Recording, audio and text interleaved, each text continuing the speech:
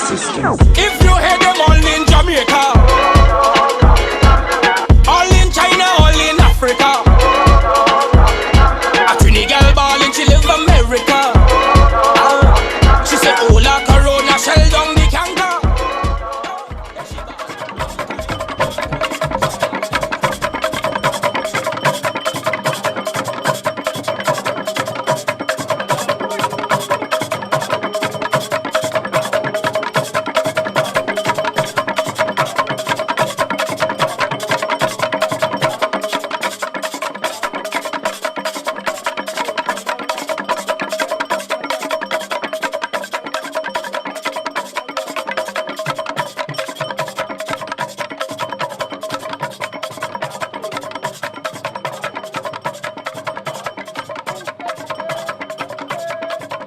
I think the secrets to what we want in this world are all locked within Carnival. And just think, we Caribbean people have the secret map. I think creativity for me is resilience. It's how we come back from anything, how no matter what the world throws us at, we find a way to come out of that corner. We're never held down because of all the ideas that we can come up with.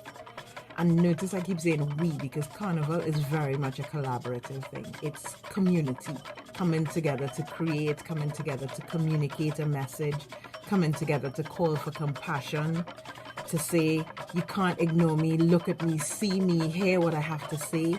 Also a call to themselves for self-compassion, because as far as I'm concerned, Carnival is a mental health festival.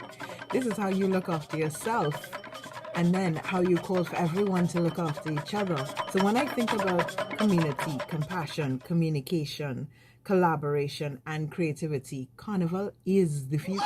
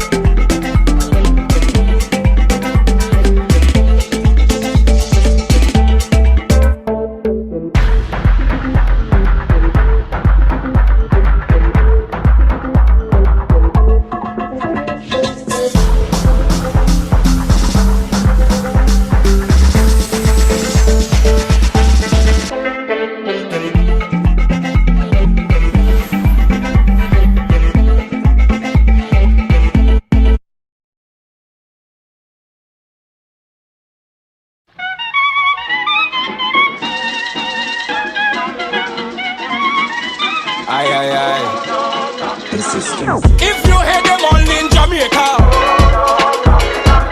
all in China, all in Africa, a Trini girl ballin', she live America. She said, "Oh la Corona, shell down the canker."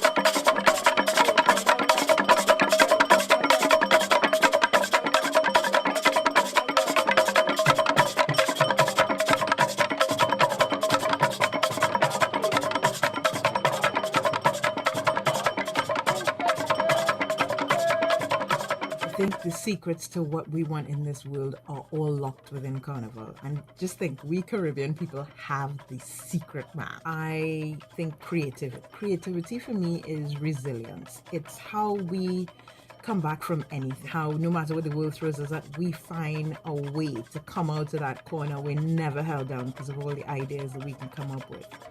And notice I keep saying we, because Carnival is very much a collaborative thing. It's community coming together to create, coming together to communicate a message, coming together to call for compassion, to say, you can't ignore me, look at me, see me, hear what I have to say. Also a call to themselves for self-compassion, because as far as I'm concerned, Carnival is a mental health festival. This is how you look after yourself, and then how you call for everyone to look after each other. So when I think about community, compassion, communication, collaboration, and creativity, Carnival is the future.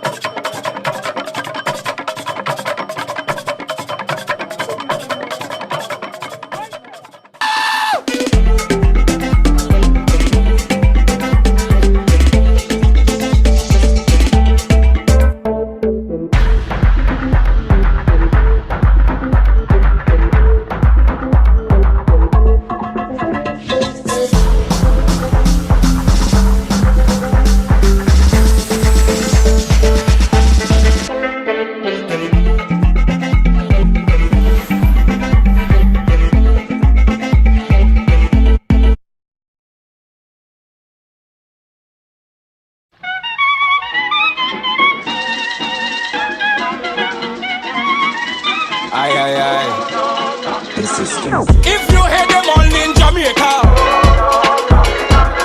all in China, all in Africa, a Trini girl ballin', she live America. She said, "Hola, Corona, shell down the canker."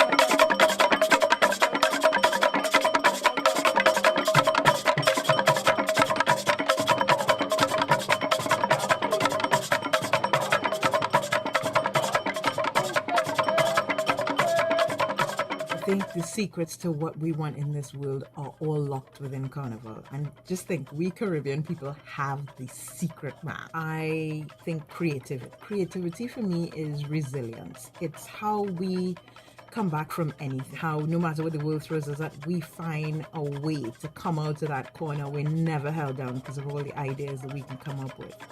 And notice I keep saying we because Carnival is very much a collaborative thing. It's community coming together to create, coming together to communicate a message, coming together to call for compassion, to say, you can't ignore me, look at me, see me, hear what I have to say.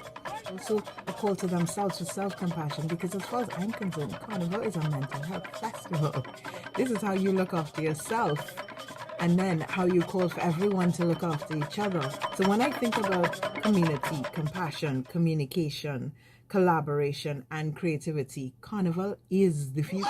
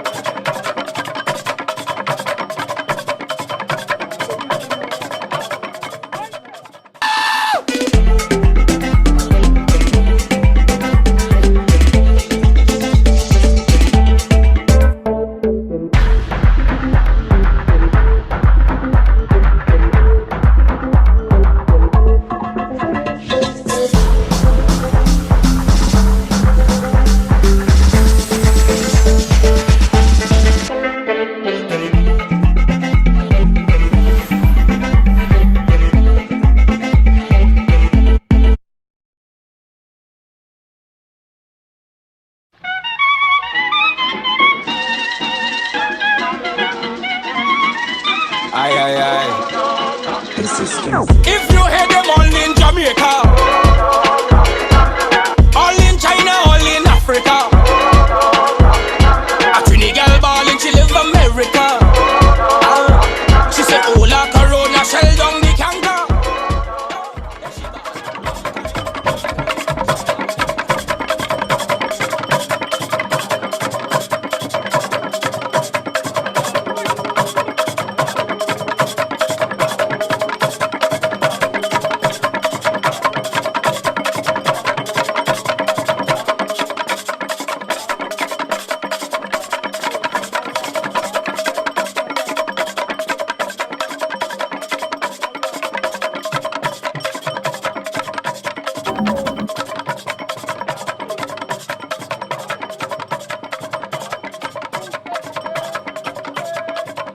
I think the secrets to what we want in this world are all locked within Carnival. And just think, we Caribbean people have the secret map. I think creativity for me is resilience. It's how we come back from anything, how no matter what the world throws us at, we find a way to come out of that corner. We're never held down because of all the ideas that we can come up with. And notice I keep saying we because Carnival is very much a collaborative thing. It's community coming together to create, coming together to communicate a message, coming together to call for compassion, to say, you can't ignore me, look at me, see me, hear what I have to say. Also, a call to themselves for self-compassion, because as far as I'm concerned, Carnival is a mental health festival. This is how you look after yourself, and then how you call for everyone to look after each other. So when I think about community, compassion, communication, collaboration, and creativity, Carnival is the future.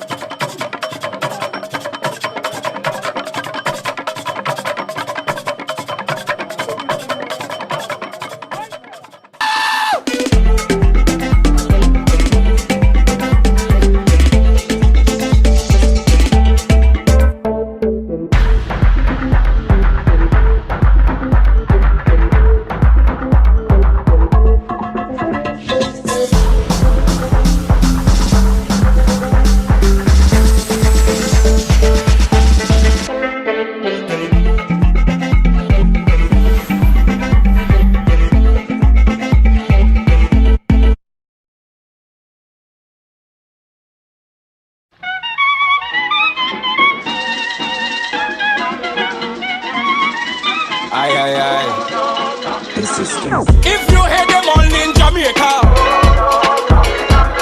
all in China, all in Africa, a Trini girl ballin', she live America. She said, "Oh la Corona, shell down the canker."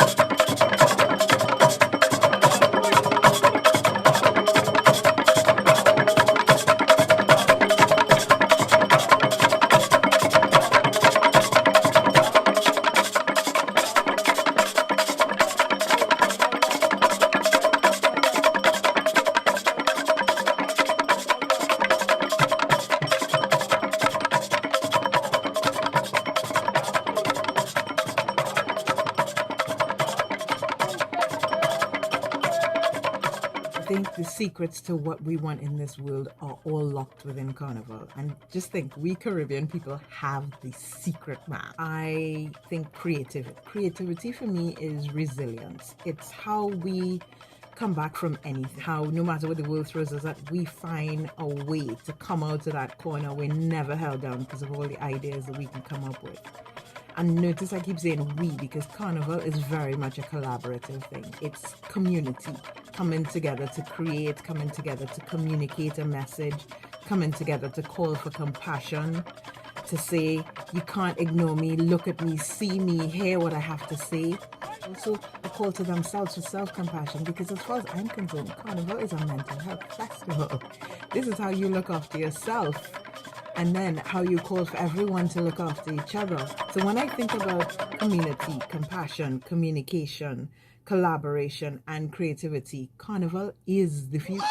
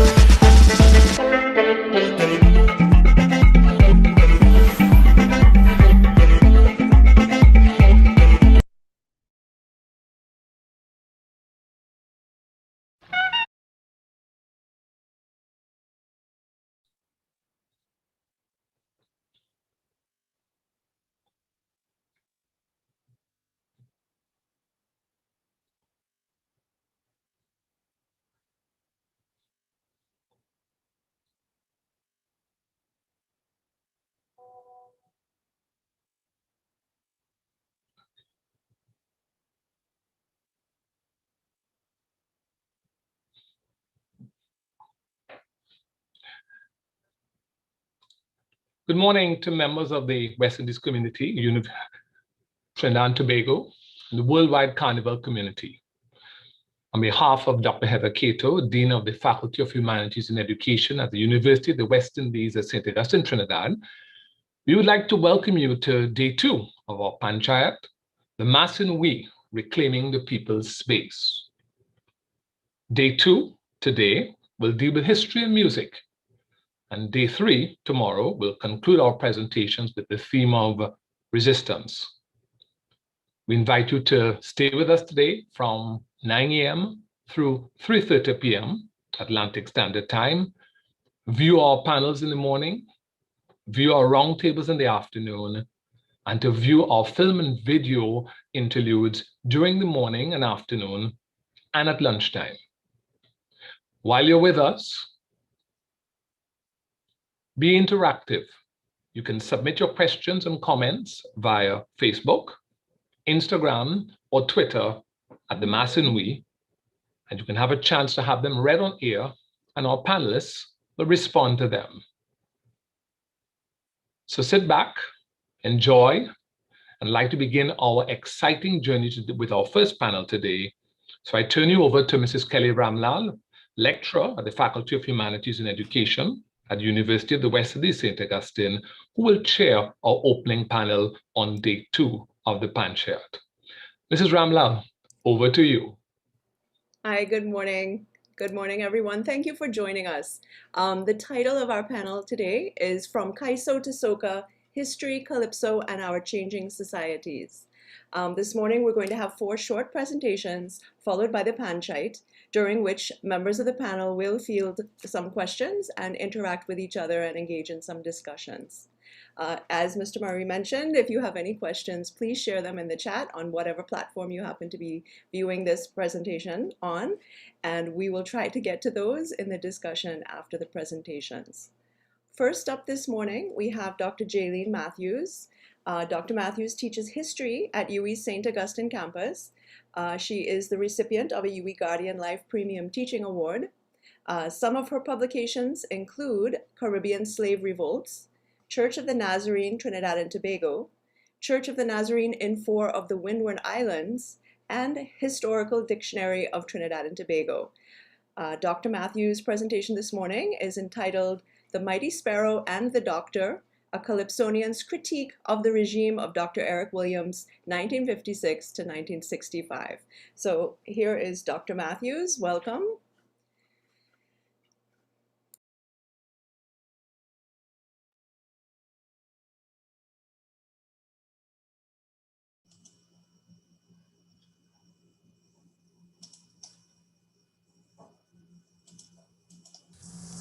The Mighty Sparrow and the Doctor is a paper located within the analytical discourse of political calypsos of Trinidad and Tobago, shaped by several calypso critics. While Slinger Francisco, the Mighty Sparrow and Calypso King of the World, is noted for his versatility of style and subject in this musical genre, the paper concentrates on those calypsos in which Sparrow focused on the political leadership of Dr. Eric Williams, founder of the People's National Movement, the PNM, first Prime Minister and father of the Twin Island Republic of Trinidad and Tobago.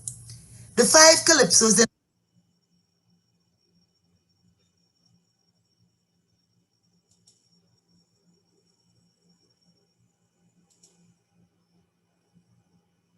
in particular, which I analyze here, are No Doctor No, PAYE, Federation, Get to Hell Out, and BG Planting.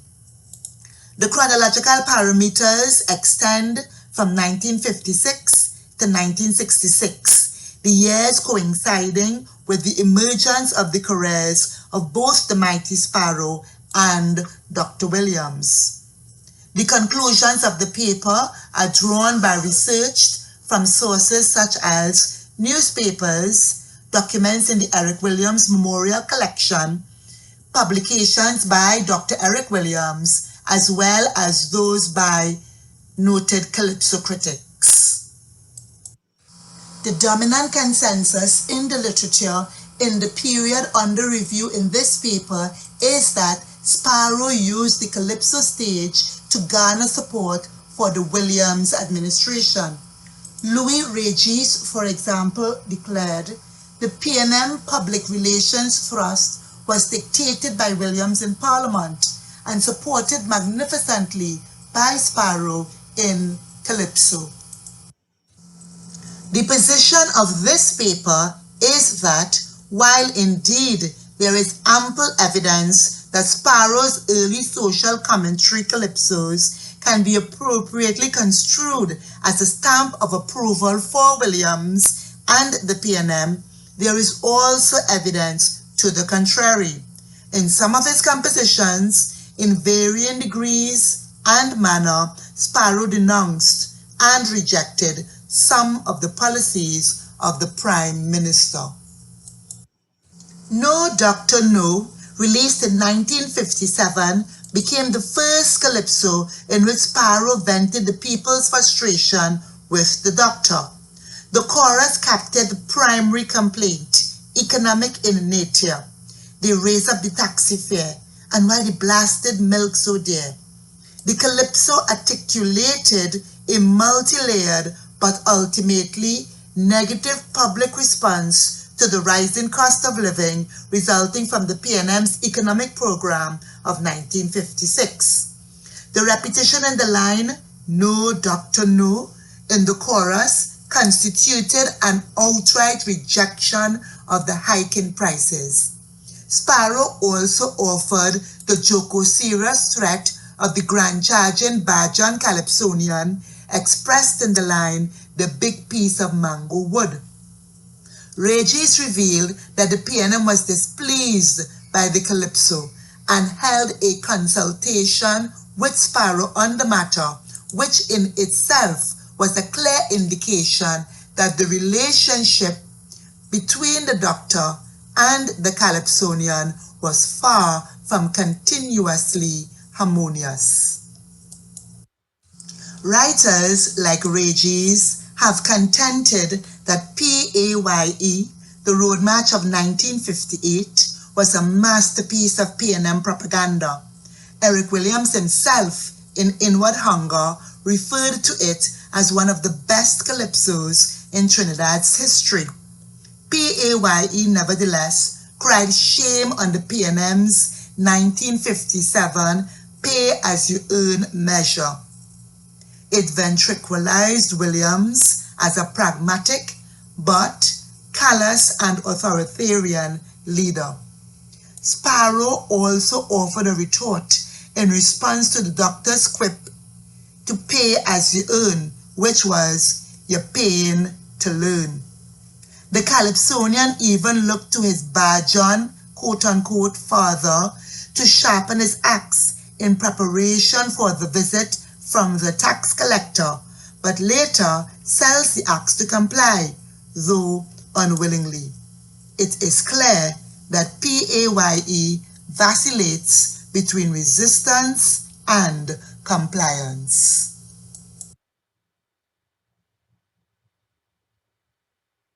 Federation certainly favored the PNM to an extent, and yet it included observations which were far from complimentary to the regime.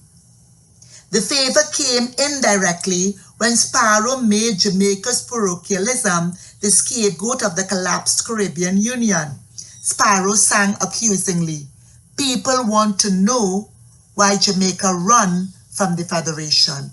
On the other hand, Sparrow went on to identify the collective culpability of all 10 members, including Trinidad and Tobago, led by Williams, when he sang, "We failed miserably." Sparrow also contradicted and blamed the Doctor in the line, "Everybody fighting for independence singularly," Trinidad, for instance. Sparrow ultimately did not spare the Doctor in his indictment that, quote, "Federation boiled down to simply this: it's dog eat dog and survival of the fittest," a phrase which C.L.R. James described as brutal and ferocious. Without exception, each party, in Sparrow's opinion, was as guilty as was Jamaica in causing the demise of the short-lived and ill-fated federation. Sparrow reserved the most scathing and sarcastic attack for Williams in his commentary on the Solomon Affair of 1962 to 1964 in the calypso entitled Get the Hell Out. It was released in 1965. In summary, Dr. Patrick Solomon, who in 1962 was Minister of Home Affairs in the PNM government with responsibility for the police service, was adjudged by the public to be guilty of abuse of power and nepotism. His stepson, Michael Buell-Soliel, was arrested and incarcerated for throwing missiles in a public space. Solomon misused his authority by entering the Woodbrook police station, allegedly slapping an officer on duty, ordering the release of his stepson and taking him home. The Democratic Labour Party, DLP, the opposition at the time, along with the wider public, demanded the resignation of Solomon, which Williams supported at first, but eventually the Prime Minister not only reinstated Solomon, but also protected him when he appointed him as Minister of External Affairs. Williams' actions were difficult to defend, and Sparrow, in his calypso, made no effort to do so.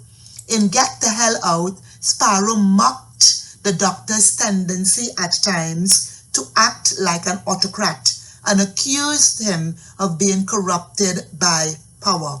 Sparrow's biting sarcasm in Get the Hell Out is sustained throughout the calypso and provides uncompromising evidence that the extent to which he has been regarded as the PNM's mouthpiece ought to be revised.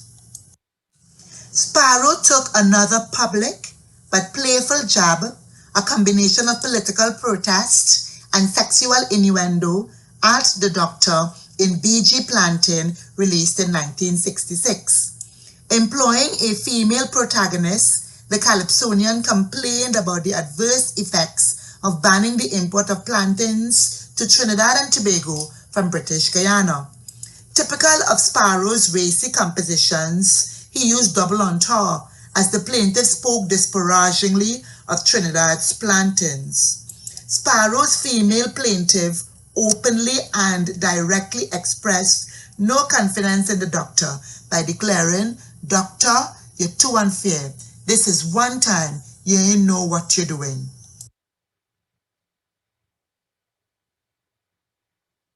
The evidence available on the relationship between the mighty Sparrow, the Calypsonian, and Dr. Eric Williams, the politician, in the period from 1956 to 1966 calls for an important revision in the manner in which the dominant literature has conceptualized the interaction between these two. Sparrow was indeed a Pianamite, but he was also a bard of the people and for the people.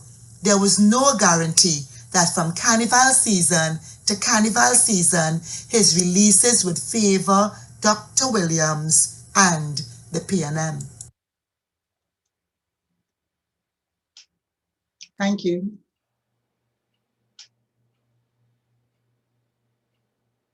Okay, thank you very much, Dr. Matthews, for that.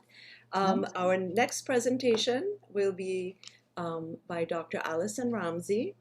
Dr. Allison O. Ramsey is a lecturer in Cultural and Heritage Studies in the Department of History at the University of the West Indies, St. Augustine campus. She holds a BA in History from UWI Cave Hill campus, an MA in History from the University of the South Pacific, and a PhD in Cultural Studies with high commendation from the UWI Cave Hill campus. Her recent publications include Mapping a Musical Journey of Soca in the Cropover Festival of Barbados, and First Day Covers, a visual archive of Caribbean history and heritage. The title of Dr. Ramsey's presentation this morning is Calypso, Carnival, Cropover, and Censorship. So please welcome Dr. Ramsey. Good morning, everyone.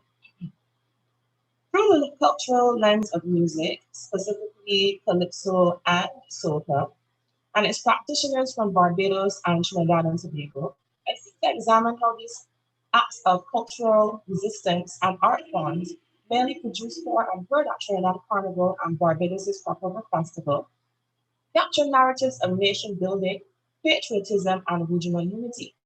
Lyrics from selected calypsos and soca songs from the 1980s to the 2000s are analyzed to provide a snapshot of the voices of these artists and the issues which they highlighted at that time.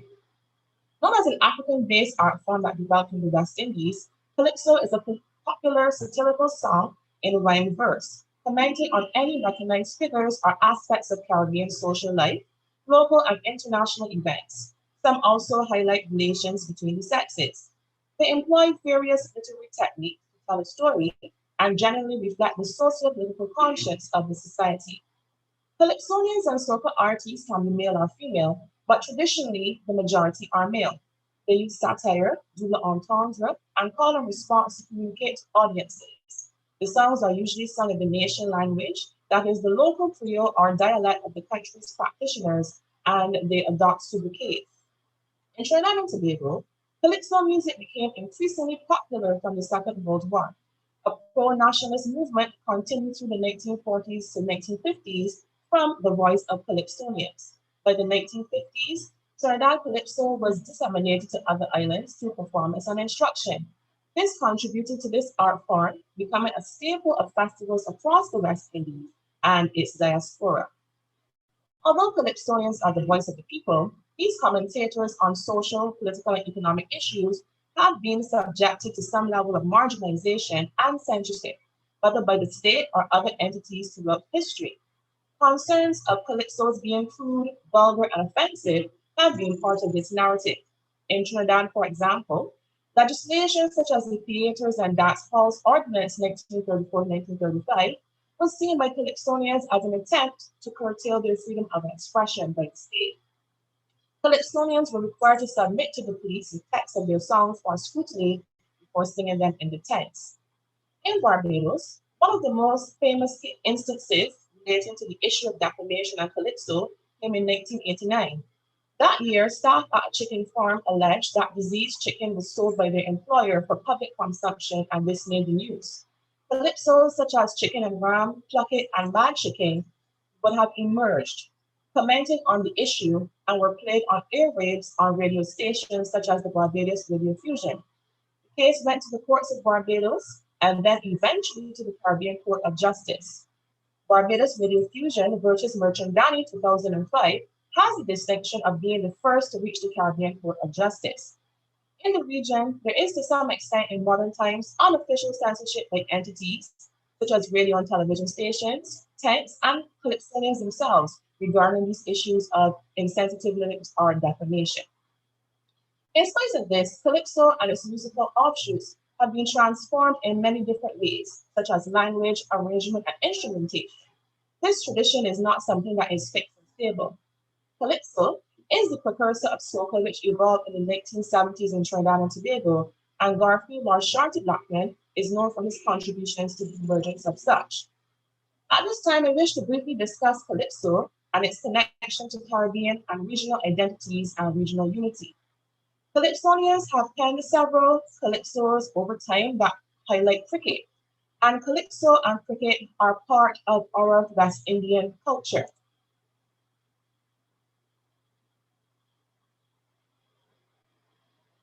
David Rudder's Rally Around the West Indies is one such example that we know very well.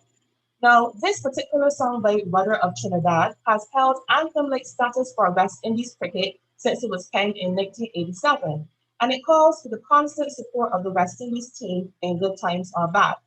And as we see the lyrics say here, as long as we rally, rally round the West Indies, now and forever, rally, rally round the West Indies, never say never.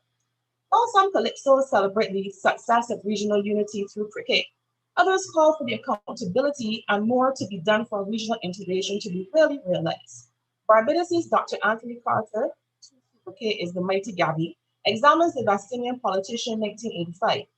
In this song, he shares the perspective of Bastilian politicians and their narrow views, which can hamper regional integration. This island insularity is noted when he states, because you tell Trini he better than Beijing, you tell Beijing he's smarter than Jamaican, you laugh at patois in Dominica and St. Lucia. During the post-independence era and into the 21st century, we note that nation-building calypsos and songs continue to be penned in both countries. Stetson read classic by the Wiltshire of Barbados, his song Bim of 1984. The opening line declares his patriotic feelings and love for Bim, one of the terms used to refer to Barbados. Red Classic Bag says, Bim, I love you. Bim, I am proud of you. Many left your shores, but that's not the case with me. Some call you bad and cry you down, certainly not me of this soil, I am a true son. And he later declares, I'll stick to my roots for as long as I live. This is a similar sentiment to Denise Plummer, as she expresses this in her 2001 song, Nah Leaving. And she says in this song, they say my country so stressful, so tense. With race hate, young jailbait, too much violence. Girl, pack up and go. This sweet Trimbago, I tell them no way. And in her song, she refuses to leave the places of interest, food, cultural expressions that Trinidad offers because her navel string is buried so deep. Meanwhile, the Mighty Gabby's Culture of 1985 takes up the mantle in song regarding the issue of Barbados having no culture of its own and speaks out against North American cultural penetration through mass media in the Barbadian and wider West Indian culture. Gabby says, all of this talk about culture driving me mad. How can I expect to have a culture plan for a Caribbean man from North American? We got to start here at home, then we will no longer roam.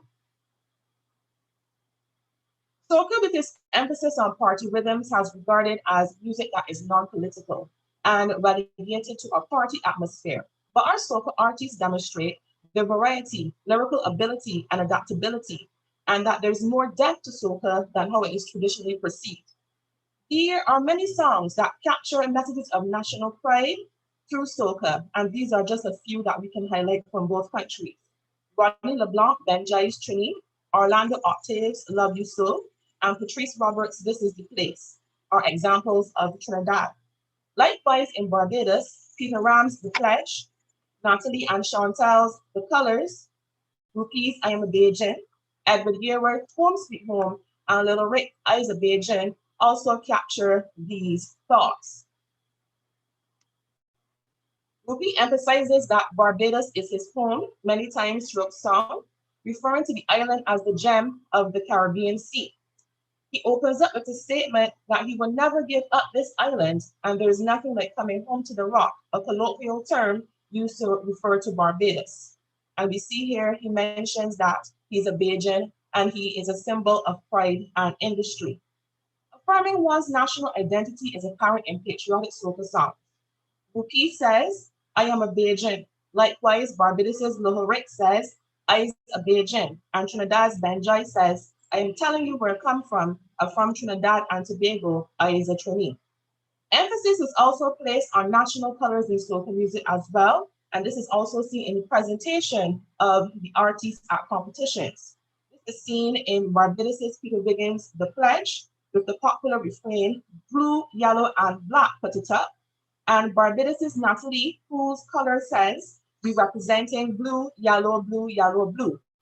Both artists make reference to Barbados' national colors, which are colloquially referred to in this way. Trinidad's Benjai, as a Trini, states addressing in red, white, and black, also in reference to the national colors of Trinidad and Tobago. These lyrics, which reference the national colors, are quite memorable and are typically etched in the minds of patrons, whether old and young, for generations to come.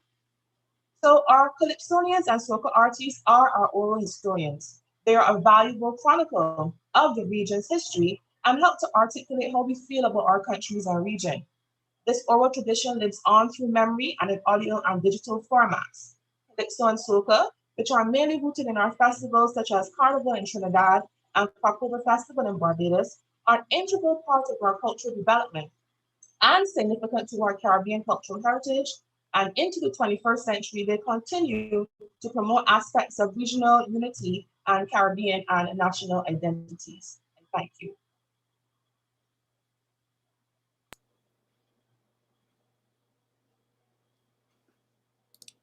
Okay, thank you for that, Dr. Ramsey.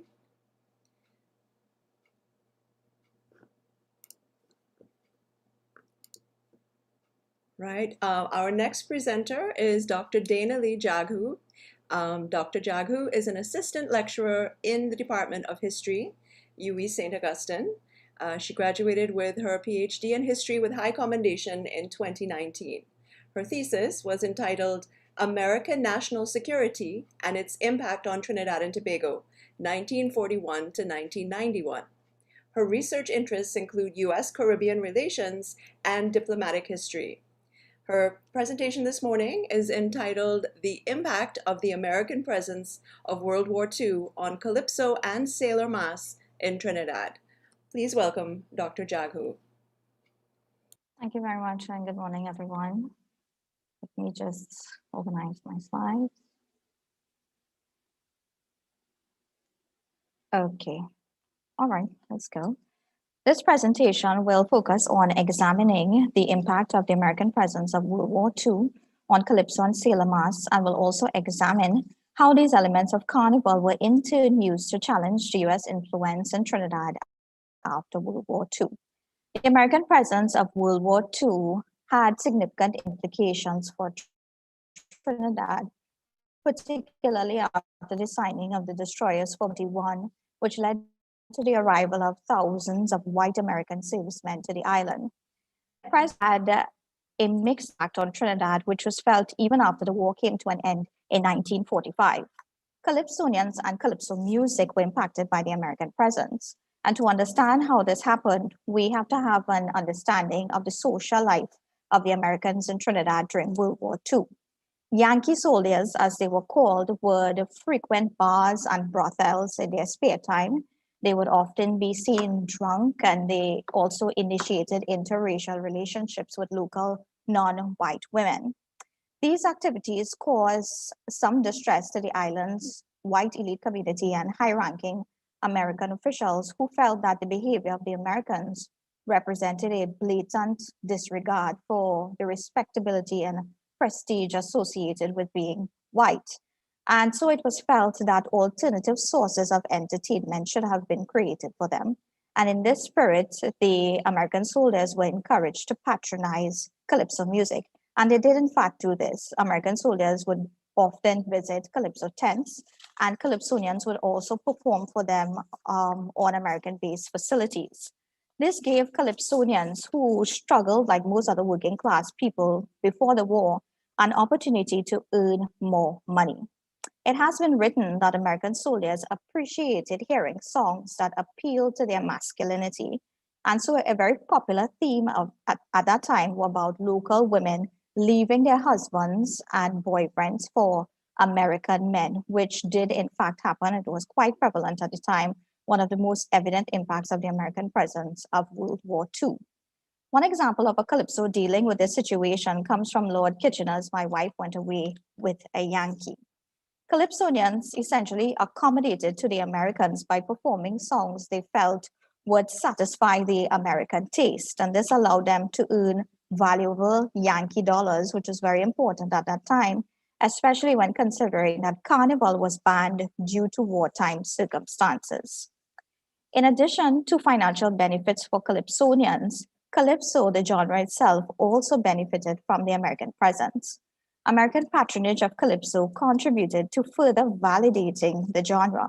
White Americans filled up Calypso tents, and their presence encouraged local whites to also patronize, which was very uncommon before the war, largely because the island's white elite would usually frown upon Calypso. Additionally, the US presence also contributed to giving Calypso music some global attention. American entertainer Maury Amsterdam came to Trinidad during the war and heard Lord Invader's Rum and Coca-Cola, which was one of the most popular songs during that time. It focused on revealing scandalous relationships between local women and American men. Amsterdam tweaked the lyrics up a little bit, sent it back to the United States, where it became a mega hit when performed and recorded by the Andrews Sisters. Lord Invader challenged the Andrews Sisters for rights of the song and won. The popularity of the song in the United States, along with the publicity of the legal battle for rights of rum and Coca-Cola, contributed to the validation of calypso as a legitimate genre of music to which Trinidad and Tobago could be identified. This photograph shows 4 of the more prominent calypsonians at that time, and at the bottom of the photo, you would see some little heads there. Those belong to American soldiers.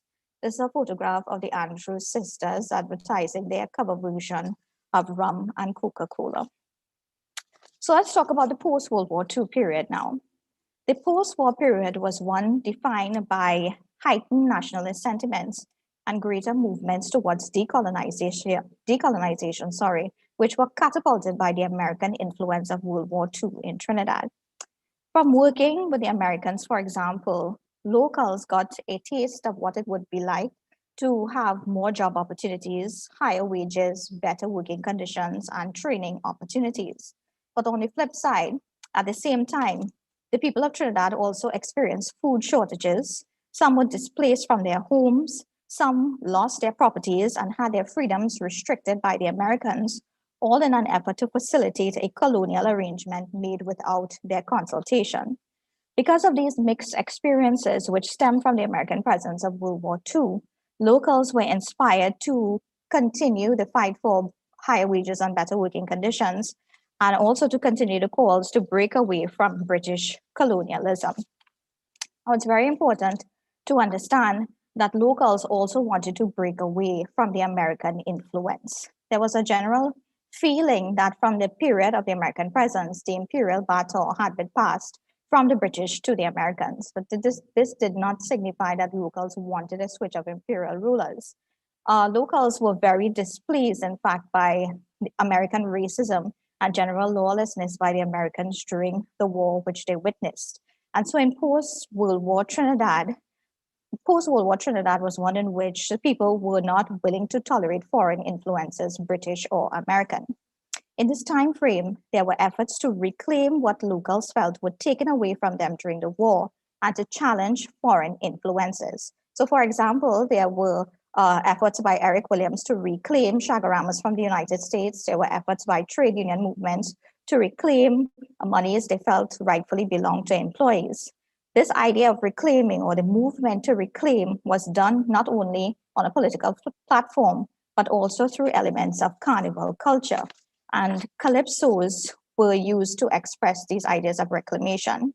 One example comes from the Mighty Sparrows' Jean and Dinah, which is one of the most popular songs, post-World War II songs. And on the surface, it may just appear to be a song about prostitution, but it also has a deeper meaning. The theme of reclaiming or restoring what local men felt the Americans took from them during the war also existed in the song. Sparrow rejoices over the departure of the Americans and reclaims the position as the main suitor for local women in the American absence. Also coming from the Mighty Sparrow was another calypso, The Yankees Back, in 1956. This calypso laments the return of the Americans in 1956, not for military purposes, but after Texaco purchased Trinidad leaseholds, there was a big American presence in Pointe-a-Pierre. The tone of the song is one of great dismay, as Sparrow questions if they would eventually move from Pointe-a-Pierre, take over other parts of Trinidad, eventually all of Trinidad and also Tobago. Sparrow also suggests in the song that an American presence would not be accepted without opposition in this period of heightened nationalist consciousness. Sailor Mass was also influenced by the American presence, and like calypso, was used to express the idea of reclaiming and to criticize the American presence.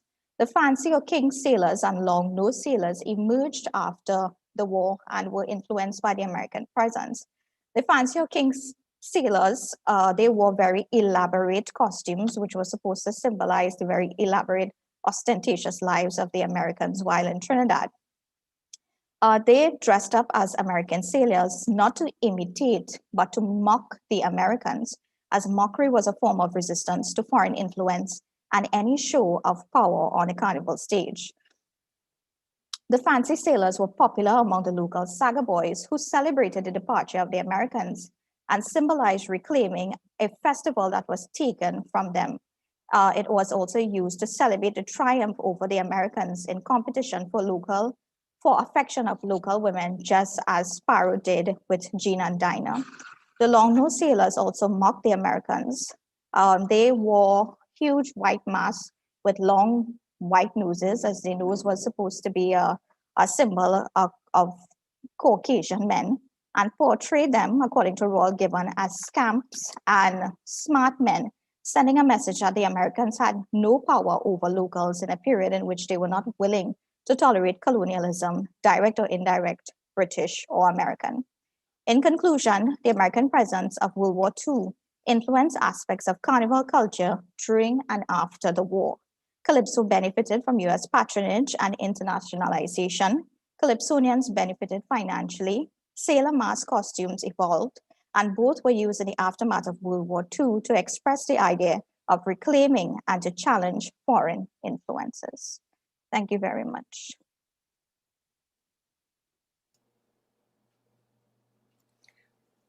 Thank you very much, Dr. Jaghu, for that presentation. And our final presentation this morning, is a team presentation by Shauna Regard and Shamika Farquhar. And Shauna Regard is a doctoral candidate at George Mason University, Boston-born but West Indian raised. Her research centers on issues of the Caribbean and its diaspora. And Shamika Farquhar is a Brooklyn-born Trinidadian dancer and choreographer. She started Soca Tribe to combine her love for carnival, Caribbean carnival culture, and community building. They are presenting a paper entitled Building a Soca Tribe, an ethnographic study of race, community, and identity. Welcome, Shauna Regard and Shamika Farquhar.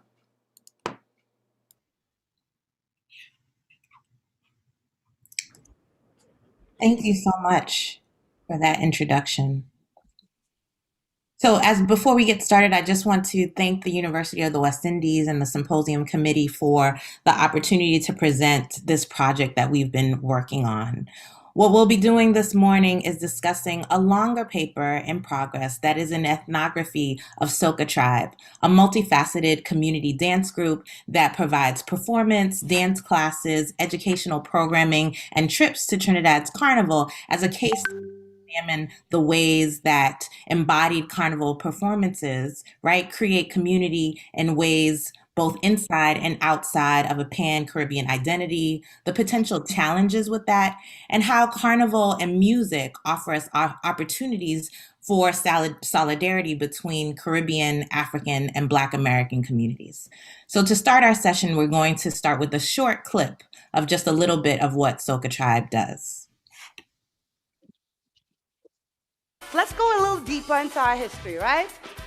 There's this lovely lady. She's been parading around Carnival since the 18th century, and they call her the Dame Laurent. Everybody wants her, everybody watching, and she just go, just so you know. And there's another one. Diablo, Diablo, the Jab Jab. This man is confusion, scary thing, spook the children. But he is the star of the dawn. Every carnival starts with a dawn, and the dawn is what we call Juve. I would like to welcome you all to the Soca Tribe band launch. What's a band launch, you ask?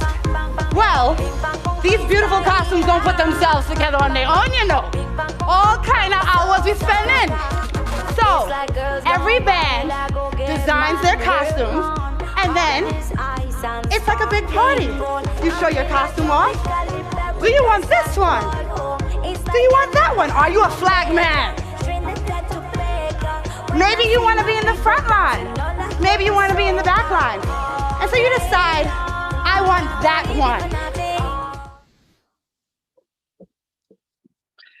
In that performance, we did a dramatic representation of the Juve, which was cut off by the griot at the beginning, a ballet dance, and then a contemporary soca piece.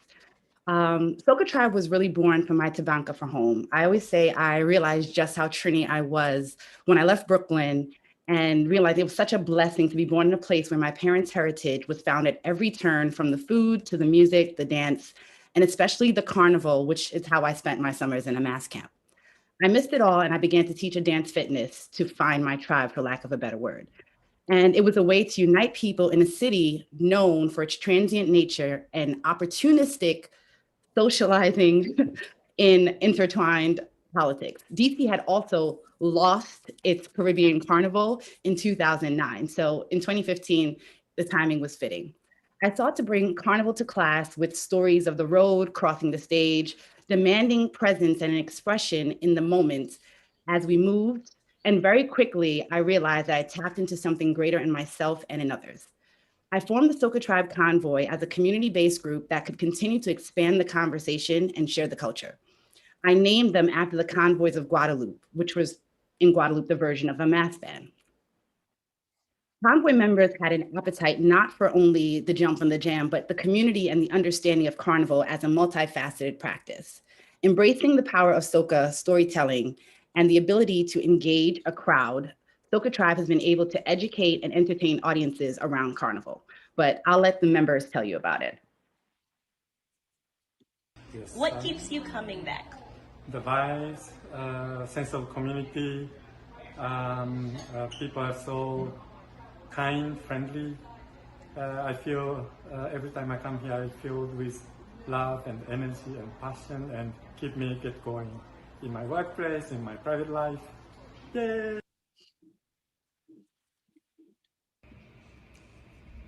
Soca Tribe is this amazing combination of love, family, culture, togetherness, exercise, and freedom. It's a place where you can be you at all times and everybody embraces, nobody judges.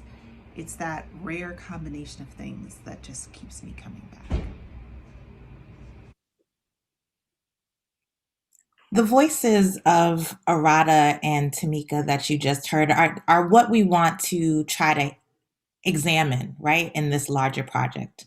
Particularly in the time of COVID, when we haven't been able to gather, we've heard more increasingly about the ways in which Carnival is a feeling, Carnival is in our hearts, and Carnival is more than just road. We know that scholars have long since noted that carnivalesque rituals have operated as a way to subvert and invert the dominant culture, while also offering simultaneously, right, this opportunity for community building amongst oppressed peoples. Also happening, right, is the globalization of Trinidad's Carnival that's really opened up community building and community making to not only pan-Caribbean communities, but also American, European, and Asian communities. In our examination of Soca Tribe, we wanted to think about how Carnival is able to move from traditional physical spaces to new types of spaces, and how these spaces continue that subversion and inversion work of Carnival, and where problems or new questions might arise. Soca Tribe, as we mentioned, is located in Washington, D.C., and it pulls from this metropolitan location participants and audiences from a variety of different backgrounds, right? Many of its members are of West Indian descent, and many of its members are also from other ethnic and racial groups. For its pan-Caribbean members, Soca Tribe offers an opportunity to reconnect and further transmit culture. We're reminded of the work of Judith Butler's theory of performativity and how reiterative everyday practices create identities. Scholar Joycelyn Galbot similarly allows us to see this identity making as part of a carnival soca performance when she mentions and notes that in her work, embodied and performative soca social interactions reiterate identities. For members of Soca Tribe that are outside of the Caribbean diaspora group, they also cite the enduring thread of community that Carnival provides. They refer to the ways that soca music allows them to free up themselves and their waistline. They mention the energy from the drums and the iron that flowed through them, creating a sense of freedom and authenticity to themselves and their bodies, where they can create empowering communities together. especially as the Caribbean diaspora continues to grow and the need to build community develops in new cities and in new places, right? I'm even thinking about Soca's expansion to outside of the region. How might this growth and global visibility complicate what we think about Carnival's cultural evolution? When COVID-19 caused the cancellation of Notting Hill's Carnival and singer Adele's tribute to Mass was met with mixed reviews, I couldn't help but be reminded of some of the unintentional cultural consequences that I had been witnessing with the globalization of Carnival and that welcoming spirit that we tout. I was reminded of Black China and Amber Rose's photos at Carnival in 2006 that caused a frenzy amongst Americans, with everyone planning a trip to the next Trinidad Carnival only to pose. When rapper Joe Budden announced in his podcast in 2019 that, quote, "these chicks can't wait to put on those Carnival outfits and be hoes," it signaled to me the ways that not only is this part of Caribbean culture misunderstood, but there was an increasing visibility of Carnival and a renewed policing of women's bodies that come with hashtag Carnival on social media. The type of cultural appropriation, right, is a problematic power differential that's hyper visible in the United States. So analyzing Soca Tribe and its diverse participants and audiences and the way in which Soca Tribe approaches education, we find the ability to think more deeply about how intercultural communities and cultural exchanges can be formed that reduce the violence of cultural appropriation. Karen Howard's theories of music education talk about strategies to move from cultural appropriation to cultural appreciation. Howard says that, quote, "intentionally designed teaching and learning experiences coupled with reflective practices for the teacher and students can help to illuminate a path through this complicated territory. Music educators can engage students with performance and a knowing of the people behind the music, what the music means and how it functions." And this is precisely what the practice is, right, that Soca Tribe uses when they go out to talk about Carnival, to talk about the folk characters. Finally, we want to talk about the ways that Soca Tribe works to create opportunities for solidarity and how it's created threads between the African diaspora. Soca Tribe's inception was to cure my Tabanka from home. So combining the accessible and encouraging movement with soca music attracted an audience, and the community and its mission has since evolved. I sought opportunities to share the essences and richness that is the Carnival culture with a variety of projects. With each project, another layer of this cultural practice resonates for me, and I intend, at the very least, to pique new interest or inspire new questions or perspectives about the greatest show on earth. In 2018 and 2019, I organized the Return to the Reason Festival taking place in Accra, Ghana, in Washington, D.C. to try to connect our Carnival traditions to the African diasporic roots. For too long, I had heard that Carnival was a French colonial tradition and remnants of that past, and it just didn't sit with my soul. While it wasn't until studying the Talawa dance technique did I learn to accurately articulate the diasporic rhythm nation connections, the Trinidadian movements near and dear to my heart, the Return to the Reason Festival did create a venue to educate our Ghanaian brethren across the pond about cultural practices rooted in resistance and the ownership of space. Introducing people to Carnival's history via the musical evolution from leather drums to tambour, bamboo, steelpan, calypso, kaiso, and soca has opened the door to many thought-provoking and enriching conversations. When interviewed on my perspective of the Don't Mute DC movement, an uproar from longtime DC residents to the gentrifying newcomers' noise complaints to silence the city's official music, which is go-go, often played in the streets, my response was this. This was an age-old tale. I'd seen it in Brooklyn with the pan yards, and if I want to be honest, the outlawing of our drums in the colonial times was no different. The powerful, as determined by access to wealth, silencing our modes of expression that had existed long before they came into our presence. This inspired the play Culture Unmuted, which tied these themes of community, resistance, and the power of our music. The production premiered online due to COVID and with an international audience, and again, another touch point for people to see the facets of Carnival practice beyond the party and its splendor. As we continue our work, it has been greatly impacted by our inability to be together as a collective. However, I strongly believe that this distance allows a space for depth and exploration. As I continue to uncover more, we are empowered to amplify the gravity that is Carnival as a cultural and communal practice. It's bigger than the hours on the road, and its power cannot be contained, and it is a nexus of the Black people's music connection. I want to say thank you all for having us and echo into Shauna's sentiments. Thank you, Yui.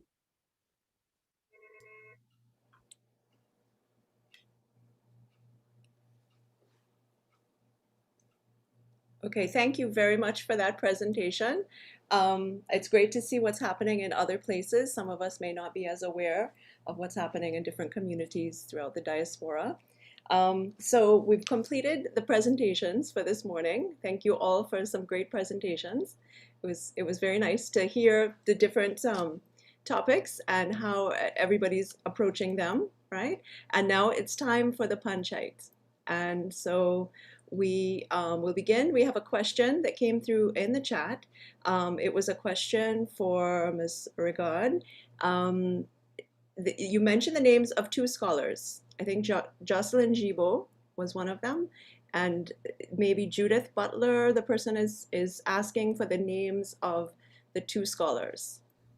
Yes, so Judith Butler is a scholar who does work on the theory of performance and performativity. She has her theory comes out of her work. I think it's Gender Treble.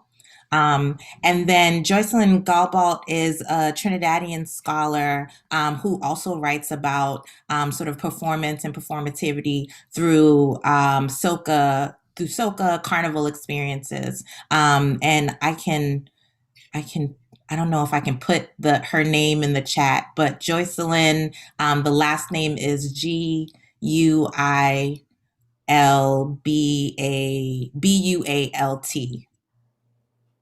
Okay.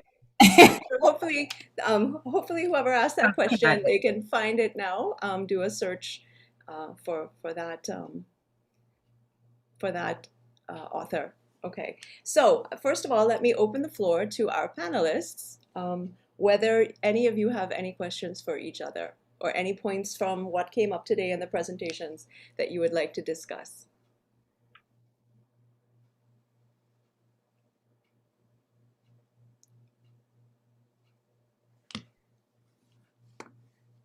I actually have a question. I have a couple of questions. The first one I'll just toss out to Dr. Ramsey. I really enjoyed that presentation because I think that it is thinking about soca music particularly and how it's sort of been reduced to just party music. I think is interesting because there's so much political messages in soca as well that you pointed out.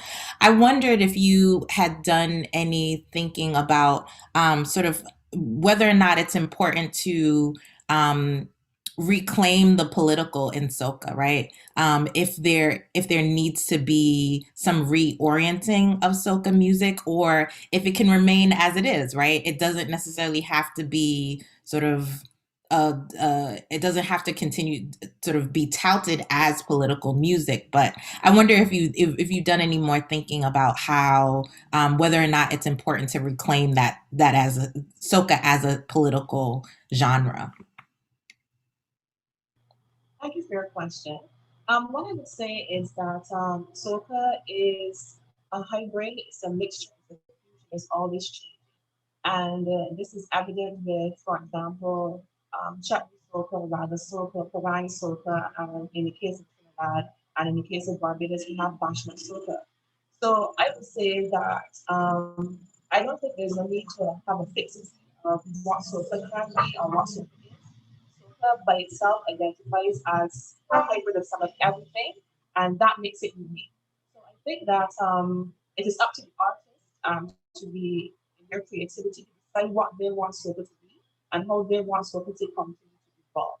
But I think that it is important to note that through soca music, you can make political statements And even though sometimes the lyrics may not necessarily always have those elements in it, it's how sometimes the artists present them on stage and present them to the audience to convey what they want to say to the audience. And that in itself, even the presentation of a performance, is a powerful statement and message that. So I think it is fluid and let it continue to be.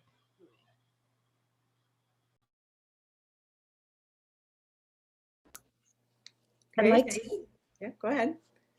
just thinking, piggybacking the point around the music's intent and purpose and how it sounds. I do think, generally speaking, we'll all say that 2021 Soca, we were sitting, and so we had to listen. And so there, like the lyrical content was very different. I always joke about, it started back when Ding Dong switched from we outside to we inside.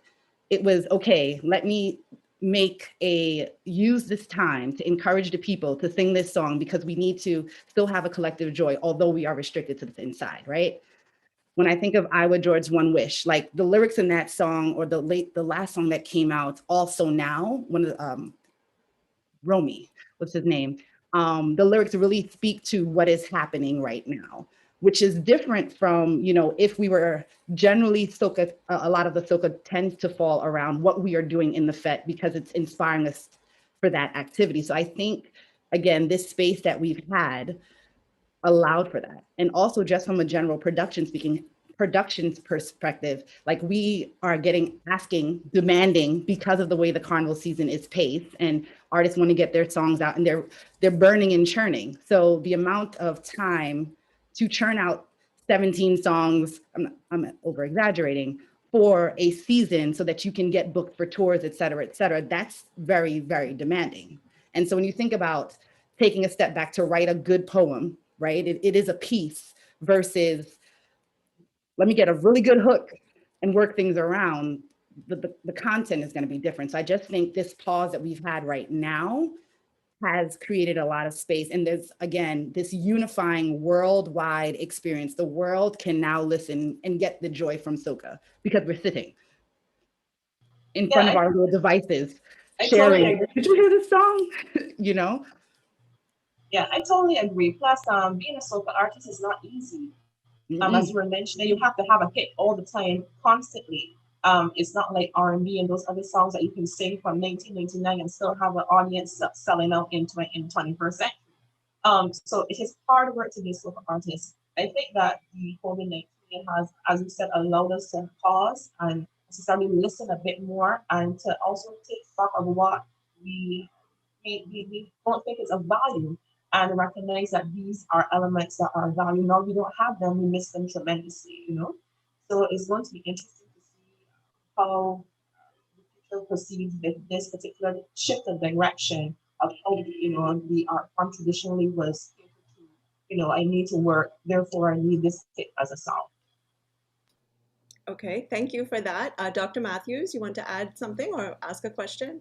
Yes, I wanted to direct a question to my colleague, Dr. Jagu. I found it interesting that in your paper exploring the connection between Calypso and World War II, that you did mention the Mighty Sparrow, as well as the attempts of Dr. Eric Williams to get the Yankees out of Trinidad. So I was wondering whether in your research on this topic that you found any calypsos by Sparrow.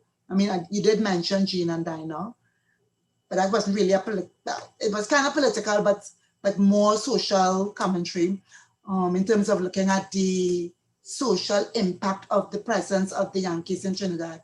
But I was wondering whether in your exploration you found any calypsos by Sparrow that either spoke in support of or against the administration of Dr. Eric Williams.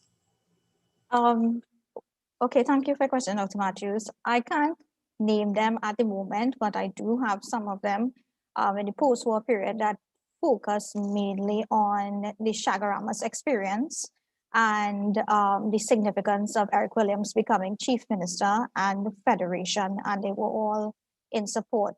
I didn't look too much at the critique side like you did, but I will really aim to look for calypsos that would have supported the movement towards nationalism, but they do exist. There is a book I can lead you to. I don't know the name right now, but it's in the Alma Jordan Library. I have it in my bibliography, so I could probably send it to you at a later time. Thank you, January. Welcome. Okay, thank you for that. We have a couple more questions coming in. Another question that came in a few minutes ago. Our stories are told in music and costumes. Please comment on how stories are told today compared to current times. Maybe they mean previous times. I'm particularly interested in costumes. Could anyone speak a little bit to that? I think there's, again, back to the cultural practice of Carnival is also battling commercialization and sustainability, right? So you have, whereas I think about growing up as a child, old mass was a thing. I remember seeing it more frequently. There's a political commentary. The costume is a part of the story. Now, when people tend to think about Carnival, they think more so, and I'm going with just popular, not those who are in this conversation. I feel like the tribe here knows, they can tell you what a Midnight Robber is, a Pure Grenade, Dame Laurent when she came, etc. But the general masses think about bikini and beads as, you know, many will say the Mardi Gras or the Brazilian Carnival.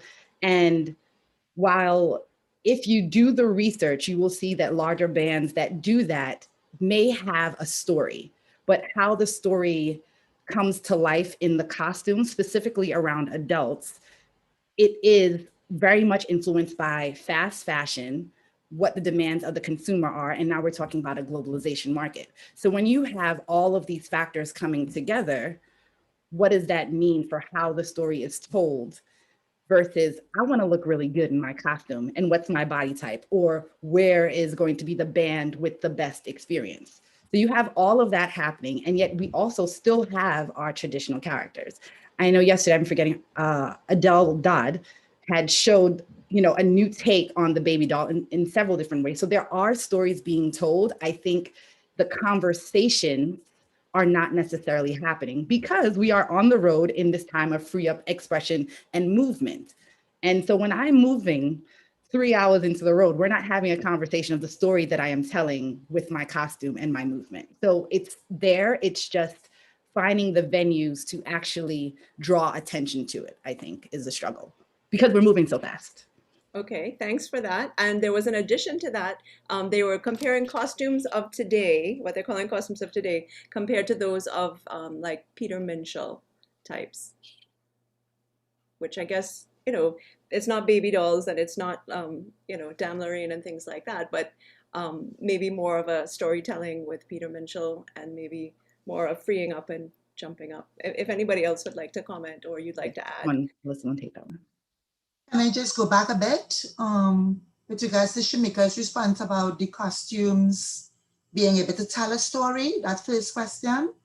I'm glad that Shamika did mention Old Mass because we do have a tradition in the Trinidad Carnival of using Juve morning and Old Mass competition to tell stories about events unfolding in the wider society. So let's say there is some scandal with a political leader that could find itself displayed and portrayed and told on a stage in a competition looking at Old Mass. And you are right too, as opposed to the pretty mass. I want to make that distinction. In the pretty mass, people are concerned about showing their form. They go to the gym, they practice how many months, and they, you know, they try to tone up the body to look good. They have no time to tell no story.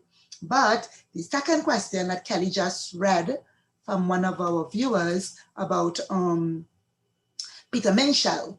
Peter Minshall definitely was one of the few calypso masqueraders in fairly recent times who took time to make sure that his portrayal told some kind of story, a story of the folk, some folk tale, or, you know, the washerwoman and so on and so on. But basically, I think the Old Mass in the history of the masquerade in Trinidad and Tobago has been more dedicated than the pretty mass, more in recent times, in telling a story. In older times, like with George Bailey, for example, the time when we had the historical bands, when they would do research and present some civilization, maybe from England, Merry England, or back to Africa, you would have unfolding on the stages stories of these different civilizations. But today, not so much. Thank you. Okay, thank you for that. There's another one coming in for Dr. Matthews and Dr. Ramsey. There's a current movement in Trinidad and Tobago initiated by young artist Jimmy October, referred to as New Calypso. New Calypso is soca, which intends to reconnect with the roots of Calypso. So it said for either of you to comment. They'd like to know what you think about that, Dr. Matthews or Dr. Ramsey. Right, so I'm not too familiar with the new artist, but I'm glad because, when we have conferences like these and discussions about Calypso in comparison to soca, which is more concerned, the latter, that is with the party tune, and also the repetition of a ring, a banga, banga, banga, banga, and not paying particular attention to the lyrical flexibility, versatility for which the older Calypso is more noted. It is good that somebody is thinking about connecting soca to a Calypso that can bring forward a message. I'm not familiar with the artist, but I'm glad that is happening, and I would love to see, the results of that kind of effort. I would just note to the first question that was asked about costuming and so forth. In case of Barbados, for example, when our Grand Calumet was first coming up in 1978, most designers entered with t-shirt bands in the first years, and then they also used a lot of costumes from using these materials around them, crocus bags, flower bags, cane, arrows, and those sorts of things. So there was ingenuity and use of the resources around to create. And in those earlier periods as well, we see the costuming, of course, having more clothing on, and emphasis on having placards and those sorts of things, and stands and so forth. And then as we see time goes on, we see the losing of certain elements of both. But we do still have certain band leaders like one of Squires and Becky West and those persons make a particular point to create a story and a theme and a narrative through their costuming. And similarly in Trinidad, in the olden days, in say the 50s and 60s especially, you would have seen costuming that highlighted Greek mythology or literature like Gulliver's Travels and those sorts of things. And there was a concerted effort to tell a story through the costuming because this was the creativity of the designers and so forth. In recent years, we've seen Tribe bring a Lost Tribe. So Tribe has two bands, two elements of the band. One is the more commercial feathers and beads and skin masks. And then you have a market that they have realized that there are people who want to have traditional aspects of masks with the Tribe experience that Tribe brings as a package. And we see a Nancy story and those sorts of things through their costuming as well. So we have those different dimensions in our different festivals that we can see, and the creativity developing. I would just note that the connection between Calypso and Soca is never severed because Soca comes out of Calypso. It is just a mention of the direction that Soca wants to take. And if persons are connecting further back with their Calypso roots, fabulous. To piggyback that point, I'm so happy that Dr. Ramsey mentioned the current Pretty Math bands that are doing the storytelling. I really want to just kind of, when I think about like last year, Ronnie and Cow presented Serengeti. So you're thinking Serengeti in Africa, and each section was a different tribe. And if you looked at the tribes related specifically to the colors of those regions. And so again, it's not that it's not there. It's letting the general consumer know that this is what's happening.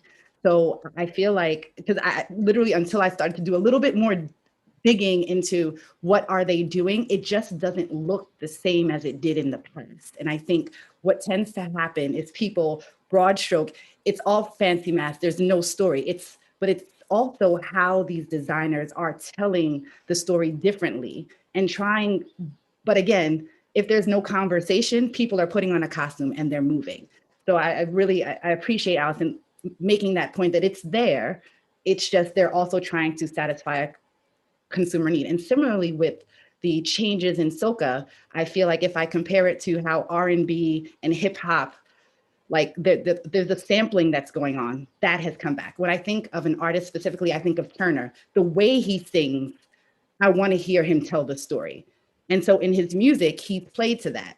I mean, I do think there is, music and our culture tends to be cyclical. So we are in a space that people have time to, again, back to the time without the burn and churn of there's a carnival next week and I need to have a hit song.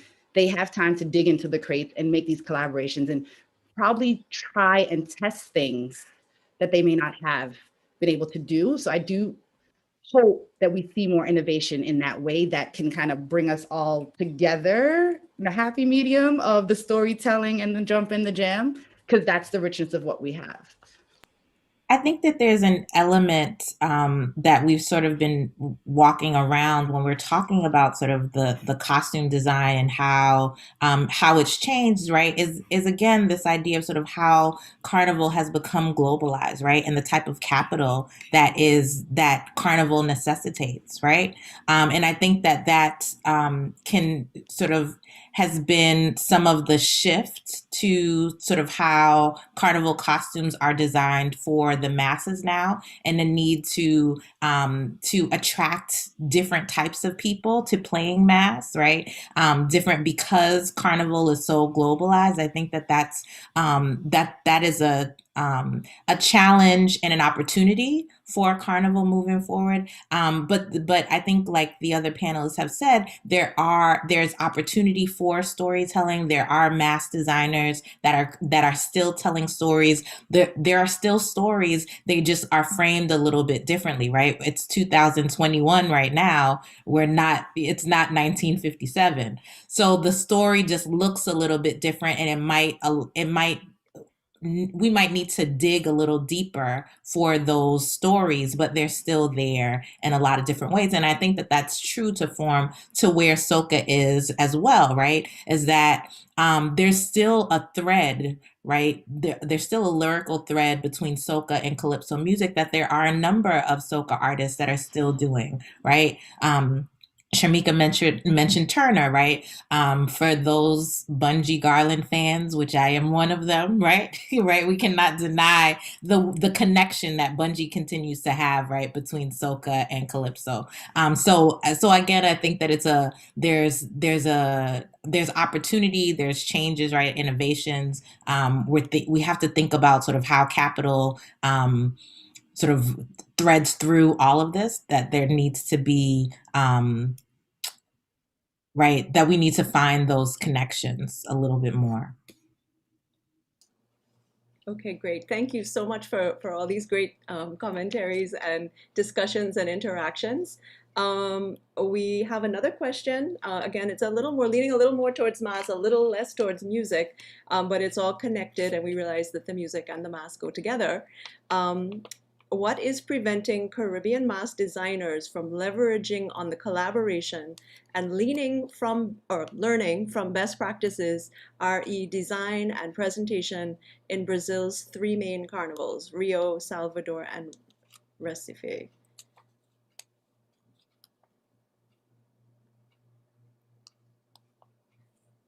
That's a challenging. Can you say it again? Okay. What is preventing Caribbean mass designers from leveraging on the collaboration and learning from best practices, re design and presentation in Brazil's 3 main carnivals? Unfortunately, I cannot contribute to this question. I know very little about Brazil. I'm wondering, do we not have a connection? I mean, hasn't aspects of Brazilian Carnival rubbed off on like Trinidad Carnival, especially with regard to the beads and the bikini and the feather that we have today? Do we not see that happening on the streets of Rio now, overtaking the streets in Port of Spain? I think there is connection, maybe informally, but yes, certainly. I do agree.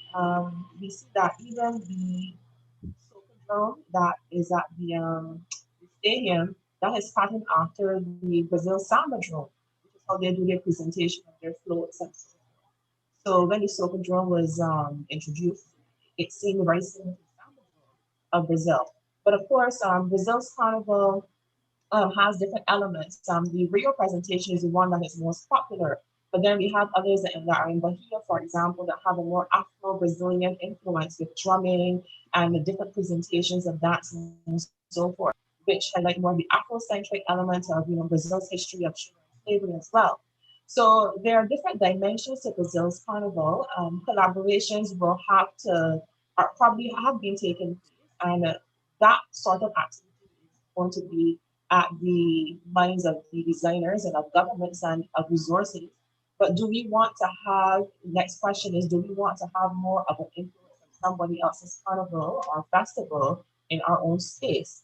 Part of what makes Caribbean festivals unique is its similarity and its differences.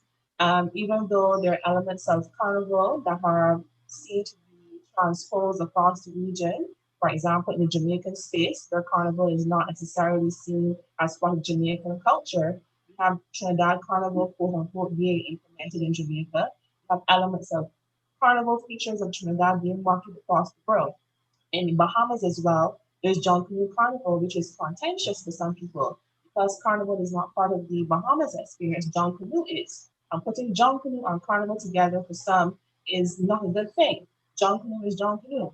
So do we want to have certain elements of another person's cultural expressions that we may or may not understand imported wholesale into our context?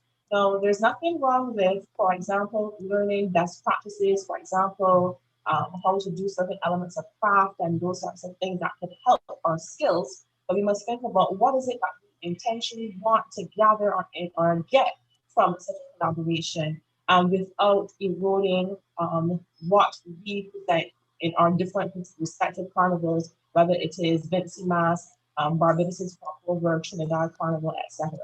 That's my take on that. Okay, thank you for that. We have another comment, maybe just a comment, not a question, but maybe something to be mentioned or commented upon. Someone said, I think we get way too caught up in terminology. For example, power soca or groovy soca. Soca is really just soca. It's the same with calypso, vintage, old time, new, and they're saying that that's the same. Do we have any comments about labeling and subgenres and things like that? I'll take that. I think what's interesting there, it's labeling doesn't necessarily have to be divisive. I think it's about identification and understanding. So chutney soca and groovy soca, there can be an overlap because chutney soca tends to have a slower underrhythm when you think there's more tassa there. So I just feel like, yes, it's all soca, but we are all people. But because I am Trini and you are Bayesian, they're just classifications. So it's a point, but I it doesn't hurt so bad to identify, because it also, I think, identification brings celebration. And innovation too, right? That there's an opportunity when you're identifying and you're making sort of some distinctions, there's an opportunity for innovation to happen in those spaces. Yeah, and it takes note of the way in which the calypso has evolved. I think it's important to label. Right, okay. It hasn't remained stagnant. The calypso has evolved. Right, definitely. May I circle to the question previously around the Brazilian influence best practices?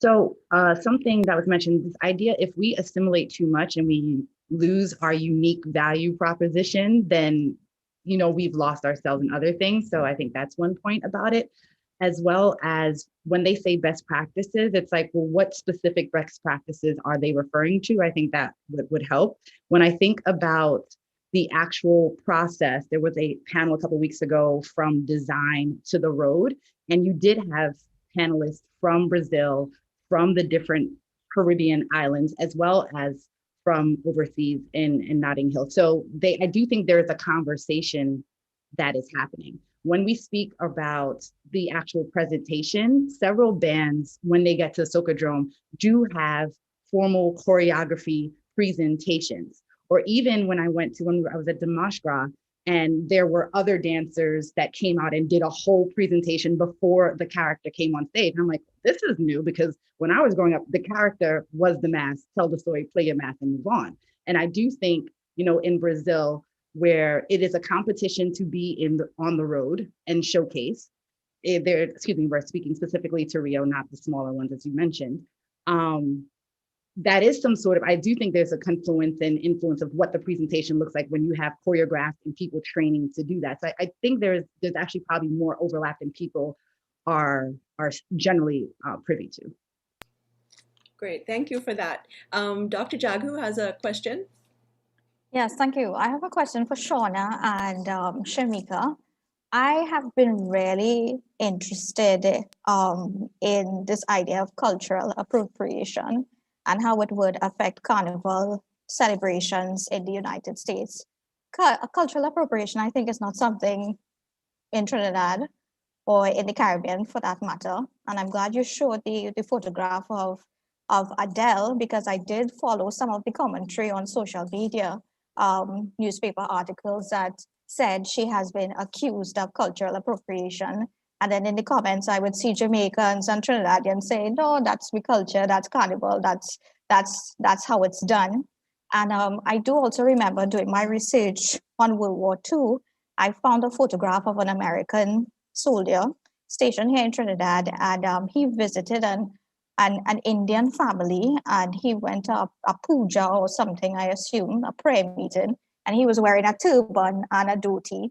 And I just remember telling myself, if social media existed now, this man would have been blasted all over the world for culturally appropriating. But I'm sure that Indian family would have been very delighted to have him and to see him in their outfits. So I was just wondering, if cultural appropriation, are you conscious of it? Are you sensitive of it when you are involved in promoting your carnival celebrations in the United States? How do you deal with that?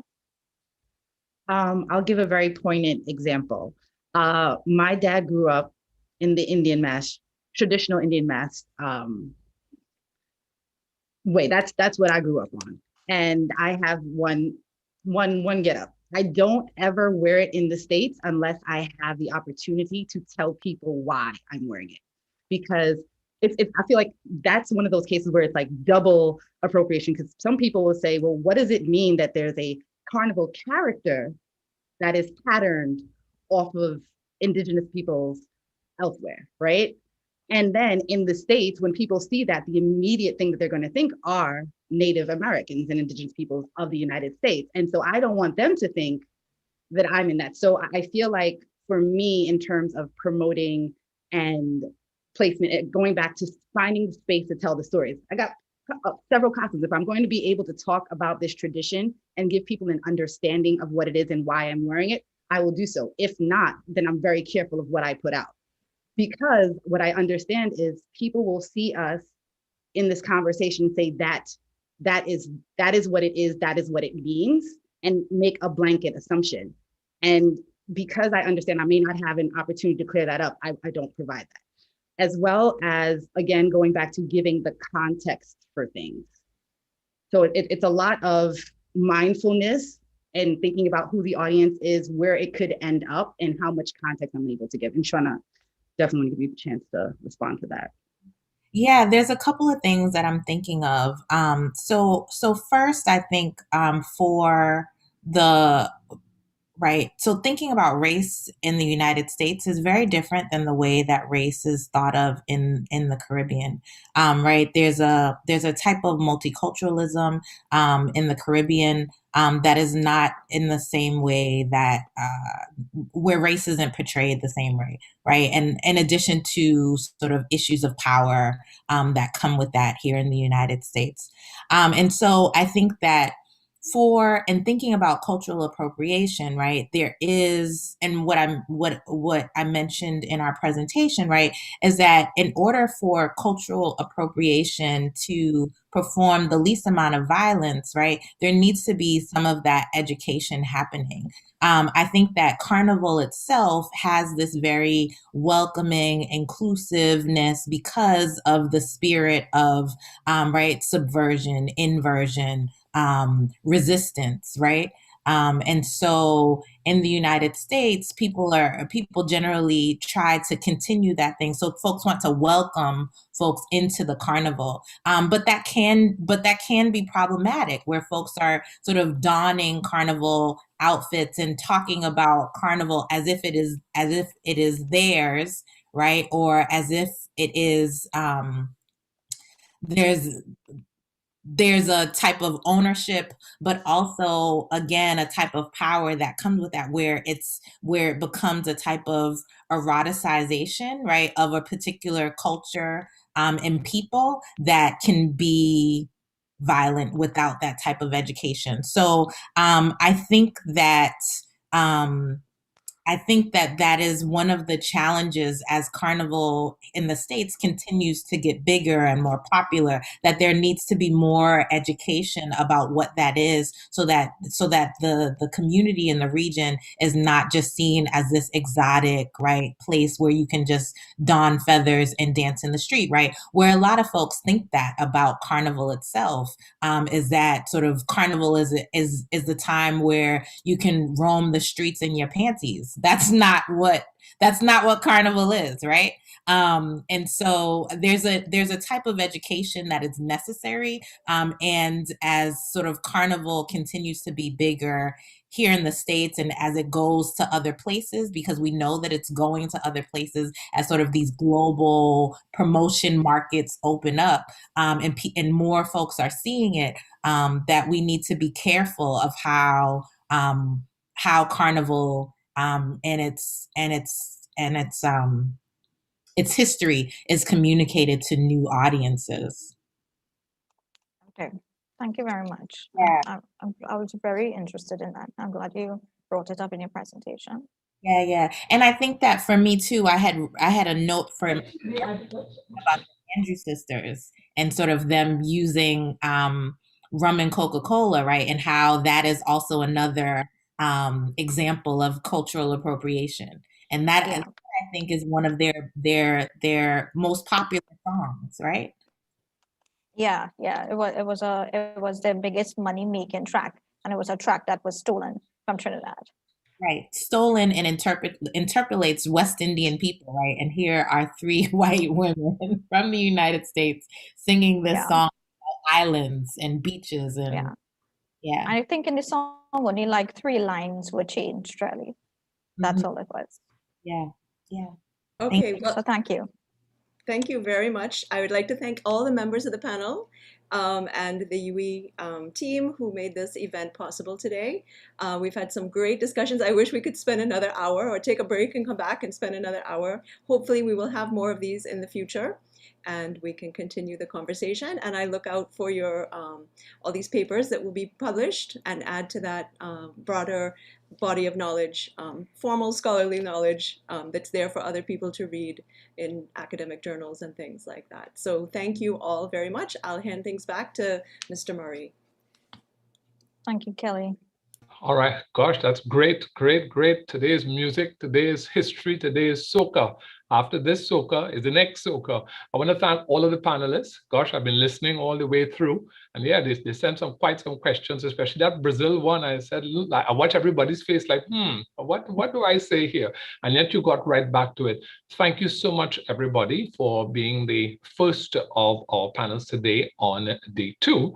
And what we want to tell our viewing audience is that we're going to be going to break in about a minute for just over 15 minutes.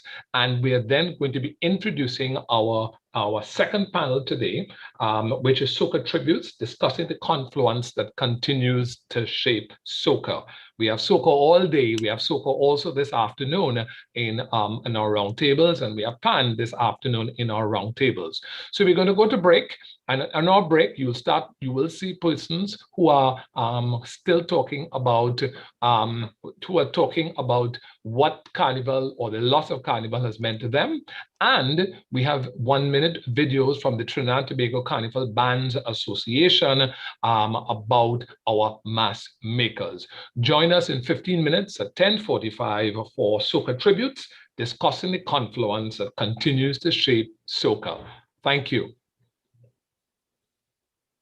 Thank you very much.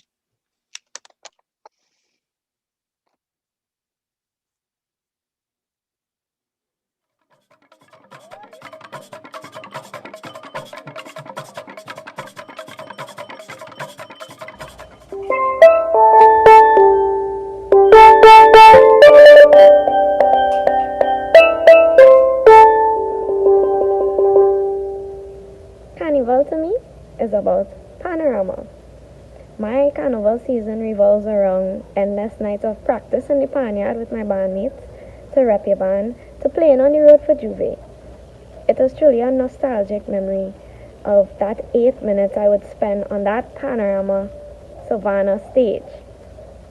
It is one of the most euphoric feelings you get.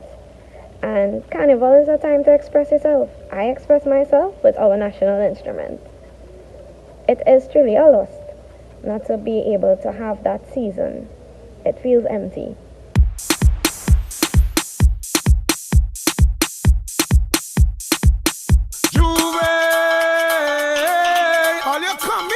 From inception, Dirty Medics wasn't just a Juve band. We had core tenets and core pillars that we wanted to institute, and that being cultural development and cultural administration. We take pride on our productions, in our educational programs, and our developmental programs. We want young people to have a space in the cultural industry. So Dirty Medics in itself, in its essence, is an institution where young people can come and have a forum and a platform that will allow for them to have their own say in culture. The first year, 2017, we had anxiety. We didn't know what the road would bring. I didn't know what numbers we will have. When we actually reached on the road, to see well over 400 masqueraders in our first year, that in itself gave me chills. It was a memorable moment. It was nostalgic at this point in time to say. It was really, really good. The major difference that we see between Juve and Pretty Mass, we'll call it. In Juve, at Dirty Medics Carnival, it's a free aura. You're allowed to free up yourself. There's no constraints as to what you have to wear. You don't have to wear the entire package. There's mud, there's water, there's paint. It's a matter of us just being young people and freeing up ourselves for this moment in time. The Dirty Medics Committee, which comprises of young people, youths in the industry, that's what inspires our theme. Our theme usually reflects what we are. Every year, what we experience, what events we go to, what happens to us here, we come up with the theme. To me, Carnival is culture. It's my culture, it's embedded inside of me. I've been a masquerader, a band leader, craftsman. It's really, really embedded inside of me. Sitting in the grandstand here, doors are closed, empty. What is our feeling right now? It's more of a despondent feeling, but the life of Carnival lives on. Come 2022, once given the green light, we look forward to a bigger, brighter Juve celebration. And to my Dirty Medics family and the wider Juve fraternity, Carnival 2021 may be cancelled, but the spirit of Juve lives on.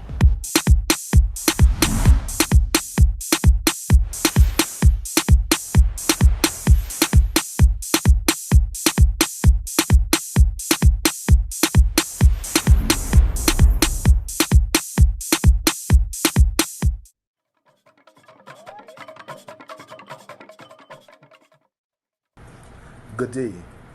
I am Kenrick J. Noel, and to me, Carnival is not an event. It is a spirit. And therefore, the spirit of Carnival can't be just subdued or just instructed into remission. Instead, however, I see that 2021 being that year of rest, research, redesign, and recuperation, planning for our next opportunity where our stakeholders can then demonstrate publicly all of their creativity, all of their passion, all of their designs in the years to come. I see that COVID-19 allowed our creative sector the opportunity to think.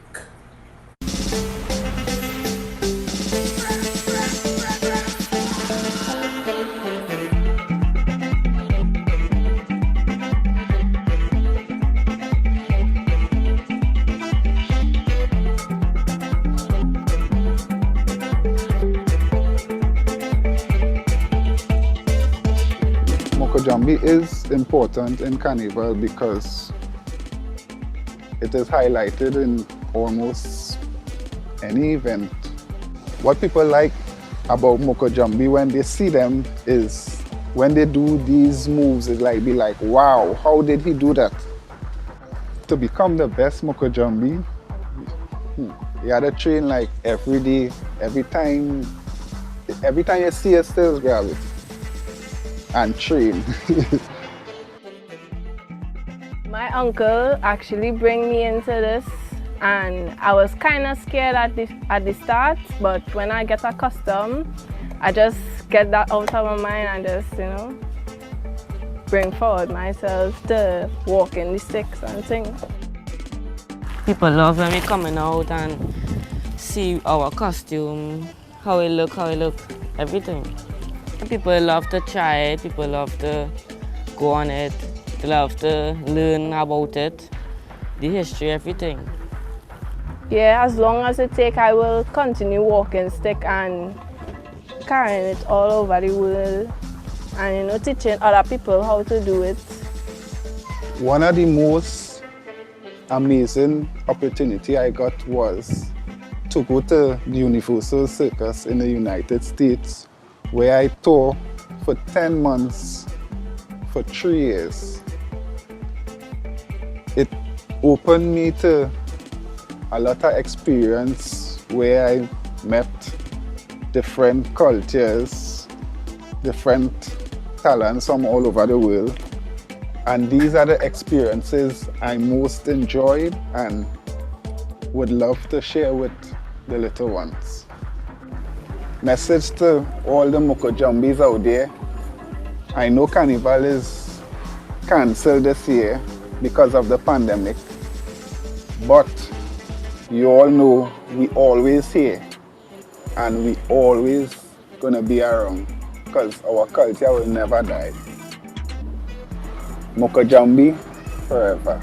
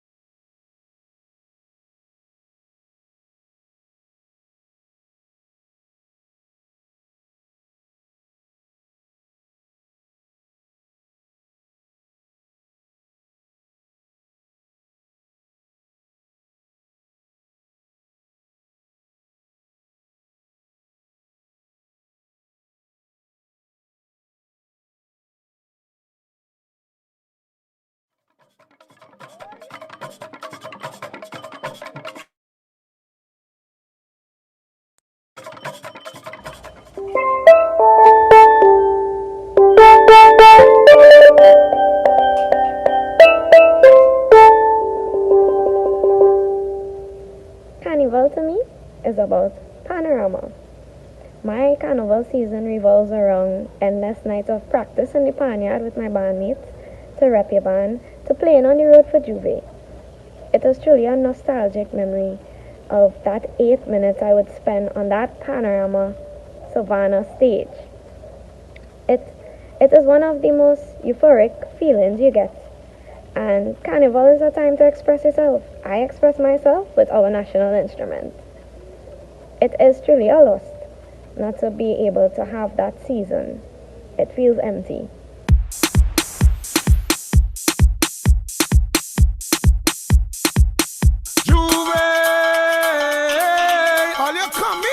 From inception, Dirty Medics wasn't just a Juve band. We had core tenets and core pillars that we wanted to institute, and that being cultural development and cultural administration. We take pride on our productions, in our educational programs, and our developmental programs.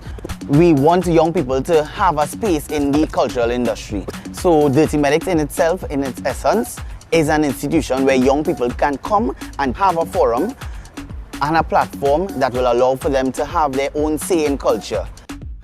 The first year, 2017, we had anxiety. We didn't know what the road would bring. I didn't know what numbers we will have. When we actually reached on the road, to see well over 400 masqueraders in our first year, that in itself gave me chills. It was a memorable moment. It was nostalgic at this point in time to say. It was really, really good.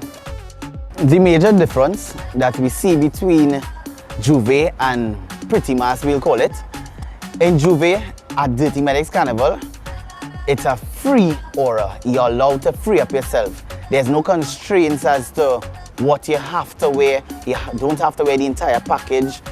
There's mud, there's water, there's paint. It's a matter of us just being young people and freeing up ourselves for this moment in time. The Dirty Medics Committee, which comprises of young people, youths in the industry, that's what inspires our theme. Our theme usually reflects what we are. Every year, what we experience, what events we go to, what happens to us here, we come up with the theme. To me, Carnival is culture. It's my culture, it's embedded inside of me. I've been a masquerader, a band leader, craftsman. It's really, really embedded inside of me. Sitting in the grandstand here, doors are closed, empty. What is our feeling right now? It's more of a despondent feeling, but the life of Carnival lives on. Come 2022, once given the green light, we look forward to a bigger, brighter Juve celebration. And to my Dirty Medics family and the wider Juve fraternity, Carnival 2021 may be cancelled, but the spirit of Juve lives on.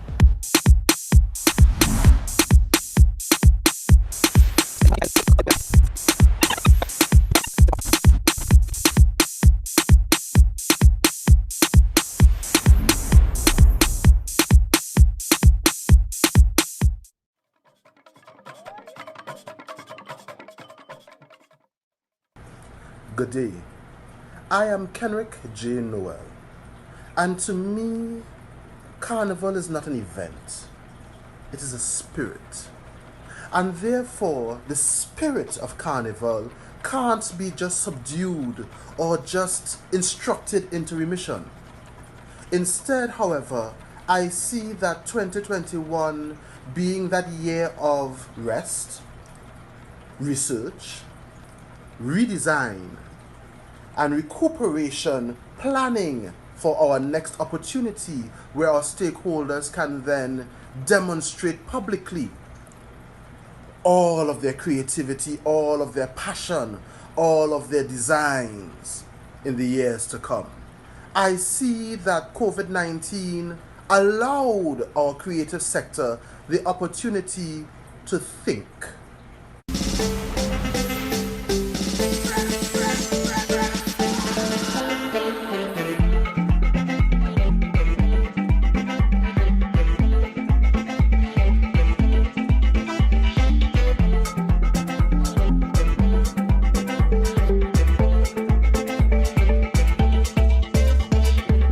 Jambi is important in Carnival because it is highlighted in almost any event.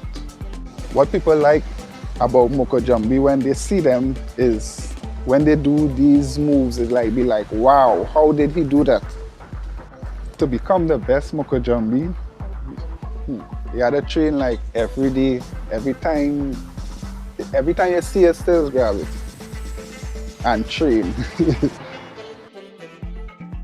My uncle actually bring me into this, and I was kind of scared at the start, but when I get accustomed, I just get that out of my mind and just, bring forward myself to walk in the sticks and things. People love when we coming out and see our costume, how it look, everything. People love to try it, people love to go on it, they love to learn about it, the history, everything. Yeah, as long as it take, I will continue walking stick and carrying it all over the world and, teaching other people how to do it. One of the most amazing opportunity I got was to go to the Universal Circus in the United States, where I toured for 10 months for 3 years. It opened me to a lot of experience where I met different cultures, different talents from all over the world. And these are the experiences I most enjoyed and would love to share with the little ones. Message to all the Mokojambis out there. I know Carnival is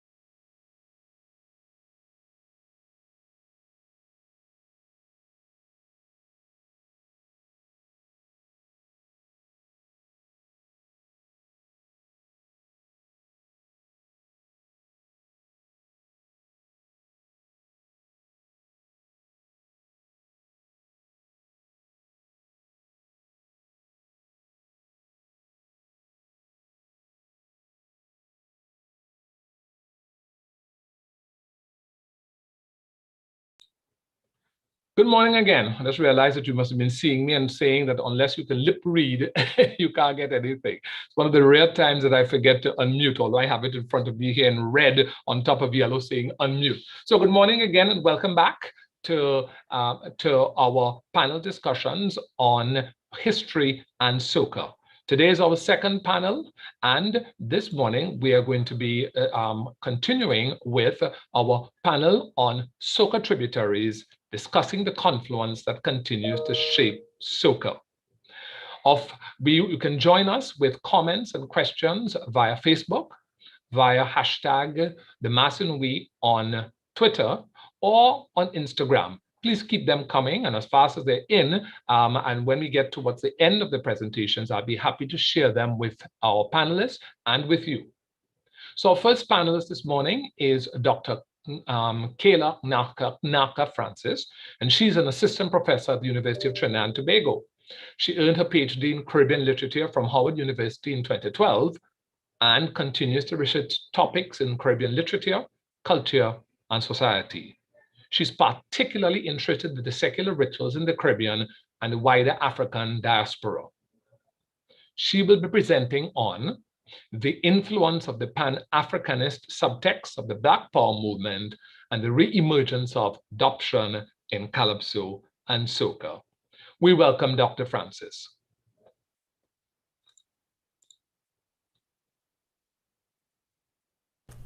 Good morning. So the title sounds a lot fancier than what I had. So thank you for that. Always appreciate when people make you sound so much more learned. So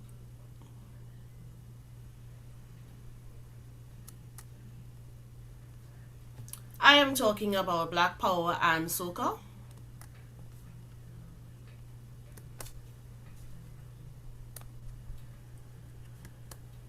And my dyslexia is acting up with me, apparently. So according to Zeno Obi Constance, the river that is Soca did not just appear overnight. And it was not only Shorty stream which flowed into it. What Constance highlights is the fact that Soca is a communal invention, the convergence of tributaries creating a swift and swiftly changing music. One must plumb the depths of each tributary so that alongside Shorty's stream, we can trace other contributing factors. One such tributary turbulently cutting path through Trinidad landscape was the Black Power movement and the resurgence of Pan-Africanist sentiment. This new and powerful stream converged with Calypso, churning up the music and fomenting experimentation, leading to Soca. One of the hallmarks of the Black Power movement was the strong resurgence of Pan-Africanism.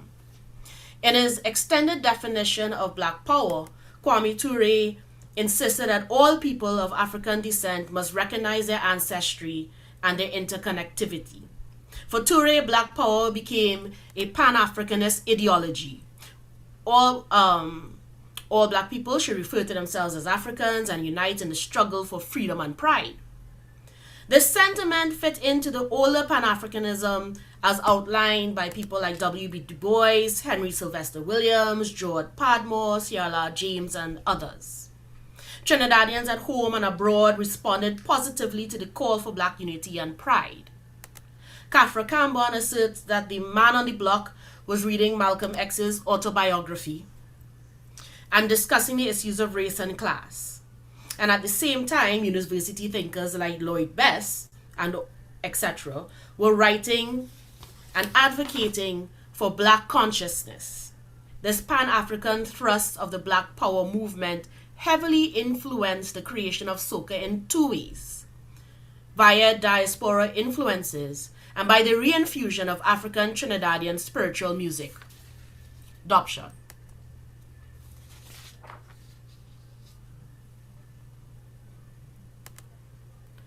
Earl Lovelace asserts that Trinidadian youth began seeking out African diaspora music as a consequence of Afro-consciousness and Pan-Africanism.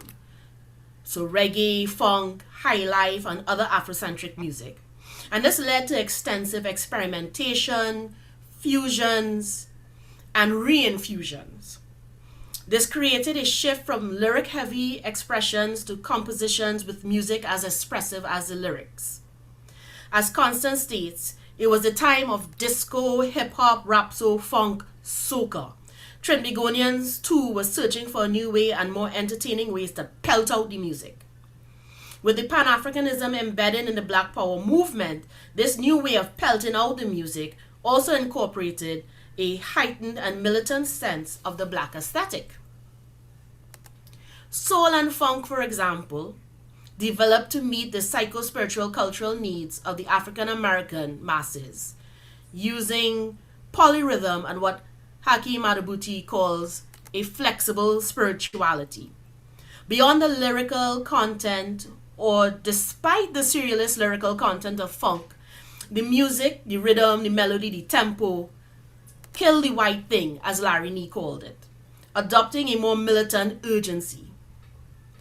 Kathy Peters, discussing soul and funk as expressions of the Black Power movement, noted that soul was the expression of what it was to be an African American during Jim Crow in the South and de facto segregation in the North, and expressed an emerging Black consciousness, and the music celebrating African American heritage with self-confidence and assertiveness. The soul of the late 60s and early 70s then stripped the music down to a rawer form, a celebration of the funk of the everyday life, and the struggle turned into art. The term funk, derived as Ricky Vincent states from the vernacular of jazz, describes an unpredictable style or attitude. As a genre, funk is defined as the aggressive urban dance music driven by hard syncopated bass lines and drum beats. Encoded in this definition is a distinctly African American urban sensibility or slang. It is possible to argue that the militant celebration of blackness embedded in the musical structures of funk and soul also found fertile ground in an art form already exposed to the black aesthetic. Thus, the definition of soca as a blending of soul and calypso, an African grooviness with the swing of Lego, may well indicate a deeper experiment to kill the white thing, or at least reassert a form of Afrocentricity. At Winston Shadow Bailey's funeral, friend and former producer Rawson Charles, if I'm remembering correctly, related how upon hearing funk music, the mighty Shadow was eager to capture the thing and incorporate it into his music. So there is a very strong suggestion that we were listening to this, we were engaging in the militariness of it and incorporating it to express our own more militant consciousness. Another consequence of the Pan-Africanism in Black Power movement was a reclamation of African practices in Trinidad, including the music. Claudius Fergus asserts that during the height of the Black Power movement in 1970s Trinidad, devotees renamed themselves Orisha, switching from the Shango or Shango Baptist appellation. This, Fergus argues, was an affirmation of Yorubaness and Africanity, and not simply a renaming ritual. Instead, it was a demand for equal respect alongside any equivalent European expression. This act of reclamation influences calypso of the 1970s, and these black conscious calypsos inspired new genres that sought to recapture the griot tradition in nation songs. These nation songs, precursors to calypso, embodied a psychology of survival and emancipatory ideology.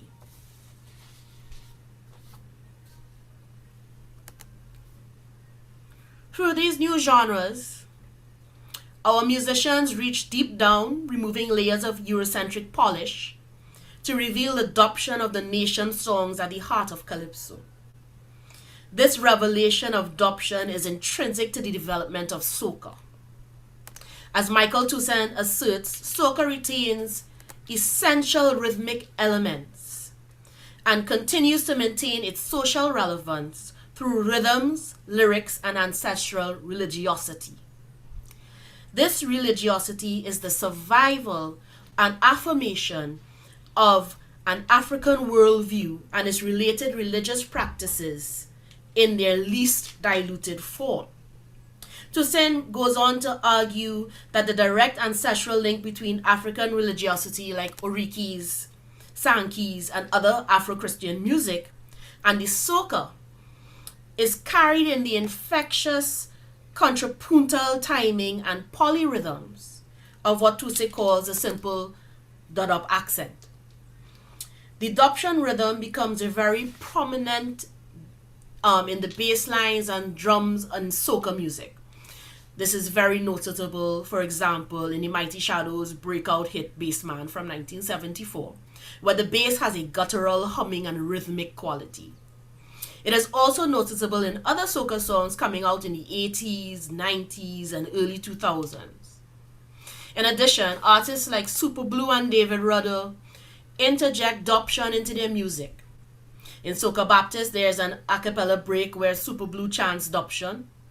Also in Bahia Girl, we hear this, and Bahia Girl is one of the many examples. We hear this with David Rudder in the middle of the song breaking down into adoption. Rudder, Super Blue, and other singers frequently insert adoption chants as ad-libs when they perform. This form of soca produced what Gordon Rollier calls ritual soca. Role in outlining ritual soca states that it may have started with the Tobagonian duo of Shadow and Calypso Rose. Though one fully recognizes Calypso's age-old linkages with Orisha worship and the Baptist faith, and that is so well documented. This suggests that the hallmark innovation of ritual soca, and by extension for me all soca, is the enhancement of the adoption rhythm, especially when one considers that both Winston Shadow Bailey and Rose MacArthur, Calypso Rose Lewis, would have been exposed to and absorbed much of the Shouter Baptist musical tradition in Tobago. The notion that soca draws heavily on Shouter Baptist rhythms and styles noted by Austin Superblue Lyons in Soca Baptist in the lyrics, an irreverent intermarrying of the sacred and the secular. A spiritual Baptist himself, Superblue Zingy went further, featuring a priest clad in blue robes who offered spiritual protection against the nation's ills. As Roller states, clearly Superblue viewed his music as an agency of national and personal healing and as a protection against the terrible tribulations facing almost everyone. Roller also notes that likewise, David Rudder has often assumed the role of high priest in what he calls the holy temple of soca, and has been consciously engaged in enhancing the ritual elements of Trinidad Carnival music.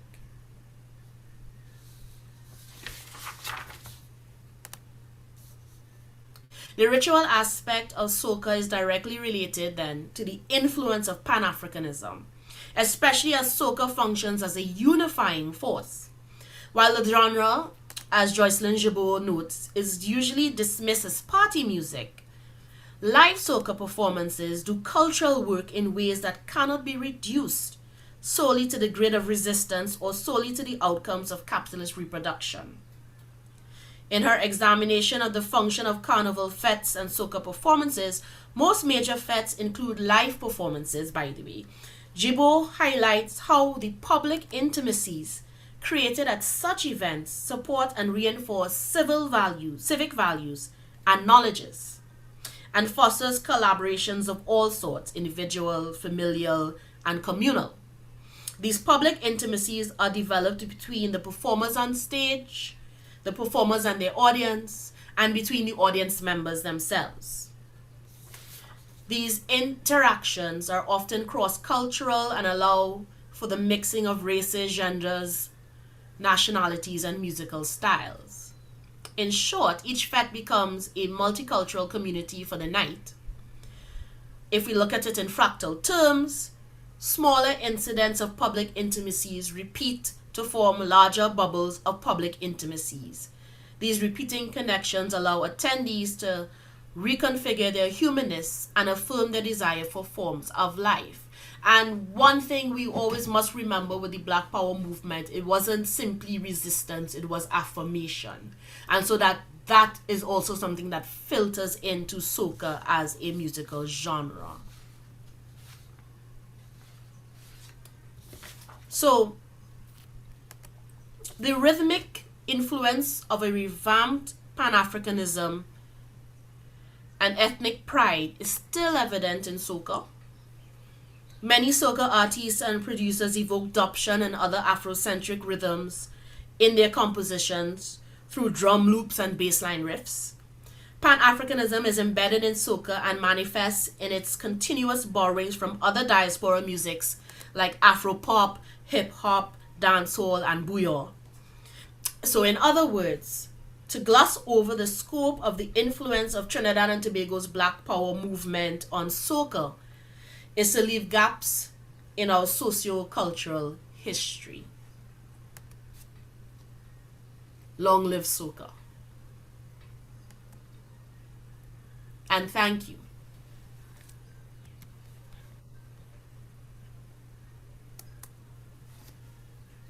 Thank you very much, Dr. Francis. Gosh, you have me scribbling and scribbling. I'm going to come back to ask some questions. Yes, I'm a musician, but you have me scribbling. Brilliant, brilliant, brilliant. And you wanted to say, oh, I am not this impressive. Oh, good Lord. That's like people who say, I'm going to give a short speech. Where you are impressive. Thank you very much. So let's introduce the next panelist. And the next panelist is Tamiko Spicy, with a big Y, Moore. And she's a recent graduate of the Master of Arts in Carnival Studies at the University of Trinidad and Tobago. She has been singing calypso since a teenager. The self-proclaimed bush monarch, Moore has been writing and performing her own compositions at home and abroad. She has done extensive research on Winston Bailey and his contributions to Trinidad and Tobago's music. She will present today the Shadow Tobago, Tributary, and the creation of Soca. Ms. Moore?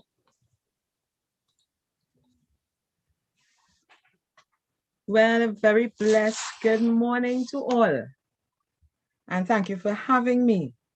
Now, this is not a carnival stage or a performance stage that I am so comfortable on. This is a very uncomfortable space for me. So forgive the nervousness. If I'm smiling too much, it's because I am nervous. But as I am here to present today, as you have said, I have done extensive research on Shadow. And Shadow has been a lot more than just a calypsonian in my life. If I may say, he was also my father-in-law. So now we can start with the presentation this morning. So when as a researcher, one looks at the development of calypso music and examines the contributions made to what the musical form known today as soca, Shadow stands out as a significant contributor. Now, I was privileged to interview Shadow over a period as he was the subject of my 2018 research at UTT in my fulfillment for a master's degree in the Carnival Studies. My interest for the topic was quite natural because I'm passionate about our culture. I am an unapologetic Kaiso lover, but more than that, I am also a practicing calypsonian for just about 3 decades under the sobriquet Spicy with a capital Y. So my research titled When Difference Becomes the Norm, the Influence of Winston Bailey, the Shadow on Calypso Music in Trinidad and Tobago, took the form of a narrative with a special focus on the contribution of Winston Bailey to calypso music. And to achieve that, the research methods for the project included a mixture of qualitative, which generated verbal data in a more exploratory design, and quantitative methods, which generated the numerical data. So in today's presentation, I will draw references from that research, specifically the chapter titled Dingole, which examines Shadow's music, and Soca Boat, which examines soca music, because those chapters respond to the questions of the dominant elements in Shadow's music, soca music, and Shadow's influence on calypso music in Trinidad and Tobago, as well as present discussions on how these elements form soca music, and in Shadow's case, how the identified elements were innovative and genre-changing. Shadow's contribution to music in Trinidad and Tobago spans more than 4 decades. And while he has physically left this earth, his music lives on, not only in his recordings and the works of his younger son, Shalon Dreadwizard Bailey, but also in the works and productions of several soca artists, music producers, and calypsonians alike. Now, the evidence is in the music, and I will get to that. But before I do so, allow me to share the professional analysis of 5 local music producers that I would have interviewed about the characteristics of soca music in Trinidad and Tobago, as well as Shadow's music. So 4 of the 5 producers renowned in the music industry would have achieved some measure of success in each decade from the 70s to today. The 5th producer would have been Shadow's son, who would have worked with his father like the other producers, either in the capacity as a musician or as a music programmer, qualifying them all 5 producers as legitimate sources who understand soca music as well as shadows music and can competently identify and analyze the dominant elements in soca music, right? So the producers who spoke of shadows music, they mentioned these 5 elements: predominance of rhythm, heavy reliance on the bass, synthesis of the vocal rhythm, and de-emphasizing the horns. Now,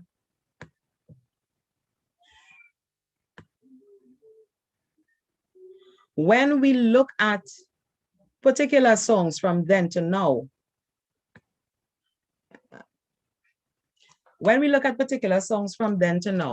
let's take predominance of rhythm. I would go back to a shadow in 1975 doing Way, Way Out. How that chorus goes again? We keep thinking of that special someday, a very, very special someday, where I'll be heading your way. But baby, you are way, way out. Now, in all that, with all that nice lyrics and in all that sweet melody, what was most present in that particular song at that time was the predominance of the rhythm of the tambourine band, which was most important in Shadow's music. You understand? Now, because Shadow, he was born in Trinidad. I am sure most of you would believe that he was born in Tobago because he spent so much time in Tobago, but he was born in Trinidad. But he spent most of his early years coming up in Tobago. And that was where I believe he would have drawn all his experiences and put it in his song, and all the elements from being in Tobago, which is widely, I can say, being in Tobago with such a strong influence of the West African rhythms, which would have been most present in the tambourine band. You would find that in Shadow's music, right? When we talk about the heavy reliance on the bass, we're talking about songs like Bassman, and we're talking about songs like Soca Boat, because these songs, the bass would have been the lead instrument in the music, right? When we talk about synthesis of the vocal rhythm, then we're talking about songs like Sukunya 1992, yeah? And de-emphasis of the horns. Now, with the de-emphasis of the horns, you can imagine back in that time, 1988, it wasn't far, because I'm sure some of you who are looking at this right now probably was born in that year. But back in 1988, with a musician having to play tension horns, bassman horns. Tension horns was the same thing too. You know, tension and bassman would both fall in that category of de-emphasizing the horns, and these were predominant elements in Shadow's music. Now, I spoke about these predominant elements to say that those same predominant elements are present in the soca music of today, what we call soca music today. Now, while Shadow took, I agree with Zeno Constance when he said that all these streams from the different tributaries flow into the river that is soca. I agree with that. But Shadow was a unique artist who would have never passed the same place a next man passed. If you know Shadow, you know he not passing there at all. He would take directions from the song Go Wrong So. And I could bet you Shadow went wrong so, come wrong so, up the hill, down the hill, through Lekito village, following the tambourine band to bring the music that he has to what it is today. And that same music, mind you, has been most successful, the same music has been a most successful formula for many acts in the business today. right? And this is where I could draw some references now. Let's look at our 2020 Calypso Monarch, right? So we find that the artists, when they coming out with their productions, when they're looking for a source to draw from, they tend to look for what was termed by Mac Daddy a shadow beat, right? David Mac Daddy McIntyre from Power 102. He termed shadows music as the shadow beat, right? So what the artists and them would be looking for, some artists go by their producers looking for a shadow beat. Now, I don't know if Ultimate Rejects in 2017, if that party went looking for a shadow beat, but they were successful. They were successful, and even Winston Bailey said it in an interview on Power 102 back in 2017, that he was asked the question, how do you feel about the Road March of 2017? And Shadow's response was, well, Bassman win the Road March twice. I had to be doing something really good. And maybe he was doing something really good, because that same influence helped the Calypso Monarch of 2020 to be successful with the song Obia. Not just the title of the song, but the rhythm and the energies. It was a shadow beat, right? And then we have, I think it was the 2019 Groovy Soca, drawing from the same energy. I believe it was the energy of tension, but drawing from the same energy and claiming a measure of success, because he win the Groovy Monarch with Tension Part 2, right? And then now there is a list and we can go on and on and on, but you know, we don't have time for all of that. So I'll go into all the other elements now, right? When we look at shadow music from the 1970s, his music in the revolution of soul, funk, and rap soul, Shadow found the core to all of his music being the drum and bass. Those elements are most important in soca music today. And I interviewed 5 local music producers, Carl Beaver Henderson, Martin Mice Raymond, Omari Ashby from Kindred, Charlene Bailey, and Kenny Phillips, right? And they all shared what their definition of soca was. And let me just pull up the elements here for you. They all agreed on one element, which is the drum and bass. They added other elements to it, but they were all in agreement with this one element of drum and bass. All right, here we are.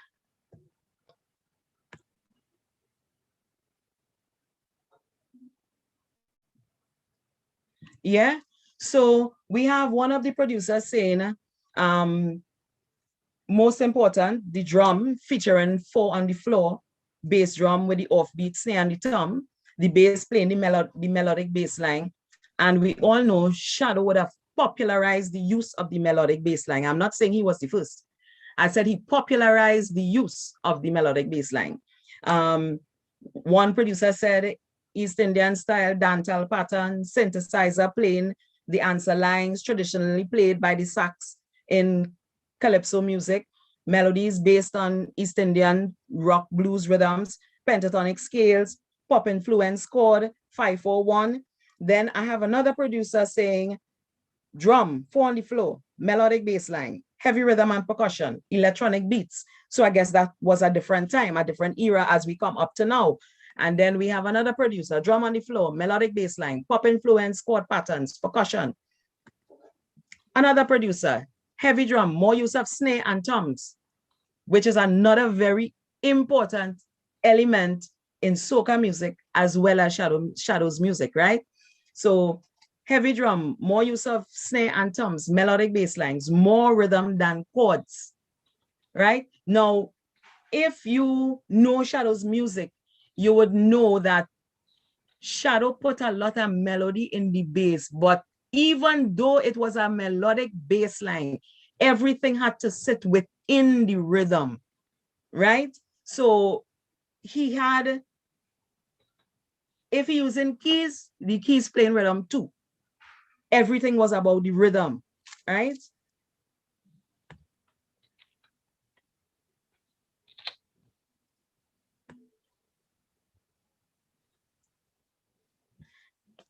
Now, through the advancements in music technology with new methods of music production and the fusion of different genres, the soca music of today has taken a new form, from electronic dance to the popular West African style, as on to Latin fusion, pop, hip-hop, dancehall, R&B, and all of this made their way into the sound of soca music today.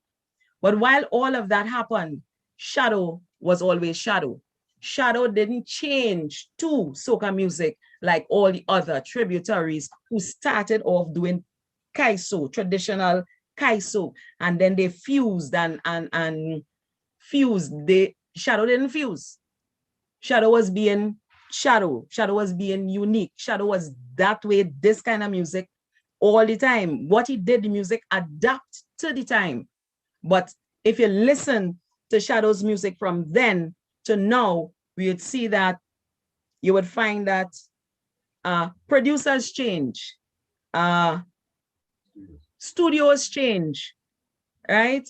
And one thing that you would find in Shadow's music is that never changed. Shadow's music, the core of his music, the drum, the bass, the rhythms, that never changed, right? So no other Kaisonian has been copied or imitated as much as Shadow has, which is a proof of the madness to the Shadow method. Yeah. Calypsonians of the early 20th century were able to penetrate the market with their styles. They were successful on the international music charts with all, as well as television screens. The question that we must ask ourselves today is what could have created such an appeal then? And in recent times, a few of our local acts were afforded the opportunities to showcase their work. And while they created a presence with the music, most have not been able to make a significant breakthrough thus far, with the exception of Calypso Rose, who has the music. It's gone clear. It's gone clear, right? But what we see today, rounding up my point here now, what we see today is that Shadow's music, Shadow's method, it all comes down to Shadow being a tributary, yes, but Shadow was a tributary to Shadow music, because there is now a difference between soca music and Shadow music. When we have people going to get a Shadow beat, and then we just have people who are going to make soca music. Yeah, so that's my contribution for today. Another impressive one. Thank you very much, Miss Spicy, capital Y, More. Make no mistake about that at all. You know, I love that name, and oh, good Lord. Yes, thank you for the contributions with and about Shadow. And yes, and I know people always like to hear too that, yeah, that he was born in Trinidad. You know, Trinidadians we want to claim some part of the fame yeah, before he went to Tobago. Yes, it's really great. And we'll come back with questions for you and comments as well. So we move on to our third panelist this morning, and Neil Bernard's career as a musician, music producer, songwriter, and recording and mix engineer spans more than 30 years. In that time, Neil has captured 14 first-place titles in various competitions throughout the Caribbean, and he has toured in the role of bassist, drummer or drum programmer with bands such as Caribbean Traffic Jam, Atlantic, Ecstatic, and Elan Pale. Mr. Bernard presents on the impact of Maestro and disco on the development of soca.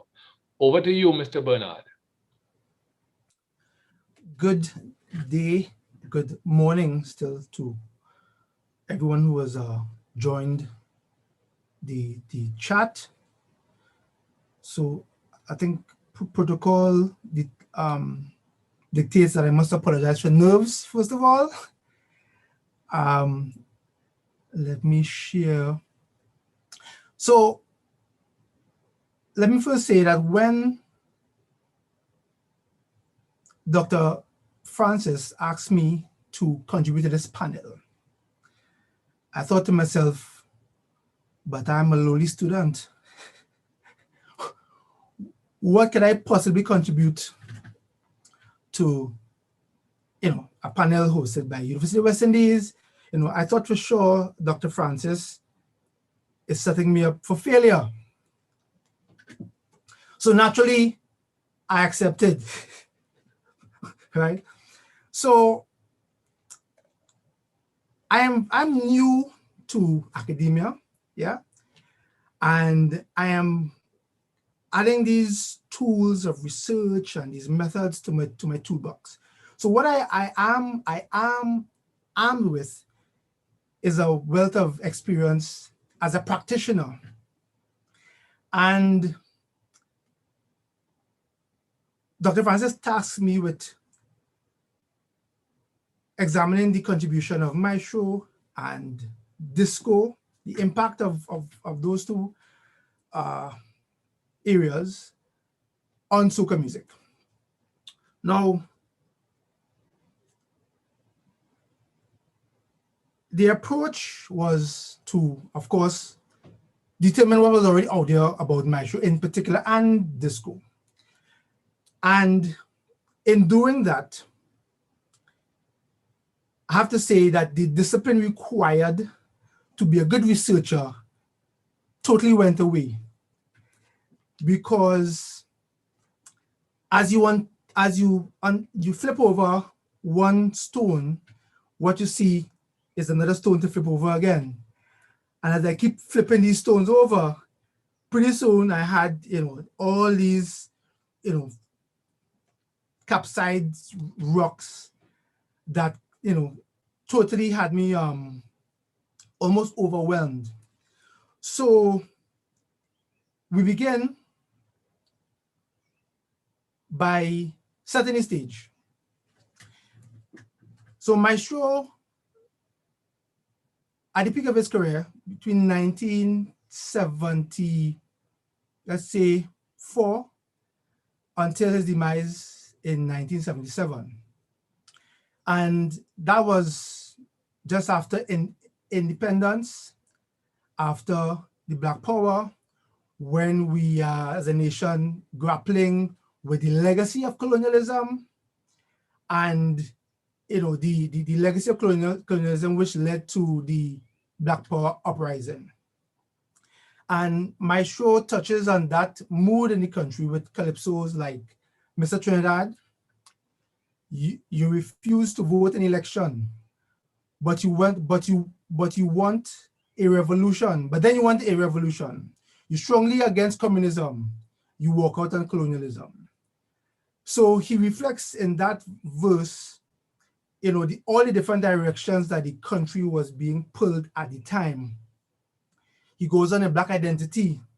He says, presently, almost everybody talking about Black identity. But if you check out the majority, they're only using these words falsely. The first thing is a shame. African people with European names. And again, he's aiming straight at the heart of something that, in my opinion, still plagues us to this day, which is the identity of the African man in society. And the best line in Dreadman, we don't want no dictator. So in doing this research, there's one gentleman whom, if you were going to talk about Maestro, you have to have a chat with. His name is Kente Stevens. He's a Calypsonian, and he refers to himself as a disciple of Maestro. They are lifelong friends, and he's one of the individuals that Dr. Louis Regis, who's now deceased, would have had extensive conversations with in his research before he wrote his book, Maestro, the True Master. So I began there, and in my discussions with Mr. Stevens, I started to flip over more and more stones, right? So a brief background on Maestro. He was born in Princeton in 1939. He grew up in Princeton, but he moved to Freeport. He started recording in 1965. And between 1965 and 1977, we can find 44 songs that he recorded. The popular ones, Tanti, Play Me, Banik Man, Savage and Fiery, most of us should know as Kaiso lovers. And he produced 3 albums in that time frame as well. The last of which was The Anatomy of Soca. And sadly, of course, we know what happened to Maestro in that tragic car accident when he passed away. So in examining Maestro's catalog, we can put Maestro's music into 3 buckets. We have what most people will regard as Calypso. And then there is another bucket which I call alternative Calypso / Soca, because it kind of represents that period of experimentation where we now starting to come out of Calypso and trying these new rhythms at faster tempo. We're changing the drum beat, changing the hi-hat patterns. And then for good measure, Maestro also has a couple songs that sound like reggae, but he may have insisted that is Calypso. And then, of course, we have the ones that clearly, to us now, fall into the bucket of Soca. So let's hear some examples of this. Mr. Trinidad, tell me what scene you want. Do you just like political confusion? Presently, almost everybody talking about black identity. But if you check,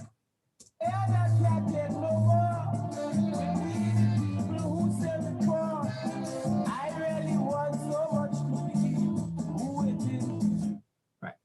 So those are 3 examples of what I think most people would say that's Calypso, no doubt about it. Yeah. So we move on now to the alternative Calypso / Soca bucket. This was once a peaceful place. Every race now talking race. Crazy. Hey, everybody crazy. Madman. Now, interesting enough for me as a producer, that beat makes me just bop my head, right? Nobody, Carnival, Monday, Tuesday, or Juve bops their head, right? So clearly, the music itself tells you, hey, we're moving away from Calypso and we're in a kind of zone, right? Now, one of the things that, according to Mr. Stevens, Kente, Maestro was, well, let's say he was dedicated to creating local forms of music that would play outside of Carnival. Now, remember, we're talking about the 1970s. Ash Wednesday, you will be flogged for playing Calypso if you whine again, let's say, right? So he was trying to create another genre or subgenre of Calypso that would be accessible outside of the season. And I guess that song is one attempt. I am a son of the warrior. I am a son of the Son of a Warrior. Again, great for shoulder shifting and head bopping, but your waist doesn't want to become engaged.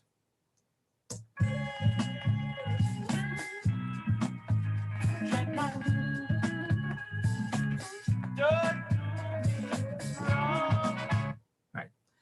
Dreadman. And that is, well, it may not have been so evident there, but as the song develops, it starts to sound a little more like a reggae than anything else. So then we have the third bucket. Please try to remain in your seats.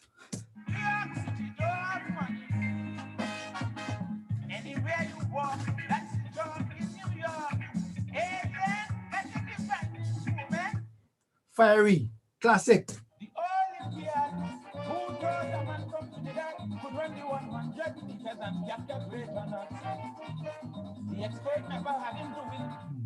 Gold, commemorated the gold medal won by Hazy Crawford at the Olympics.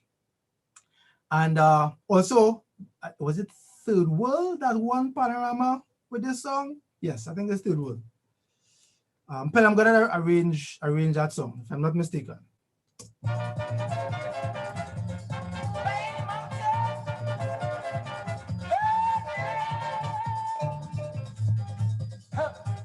right.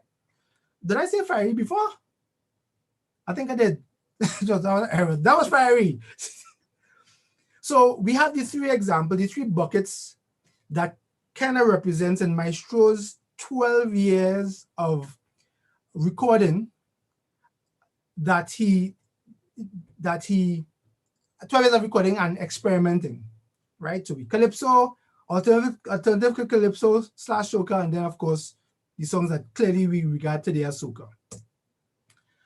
So we get into now where I call the murky waters in this river, because one of the things that started to happen to me, which in researching, I started to get new information which before now I wasn't privy to. So I'm speaking with practitioners who were there at the time, right? Who were in the studio sessions, writing the music, playing the music, doing the arrangements. Robin Imam-Shah, Pelham Goddard. I reached out to Mr. Toby Tobias, various producers, and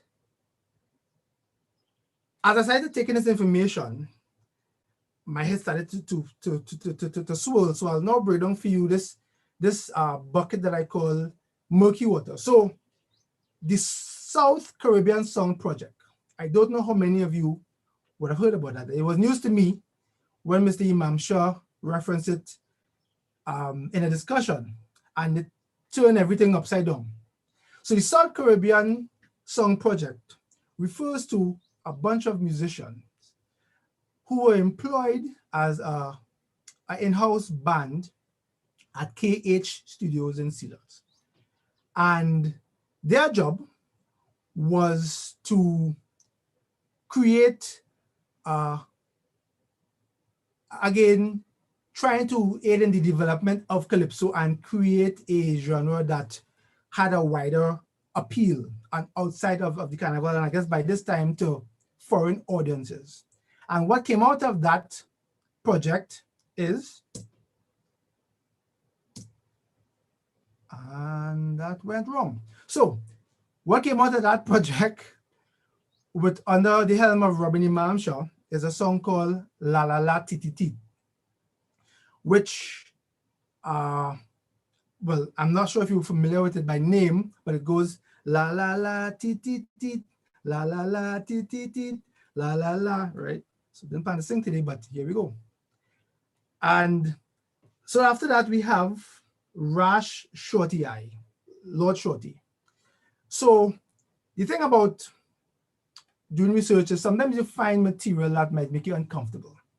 And the fact of the matter is, people who are familiar with recording studios and the creative environment understands that there's a whole layer of a whole other almost reality that takes place behind the scenes that the public is not privy to. So the pulling and the tugging and whatnot. So we have Rash Shorty Eye, who, according to people who had conversations with him, was looking to change his style. And this is the same time that the South Caribbean Soul Project, Song Project was happening, which is between 1962 to 1972, around there, right? When it was, well, 1974. And then we have Maestro, who was doing his thing, fiery tempo, melee, all of these songs. Then we have The Shadow, who in 1974 dropped Bassman. Now, WWII and The Shadow are out of the purview of my research, but they're important to mention here, only to step back and look at the bigger picture of what was happening at that time, because we have all these independent creative people doing things. Nobody calling what they're doing soca as yet. And the common thread is KH Studios. Someone using the same musicians, some of them sharing arrangers. And I'm saying that that to me opened up an entirely different type of narrative than we might be accustomed to when it comes to referring to soca music and who developed soca music and who named soca music. So something that stuck in my head that I couldn't get around was the original spelling of soca being S-O-K-A-H. And then, lo and behold, soca changes to S-O-C-A. Now, I don't know about you all, but if you give birth to a child and you spell your child name one way, who changes the way you spell your child's name? Right? So that situation prompted me to think that, okay, there's something happening there that we're missing a step between the narrative of soca being invented by Lord Shorty to the spelling that he gave to it, S-O-K-A-H, to now is S-O-C-A. And according to Mr. Imam Shah, the South Caribbean Song Project, when that project began, the record executives at KH, well, these musicians were salaried, right? So they were paid for their time, whether it's weekly or fortnightly, and they had to do invoices. And on the invoices, they wrote soca. And this was before any music was labeled with that title, soca. Now, again, I am just telling you what I discovered and what still has my head spinning, because now I'm seeing the complexity, the reality of when we're trying to understand our history and how it can get pretty tricky, right? And also another factor in soca and the studio business and the whole is that, you know, not every conversation, not every situation is cleared for public consumption. There are many things that happen in a studio that remain behind those doors and the public never is aware of. And I think that is probably something that would have occurred in that time of experimentation, where, because you will notice that people who are singing songs that we call soca now didn't call it soca then, they were all calypso. So we move on. So we're gonna get to, let's get technical, but not too technical. So we're dealing with the shift from that syncopated kick drum pattern, which goes dup, dup, dup, dup, to what is commonly referred to as four on the floor. So again, with conversation with Robin Imam Shah. Now, Robin Imam Shah is cited by numerous people as being the guy who changed the rhythm and brought disco into soca. And to my surprise, when he explained to me the reason behind the four on the floor. So without getting too technical, prior to the 1970s, music was recorded basically on 2 tracks, which meant the entire band would have to set up, play, and record all at the same time. Then came the era of the multi-track, where you had now the ability to record, groups of instruments or individual instruments separately and even go back and add and change parts. And in having that new flexibility, the manner in which people produce calypso music changed. And one of the things that they noticed that we refer to it as an acoustical or sonic anomalies is that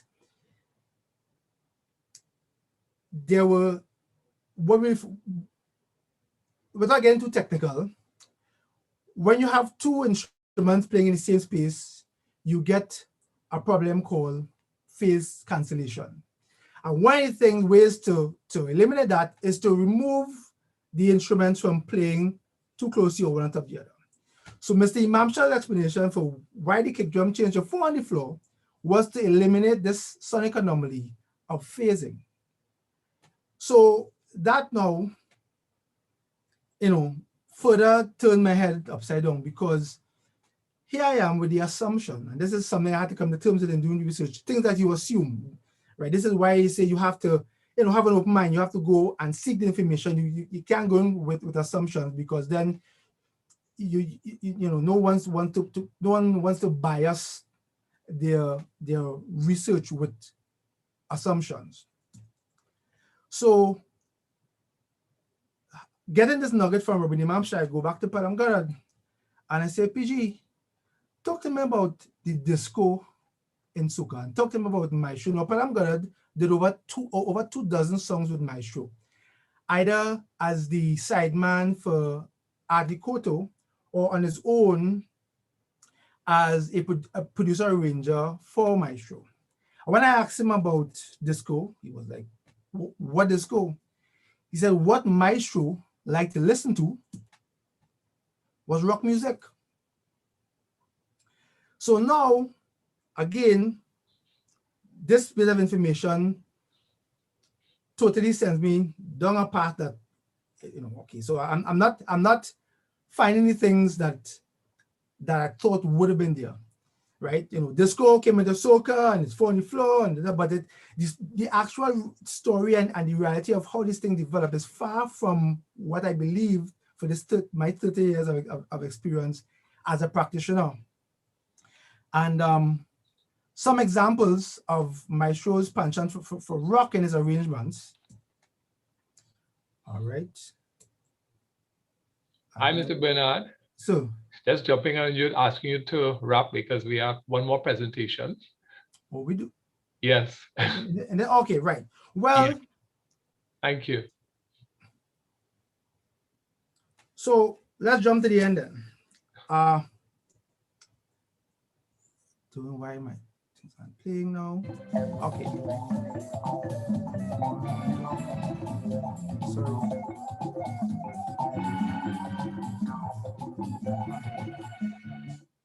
So those were examples of rock music and the, not rock music, but rock influence motifs that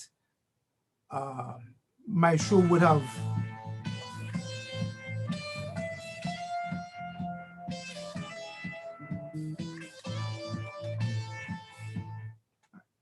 So this sent me along a road where now I was now questioning how I interpreted all the various influences in soca. So was impact, and I have to say, Maestro's impact is quite obvious in the fact that he only had 3.5 years of creating what we now call soca, and in 2020 we're still playing his music. We have examples of artists, of calypsonians like De Fosto, who in his arrangements and paid homage to the Maestro when De Fosto says fire on the mountain, similar to Maestro's use of that phrase in Fiery. We have Bunji Garlin and producers like Slick and Just Now, who brought about the re-recording of Fiery and Savage. And I will admit that. Okay, Mr. Bernard, we gotta get you to wrap. Okay, Sorry. but I was just saying that. Yeah, we gotta get you to wrap. Right. Well, a more ethnomusicological approach to understanding Maestro's influence is necessary. But in doing this taking this first stab at it, well, the best I could do is what I presented this afternoon. Mr. Bernard, you have done beautifully, and you know what I really enjoy, and I have to say thank you to Dr. Francis, is here you are saying that as a practitioner, that you're doing this into your first time foray into the academic presentations, and I can tell you, and we can look forward to more. It was really quite something, and there are going to be some questions coming through for you about Maestro, one from the people on your team, and also from externally. And I myself will probably have one or two, because you took me back beautifully, because Maestro is my time too. Yes. Thank you so much. Now, our last panelist is not physically present, and he had an emergency this morning, but want to introduce him, and then we're going to ask Dr. Francis to present on his behalf. Robin Imamsha, who is a graduate of the University of Trinidad and Tobago, Master of Arts in Carnival. He, and you have referenced him, Mr. Bernard, is an award-winning singer, songwriter, musician, engineer, and producer, and his influence has been felt in the music industry for 46 years. Known as the founder of the seminal Trinidad and Tobago bands, The Last Supper, Chandelier, and Taxi, Robin has also operated, among other things, as a live sound engineer and pioneer sound designer for theater and artistic support. If he were here today to present, he would be presenting, but on his behalf, Dr. Francis has agreed to present some abstracts from his presentation, The Studio Experimentation of the 1970s and the Creation of New Music Channels. Dr. Francis, thank you so much for agreeing to present on Mr. Imamcha's behalf. Not a problem. So what I will do in the interest of time is skip ahead to the results and discussion portion of the paper and read that through. And then if there are any questions, anything needs to be cleared up, we will address that in questions. So really what they were looking at is the influence of Trinidad's multi-ethnicity in the development of sound and a Trinidadian sound that they were working on in the studio. So as Imamsha and this is a shared paper, so Imamsha and Martin Raymond, what they came up with. So the striking diversity of Trinidad and Tobago's population developed a rich cultural life. The intercourse is further enhanced by geographical isolation and the proximity of ethnic groups on the island.